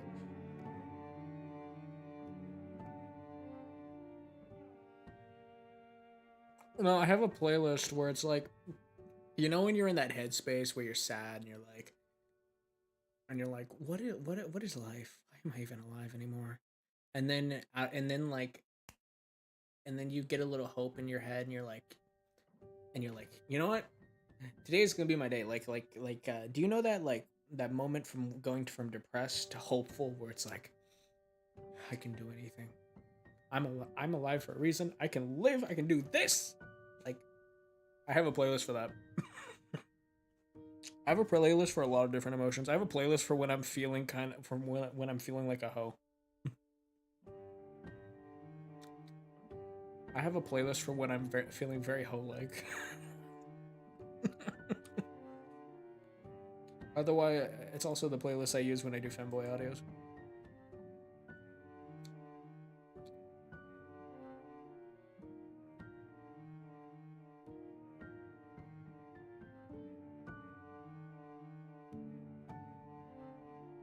Well, I wouldn't call it manic, but it's that sense of where you've been lying in bed for like 3 days, and then you're like, you know, maybe life isn't so bad. Maybe maybe everything will be better. Maybe it's that sense of like where you get that twinge of hope, and then you go with it. Let the hoe phase commence. Literally, the hoe phase playlist I have is just a Verosica playlist I found.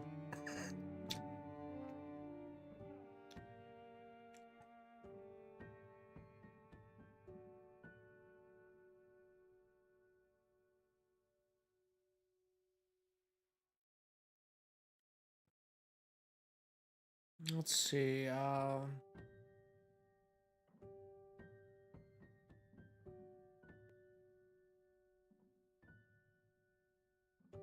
Her.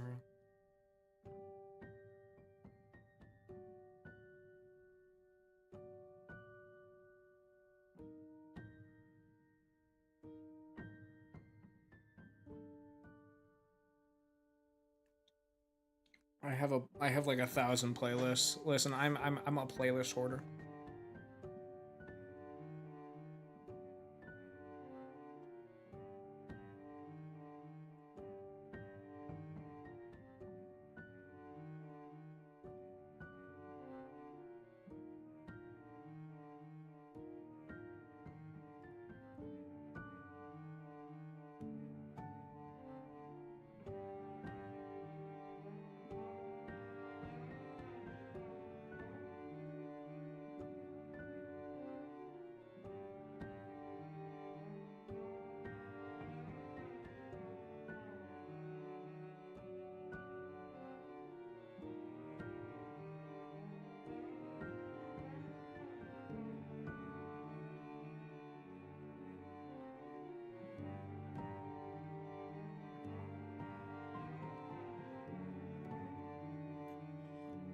Look, you have a playlist for playlists? That's hilarious. I kind of actually like that idea.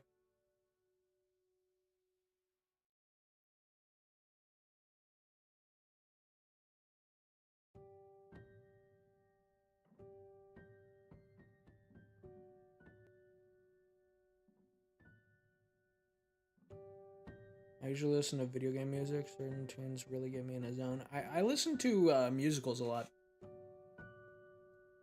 Right now, I'm kind of on a love fest. So what I've been doing, I've been listening to like a lot of like Laufey and like vintage love songs. Mm.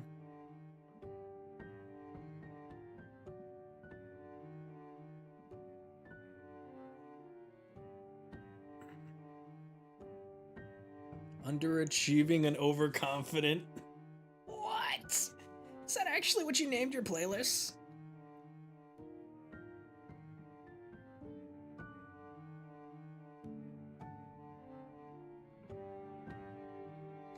Listen, you want to talk about some good musicals?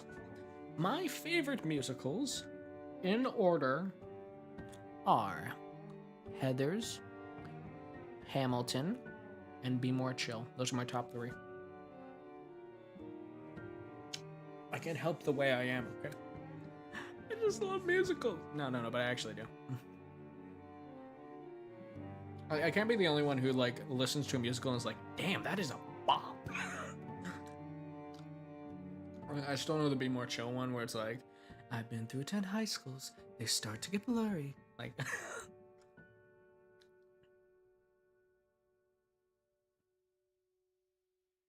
yeah, guitar solo is pretty cool. Like, I listen to a lot of songs from the 70s. Like, I listen to Canned Heat. I listen to Cream. Oh my god, have you? I listened to like, well, The Who came later, but I do listen to a lot of Clearance Water Revival, Bob Dylan. Like, I don't know why, but sometimes my soul just reaches into the 70s and 60s when I listen to music.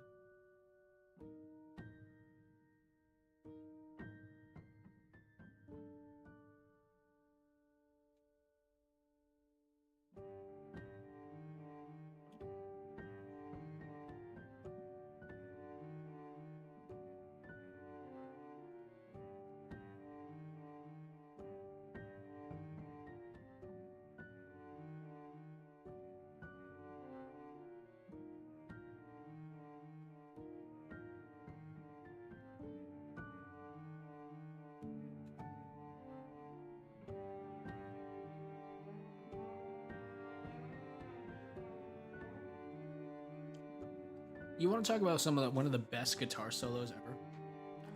Dude, one of the listen, all my fellow Hispanic homies are gonna know. I love me some Santana, okay? Like my grandfather will actively play that when we're in the garage and stuff like that. We're working on a car. He'll play some Santana, bro. Tell me why those guitar licks they hit so different. But I'm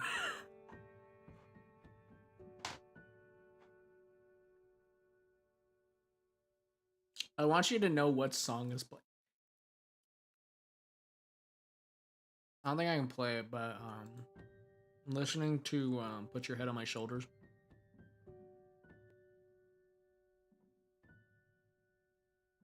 Yeah, that's right, the good stuff. Like, dude, I remember I also had like a big phase where I was just listening to James Brown all the time. Like I had a phase where I would just listen to groovy music, you know. I'd be like I think that's why I kind of developed that thing where I just tell people where I'm like when I don't know how to end a conversation, I'm like, groovy man. I don't know if you've noticed that, but that's a habit of mine. I don't do it on streams because I have to keep talking, but like when I'm hanging out with someone and they're like, man, did you know this book is a book? And I'm like, groovy. I have nothing to add to that statement.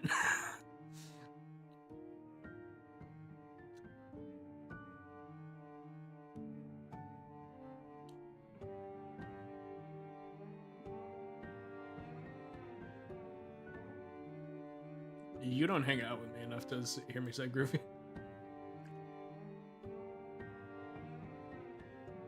Like I'm a very I've been told I have the personality of like. Oh wait, what are my favorite books?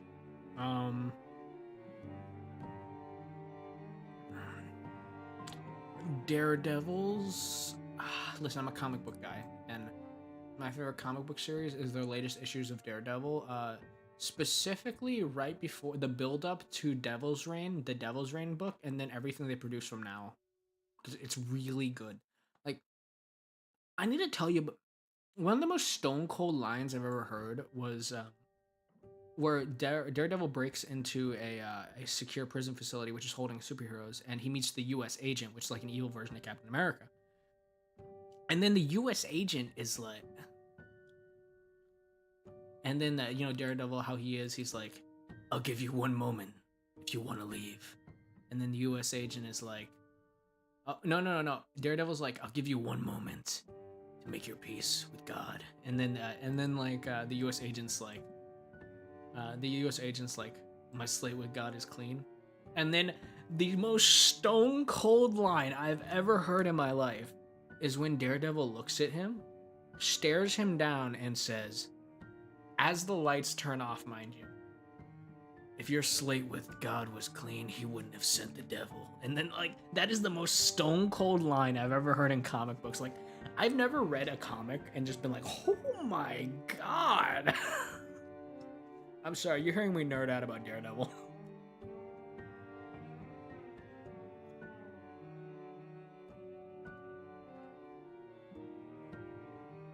Daredevil's like he spits a lot of crazy lines. Like, I remember, hello Haley, we're just writing scripts and talking. We're writing part 2 to the Alastor story. But dude, tell me why. Like, he has such cool lines, bro.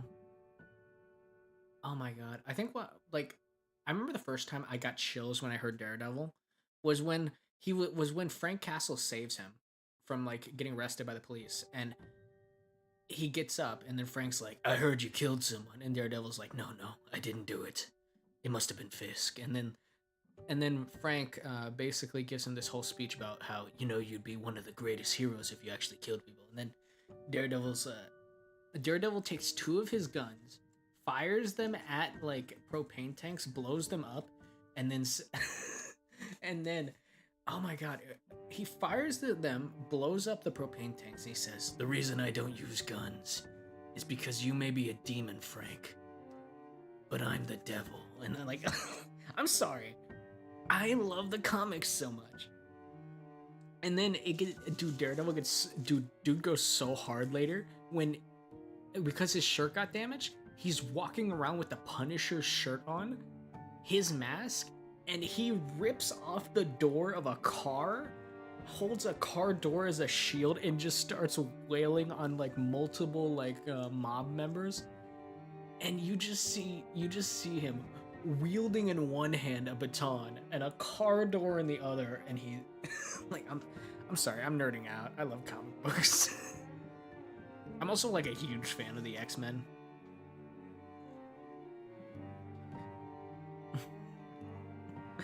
Yeah, the actor for Daredevil is actually really cool. Yeah, I'm kind of a nerd. I also like Star Trek.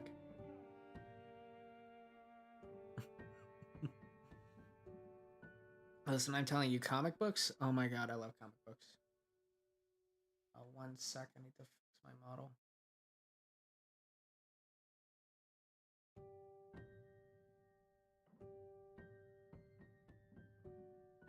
I listen, you never heard of Daredevil? So basically Daredevil, he's not like big superhero. He's not like throwing powers around or anything. He has some powers. Basically, Daredevil is named Matt Murdock. He's a lawyer. He got hit by a truck. He pushed a lady out of the way of a truck, and when he was a kid, and chemicals burnt his eyes, and he went blind until he met an old man named Stick, who taught him how to fight blind. So basically, Daredevil he's blind, but his other senses are heightened, so he can hear you like 5 miles away. He can taste in the air what you had for breakfast. Like, he can smell, like he's got super senses, but he's blind. So Daredevil's whole thing is that he's Catholic too, so he's got like a ton of guilt, and he's like always like that's what I love about Daredevil. That's what I love about Daredevil is he he's a tormented character, but Matt is just built different. Like most superheroes, they're like, I'm wrestling with the morals of beating up criminals, and then Matt's just like, and Matt walks up into a church and is like, hey, can God absolve me of beating up 5 unarmed men last night? like like the thing about Daredevil is he's one of the comic book characters that has the most speech bubbles because he internalizes his thoughts the most. So when he's fighting people, unlike most superheroes who will probably have like some thoughts and stuff like that mid fight, he's like he'll be analyzing every single detail of the situation, and you'll read like practically paragraphs of the stuff.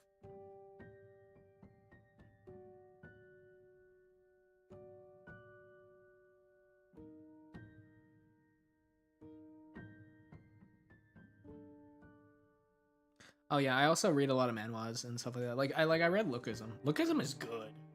If you don't know it, you should read it. Sorry, I kind of nerded out over Daredevil. Like, sorry, I had an excuse to talk and I went for it.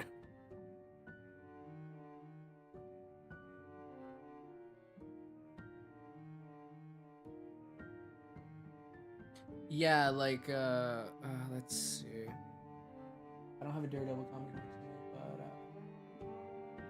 like Matt will be in a situation and he'll basically like spit like an entire paragraph. He's like, no, normally, like he'll spit something about how he feels how he feels about the stuff he's doing. He's like, these men broke the law. Like he'll like live like it's kind of weird. But you have to actually read the comics to understand. It's Matt just he over talks when it comes to his thoughts.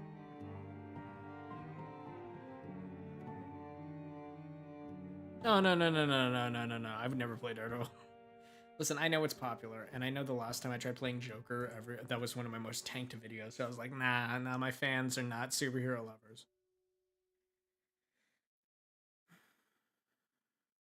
Yeah, like, dude, one of the, oh my god, sorry, listen, I'm a big Daredevil fan. I'm sorry, if I could, I would talk for hours, but you know.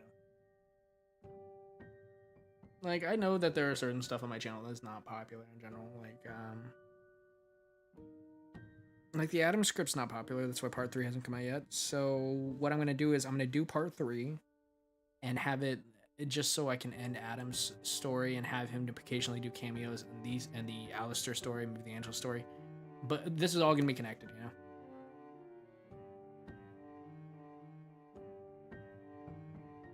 God, I'm still thinking of that line though. Like, dude, I would love to be able to play in like actual serious roles. Like, if I could go on a television show and then just play like some awesome superhero, like I'll be like, I am vengeance, I am the night. Like if I could do something like that, I would 100%. Sorry, I'm such a nerd, honestly. On my wall right now, there is so many posters, and I have an entire shelf.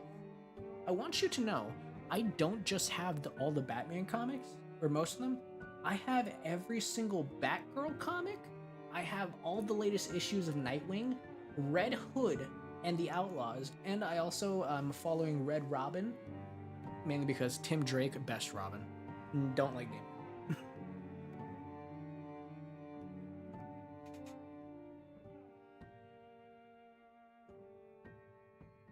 Hey, Apathy, darling. It's all right. Fall asleep listening to my voice. No, because the thing is, when it comes to the Bat family, none of them are boring. Like, you want Jason? Jason, he's traumatic. He's been through so much. Nightwing, he'll give you cool quips and stuff like that. He like, dude, reading a Nightwing comic is like taking antidepressants, okay? And I should know. Anyways, Nightwing is just like he's just so cheerful. Like, when you read his comics, you feel he's a character. He's gone through loss. He's a normal guy. He doesn't have any fancy powers, but he tries his best, and everyone, even his villains, he takes sympathy with. It's just like the Flash. Like, tell me if you've heard this before. Because I remember a time when Barry Allen when they walked into a bar with Batman, the Flash, Barry Allen, by the way, and you had like this evildoer, and he was helping this group plan get this tech for like some big heist, and Batman was like, "All right, I'll go break his bones," cracked his knuckles. He gave a Batman line saying, "I'm gonna go interrogate him." And then the Flash was like, "No, no, no, no, no, I got this." And then he walks up to the guy. He sits next to him, and he says, "Jimmy, hey Jimmy, you're off your meds, dude." And then he's like, oh, "I'm better off without him." And he's like, "No, no, that's not how it works. You have to take the medication to make you feel better, okay?" And then like he goes through this whole conversation, and then the villains at the end, he's like, "If I tell you what they're doing, will you come visit me and play darts?" And then you see the Flash, and he's like, "Of course, of course." And he actually does it. Like, that's what I love about the Flash. That's what I love about Nightwing, is they're characters that understand that some of their villains, they had bad days, they have good days. Some of them are on medicine, some of them are genuinely just people who need help. But they're okay to be just human with them, you know? Yeah, it was. Do you want to know one of the saddest things I ever saw? There's a character named Heatwave. He fires, fire, and the Flash once stopped him when he was burning a ton of things, and the Flash genuinely asked him what was wrong, and Heatwave told him that due to wearing the suit that he had been wearing to resist fire, he had developed a sort of cancer, and Flash took him in his arms. You saw Heatwave just crying in the Flash's arms as he gave himself up, and you saw the Flash say, hey, we'll get you some help at Star Labs and stuff." Like the Flash genuinely checked in on him and tried to get him help. Like, and nobody ever talks about the fact that, like, even Batman has had these moments. Like, yeah, I know he's all gruff and everything like that, but Batman has genuinely had these moments. Like, I remember in the animated series, there was like one time where Nightwing was talking, "Oh yeah, Bat's so mean. I remember he once beat up the security guard in front of his children." And then only to find out that later on, he actually got that security guard a job, helped pay for his medical bills, got him a job at Wayne Tower. And honestly, like, when a hero shows his humanity is when I love that. Fun fact, did you know that the Flash's villains actually have a rule? Like, fun fact, the Flash's villains are called the Rogues. And they are legitimately so goddamn like morally good for criminals. Like, they love money, so they're always doing heists to get money, but they don't hurt civilians. First off, that's one of their rules. You don't hurt women and children. And one of their number one rules: you don't kill a speedster. You don't kill the Flash. You don't kill Wally. You don't kill Barry. And the reason that is, it's actually because they understand that at the end of the day, Barry Allen, if they kill the Flash, then they're gonna have to deal with the Justice League, which means they're dealing with Batman, Wonder Woman, Superman, and they're just like, let's just do heists, okay? We're not gonna be any big like time world enders, Like, I remember there was a time. So there was this character whose dad was turned into a zombie. Who there were two Captain Boomerangs. The first one, Harkness, was turned into a zombie, and his son was feeding his dad people indiscriminately. And when the Rogues found out and they approached him, they noticed that there was like children's toys in the rubble. And the first thing that happens without even missing a blink was that Captain Cold blasts Captain Boomerang into the pit and just lets him die, leaves him to die. Because the Rogues are very strict about these rules. You don't harm people, you don't hurt kids, you don't hurt women, and you definitely don't kill a speedster.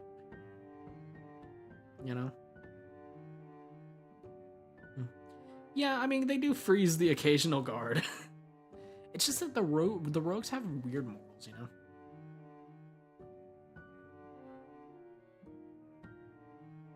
Oh yeah, I know. I always spell angel with like angle, and people always point it out. I'm like, ah.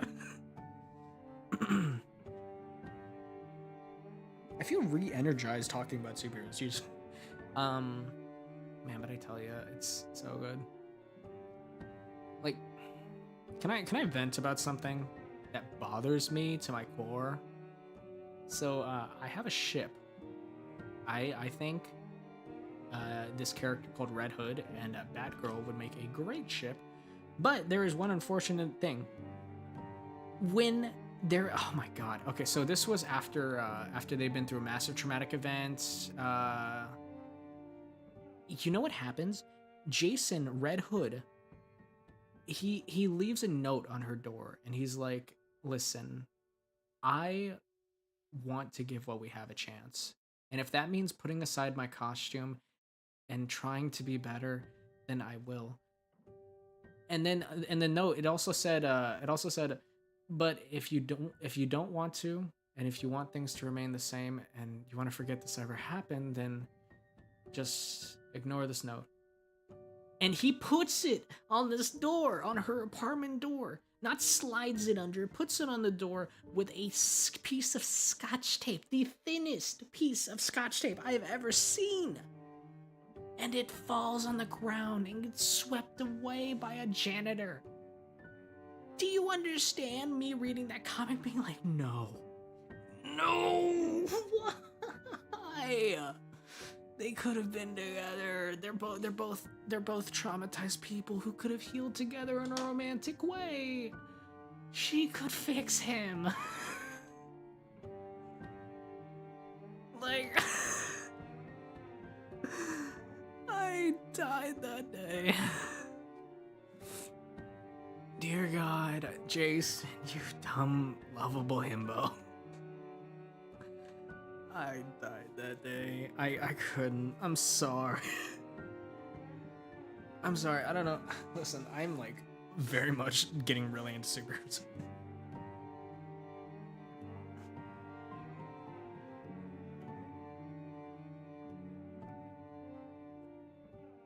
Like, they're two traumatized people who have been traumatized by the same person.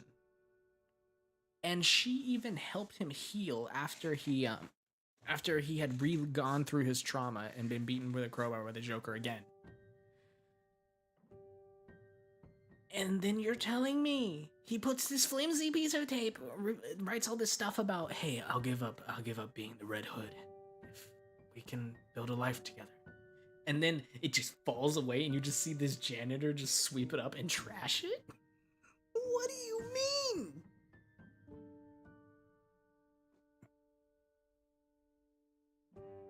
Yeah, I am nerding out.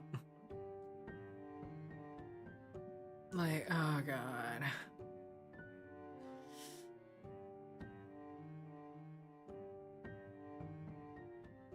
You, Jamie, I still need to watch the new season, but Chen and Brotherhood would be so cute together.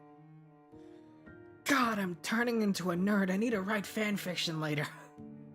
Later on, I swear to God, I'm gonna write Charlister fanfiction purely because I kind of ship it, honestly. It's at least a cute variation. Anyways.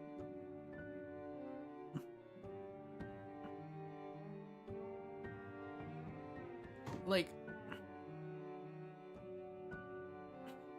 I can't. I'm sorry. Ah, God. Like, it bothers me.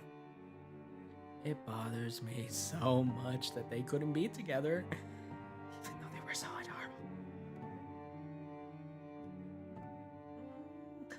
adorable. I've read fanfiction where they were together. I can see it.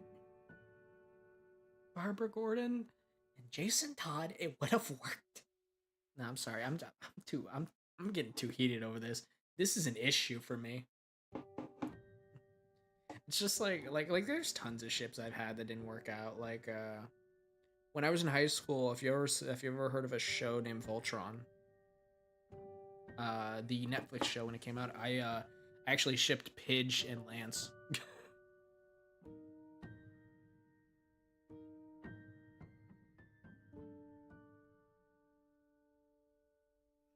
I don't know if you know that show actually, but anyways, let's get back to writing.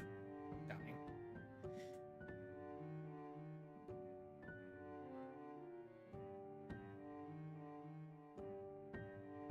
Can you spell angel again?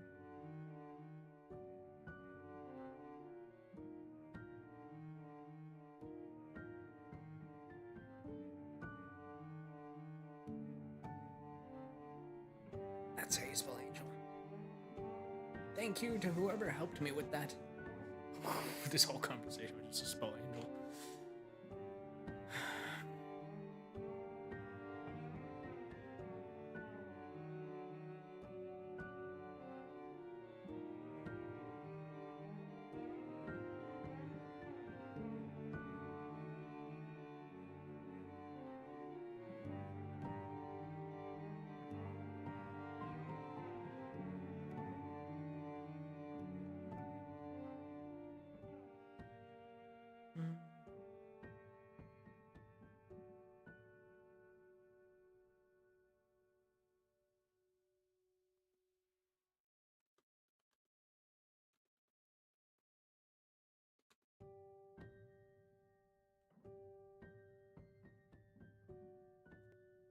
Thank you for correcting my spelling. I'm very terrible at this.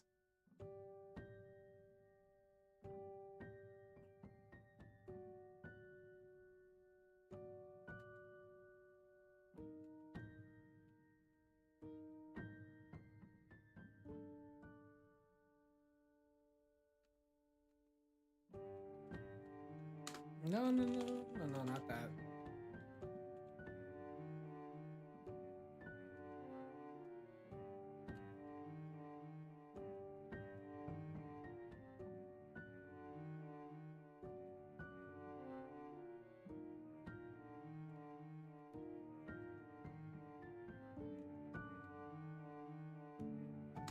Does anybody know how to spell jambalaya? I feel like I don't.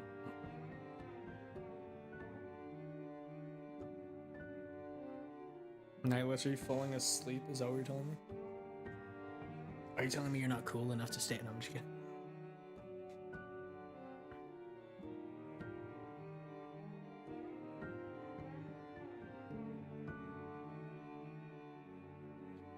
Well,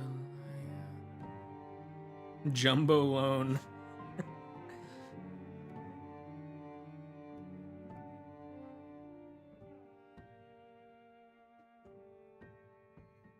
Let's see.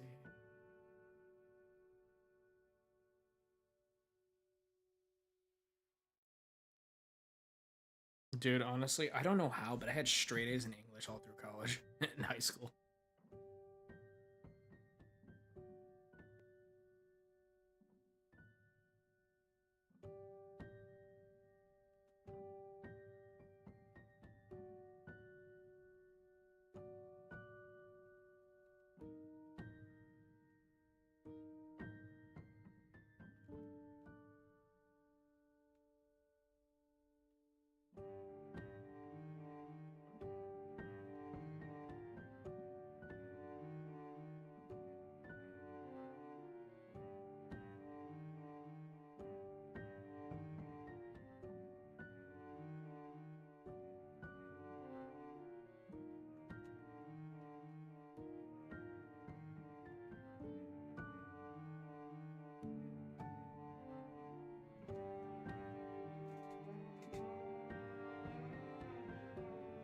I have to take a literature class for my year in college and I'm dreading it. No, you gotta understand, most of my teachers, the only reason, like, I know the reason I got A's in English. It was because I was one of those kids who I couldn't spell right, but I could think creatively. So I'd be like, for example, right? I'd give you like a 5-page, multiple paragraph essay about some history fact or something like that, and I'd be like, to be quite frank, the people of I'd give you like something that you feel like a college professor would have written, but it's not like it feels like you're reaching, you know. You're one of those kids. You're one of those like over explainy kids, aren't you? That's the only reason It was because I would like pick apart stories. Like I could pick apart emotions. I could pick apart characters. Like it was just how I did the work, I guess. And most of my teachers didn't care about the spelling, and I just used spell check anyways because we did most of it on docs.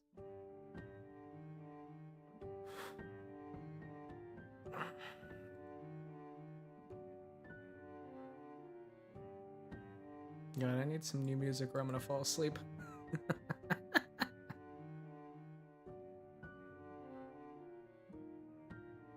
This video is sponsored by. No, I'm just kidding. I'm not sponsoring that company, Grammarly.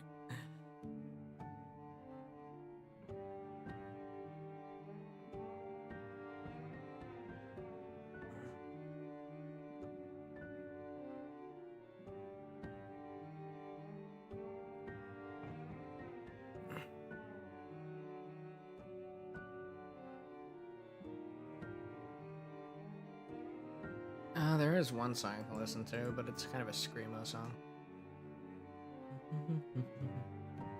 Sorry, I'm gonna listen to this song real quick because I like the song.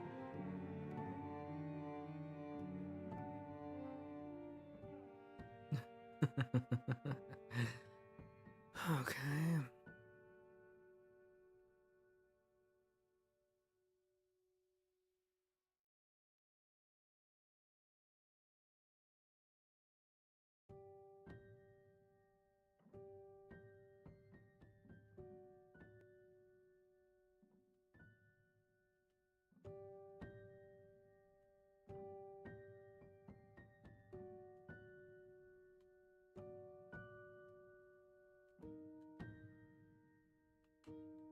Of when? No. Here's what I'm.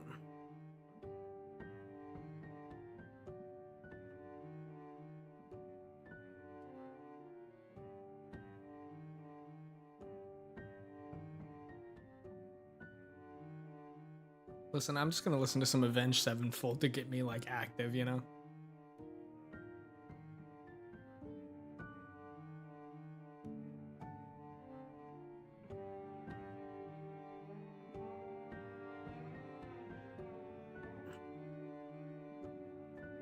Classical music junkie. I like jazz sometimes.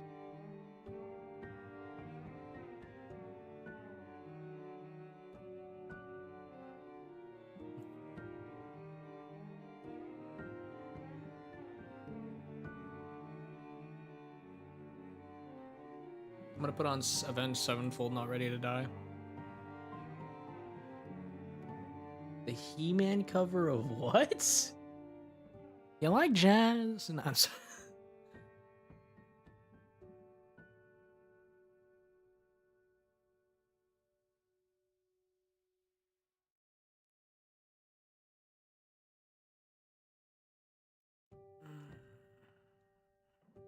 I need to push to 1,200 words before I can start writing the ending because I know what I want for the ending already.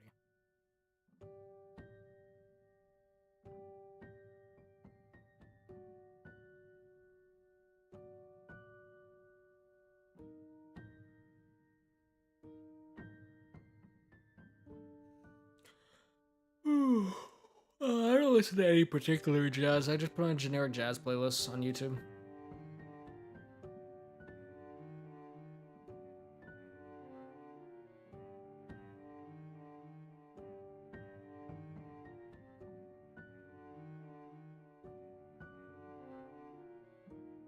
Let's see, but I suppose we all die, my dear. It's only a matter of when.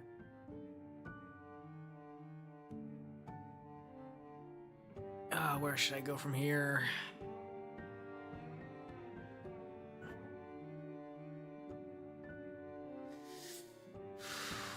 Where do I go from here?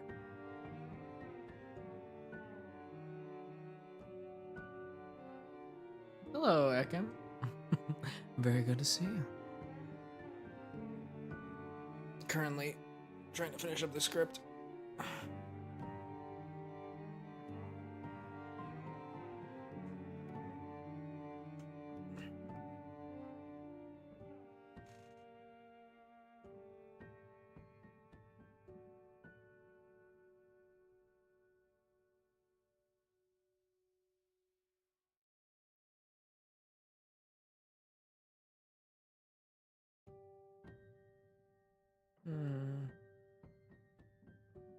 I think this music is too wild for me. Yeah, let me just put that down because otherwise I'm gonna, dude, I'm in like one of those metalhead moves moments.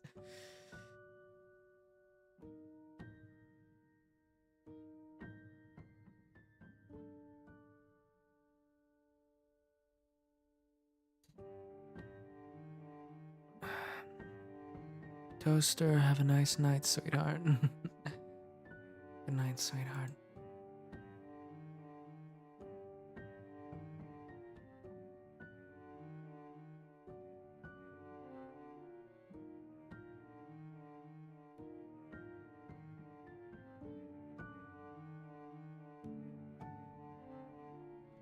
Shouldn't there be a scuffle of some kind?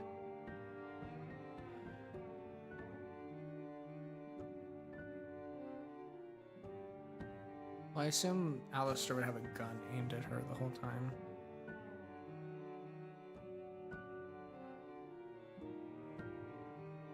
I'm gonna wait until we reach 1,000 words before I do the scuffle so that I can then lead into Alastor's death, because I need to pull that with something else. Because I'm trying to actually correspond it mostly with the lore, and I do know that Alastor was shot by hunters who mistook him for a deer when he was burying a body.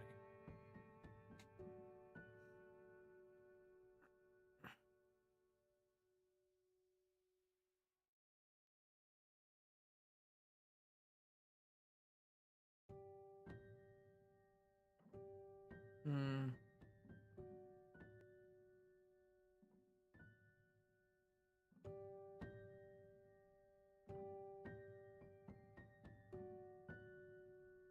Did Alastor fight?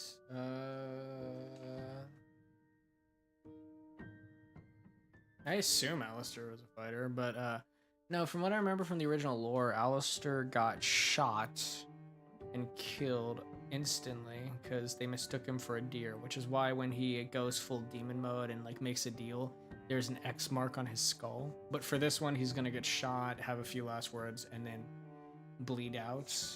Um, like I'm not gonna shoot him in the head, you know, even though it shows that in the video on the front cover. Like, or maybe they'll finish him off. I don't know.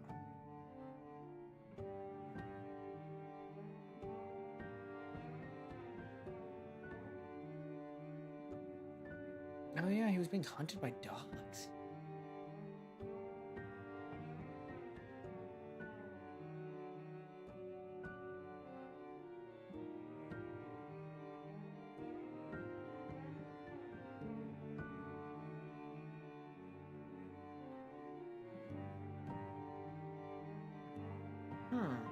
Okay.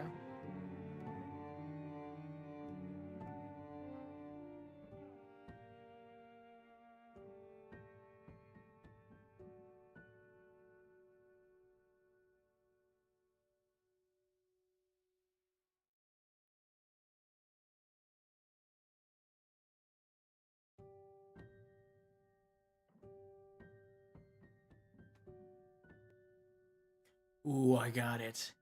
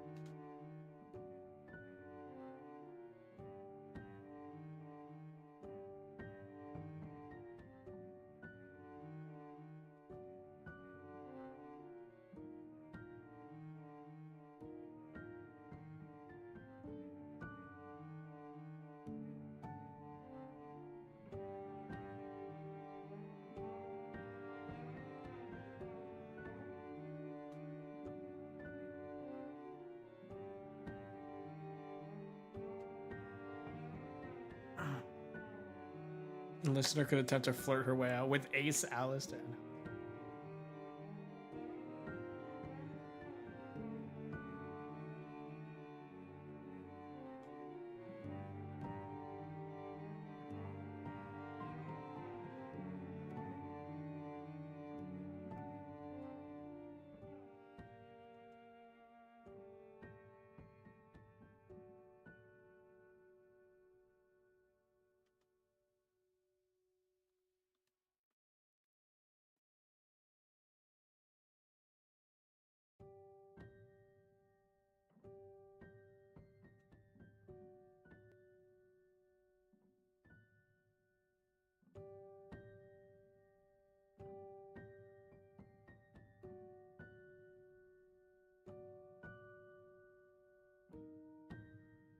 Do they still have mobs in 1930s?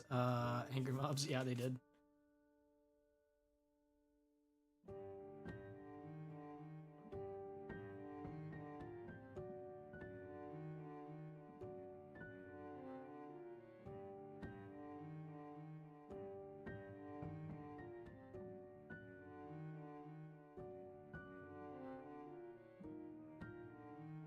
You should probably keep hitting him.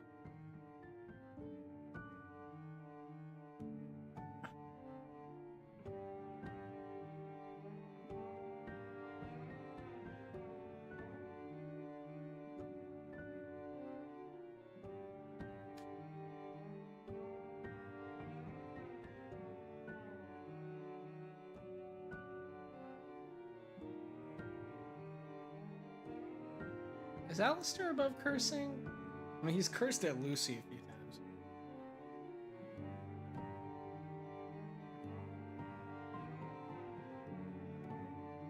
Is Alastor above cursing? I think.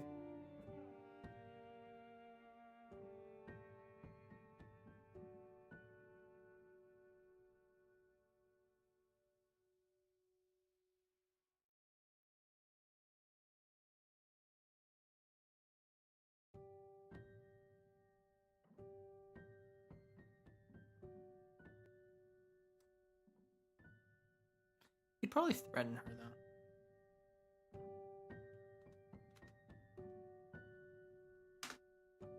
Because he's trying to keep her quiet. What? How? Okay, guys, give me a threat. Give me like a threat. Because he's not above threatening people in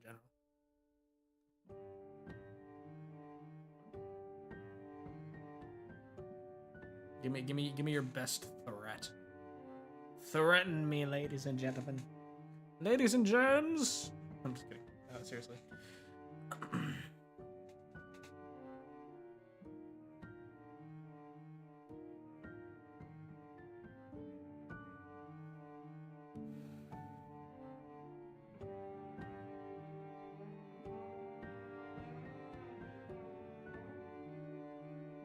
Oh, I love that.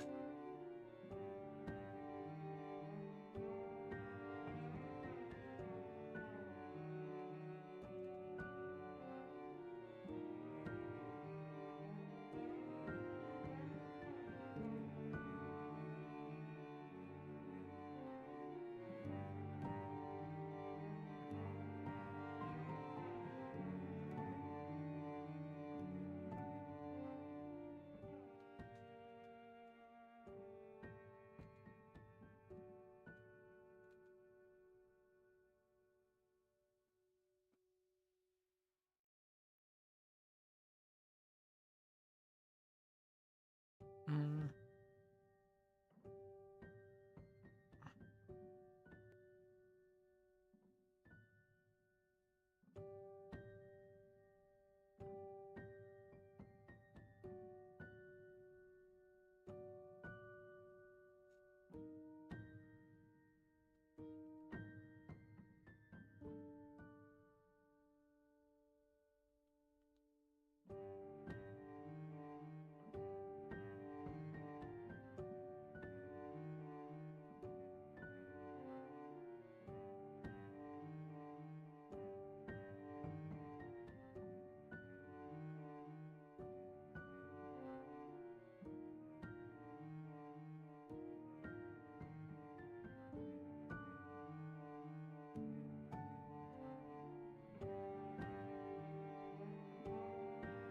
Damn, that's actually funny. Francois. And distance.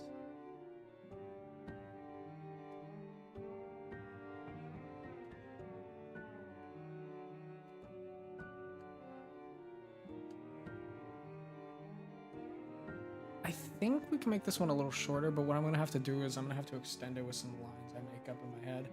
Plus, like, maybe add a few extra details later on. But we're actually... 800 days.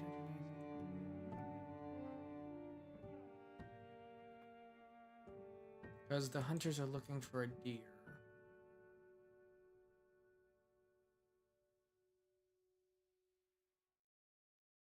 I love that one.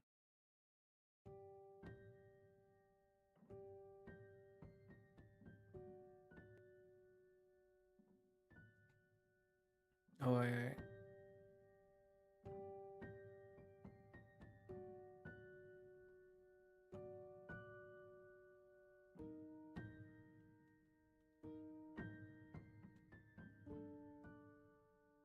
No, no, no. We want to slowly build onto it.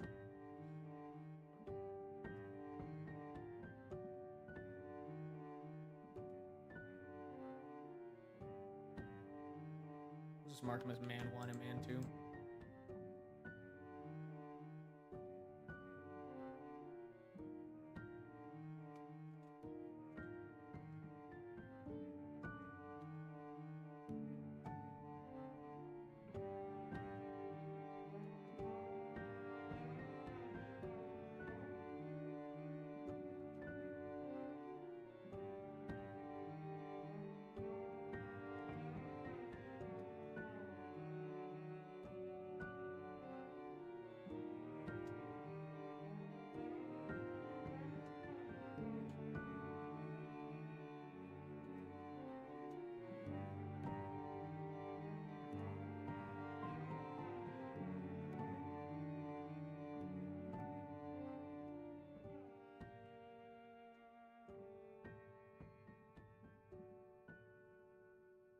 Can we name the random men? Okay, guys. What do you want to name man 1 and man 2? Give me suggestions in the chat.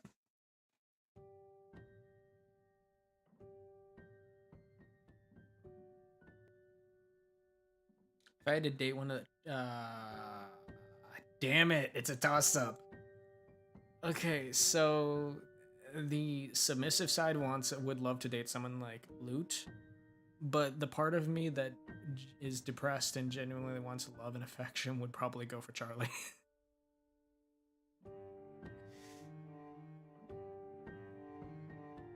Bartholomew, I love it.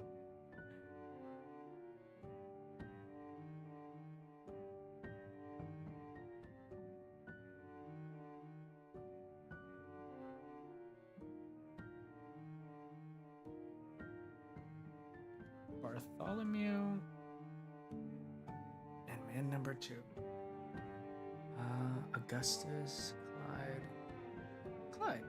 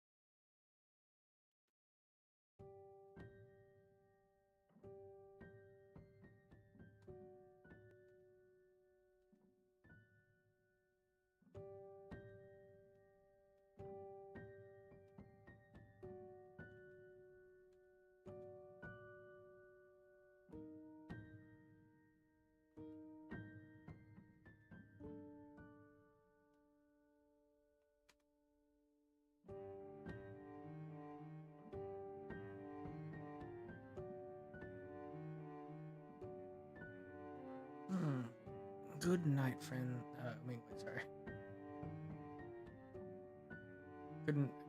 Good night, Francois. Why did my brain process that? I'll probably do something like, I don't know, for Clyde. Let's see. Oh, no, I'll give them some goofy ass voice like, I couldn't have gone far. And for Clyde or Bartholomew, I'll be like, I think it went over there. Clyde will be like, I don't know, I could do something like, I think it went over there. It couldn't have gone far. Yeah. Something like that, I don't know.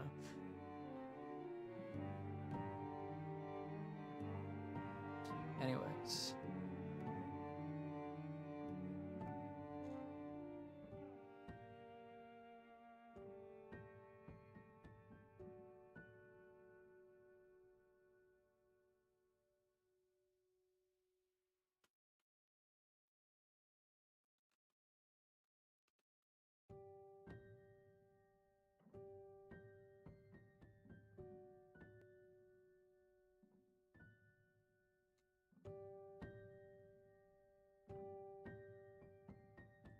Alastor panics. He knows they're gonna smell the fresh scent of blood.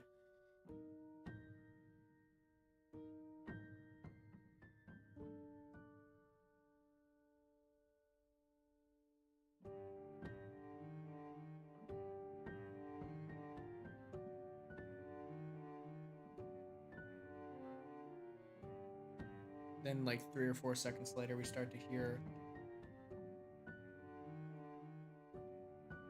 like ruffling in the bushes, and then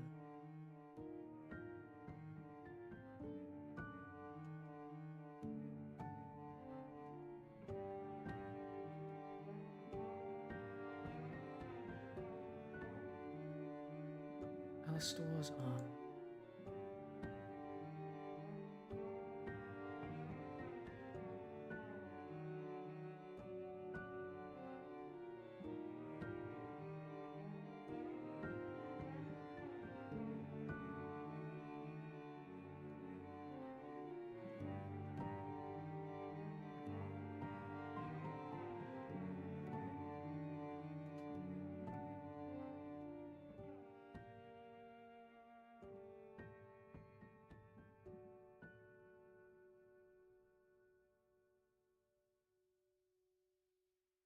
not intentionally are they gonna save her.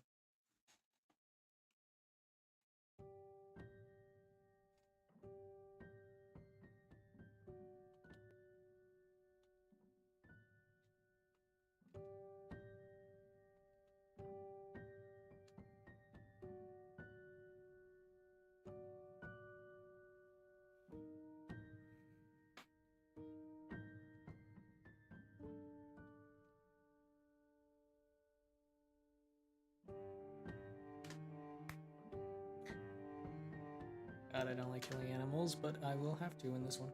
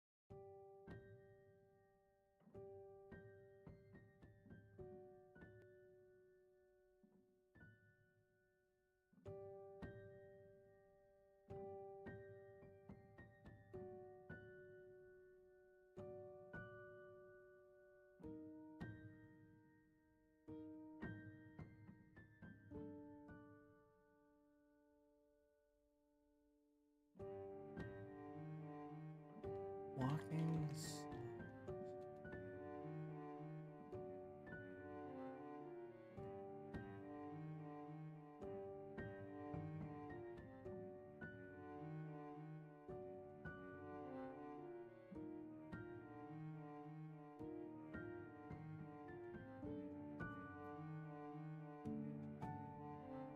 It's for one of my videos.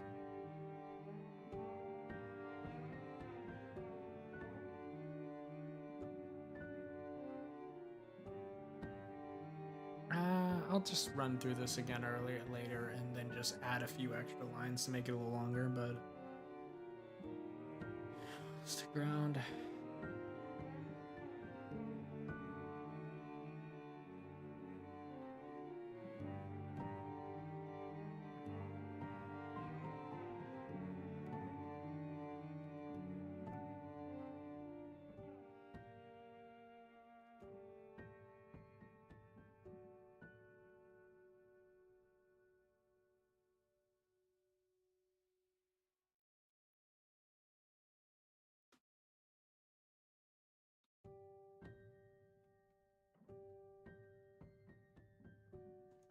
I need to give him a last death monologue.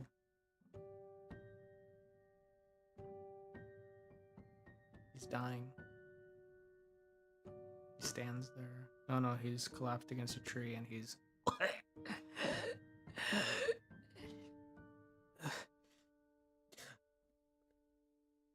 Oh.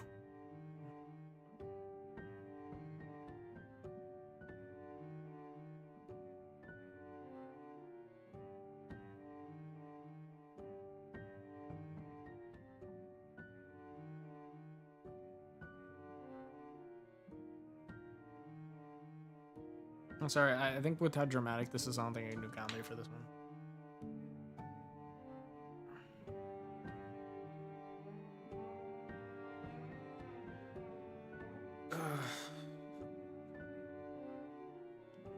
Ooh. I got an idea! Okay, let me find a song so I can get my villain arc on.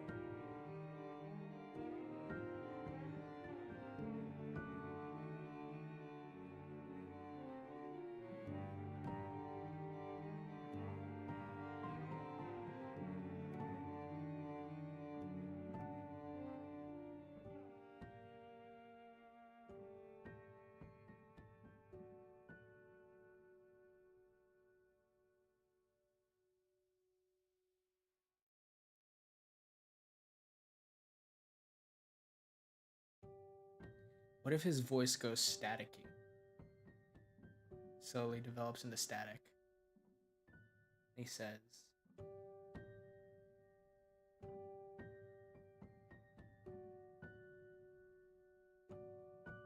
no, that's not what I'm thinking. Okay, what about...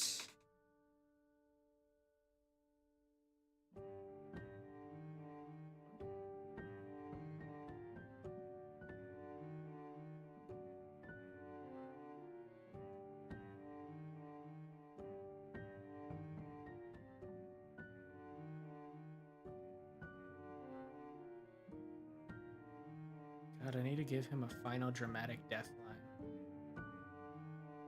God, what kind of line would Alastor have when he dies? He's bleeding on the ground, he's chewed up by dogs.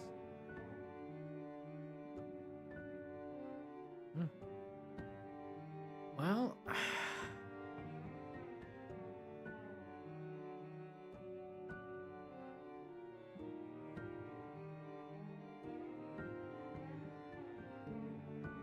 You know what? Hey guys, I bet you want to see the last lines of Alastor. I bet you want to see how this story ends. Well, if you want to see how this story ends, make sure to check out the video when it comes out. Gotcha! Anyways, I think I'm going to finish it off by myself, go a few run-throughs, fix up everything, and you're gonna have to see the final product when it comes out. Alright, everyone. I'm sorry. You can call me mean all you want, darling. Anyways, I've been streaming for 5 hours. I'm gonna go finish this off. I'm going to lay on my bed, drink my juice, possibly watch reruns of Friends, and get to work. I wish you all the best. And I can tell you with most certainty that you should definitely Stay tuned for what's to come ahead. Bye! If you like this, have a great day. And make sure to comment, like, subscribe, consider donating. It funds the channel and everything I do. And so overall, very helpful. And yeah. Bye!